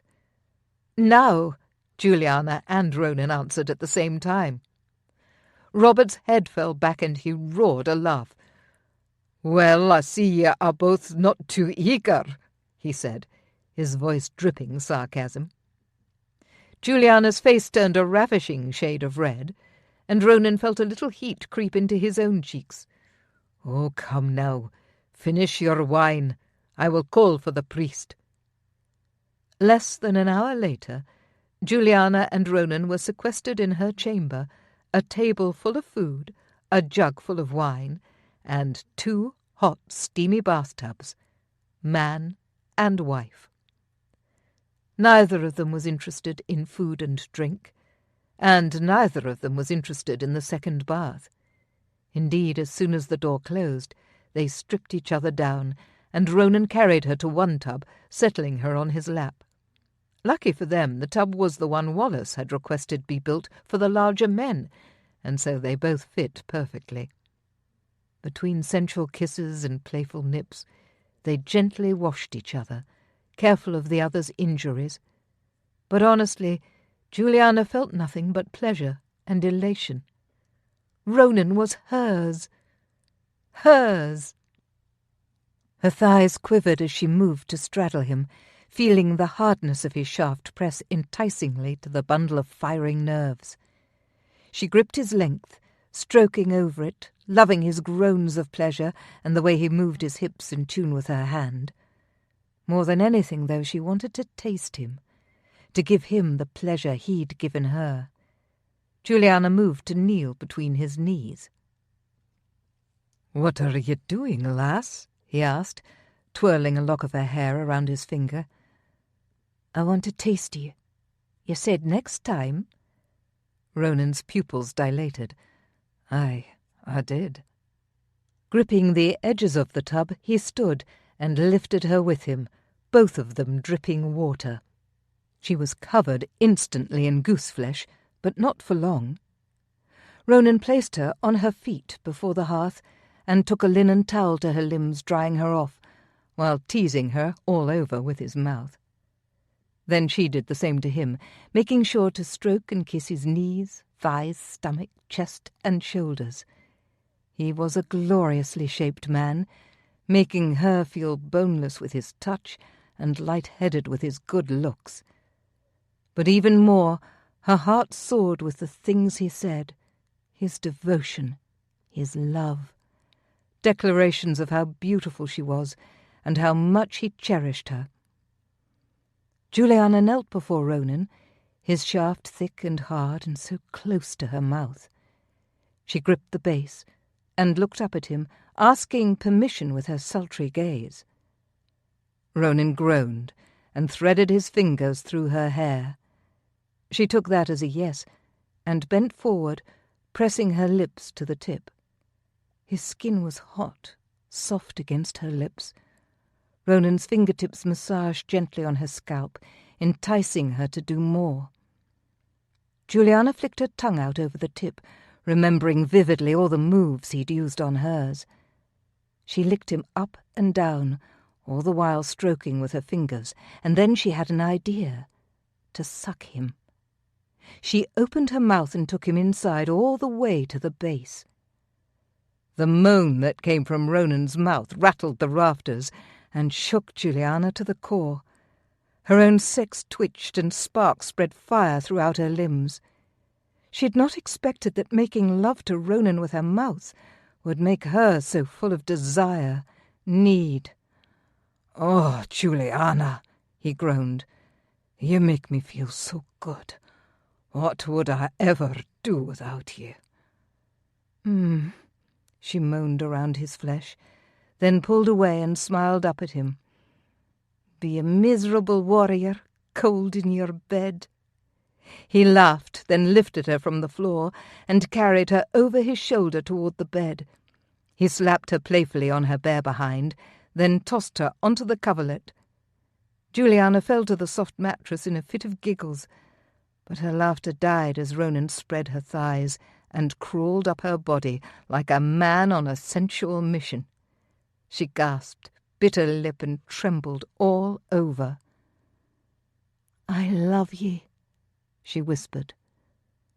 Ronan settled between her hips, his shaft on the edge of her centre. "I love ye too," he declared as he thrust home. Hearing those words said with such conviction as he merged their two bodies made Julianna's heart burst from her chest. Every time she thought she loved him to the moon, he did something else to make her love him more.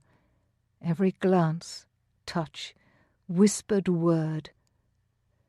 She wrapped her arms around his neck, pulled his lips to hers, and gave him all she had with her kiss. His thrusts were slow, deliberate, and he took turns with kissing her mouth and then her neck, breasts, hands. He made slow, sweet love to her, not leaving a spot untouched, not an inch of her without tingling pleasure curling her toes. Making love with Ronan was magical, as though they'd transported heaven to this very room. And they were married now, could make love every night, every morning, and no one could tell them not to. As their bodies soared to new heights of pleasure, and then whispered words of love in each other's ears, the world around them faded. She was consumed with Ronan, with pleasure. Ronan gradually increased his pace, and she met him, tilting her hips with each thrust until they were both crying out their pleasure as climax devoured them. Sated and smiling, they laid in each other's arms, gazing into one another's eyes until their breaths and pounding hearts subsided.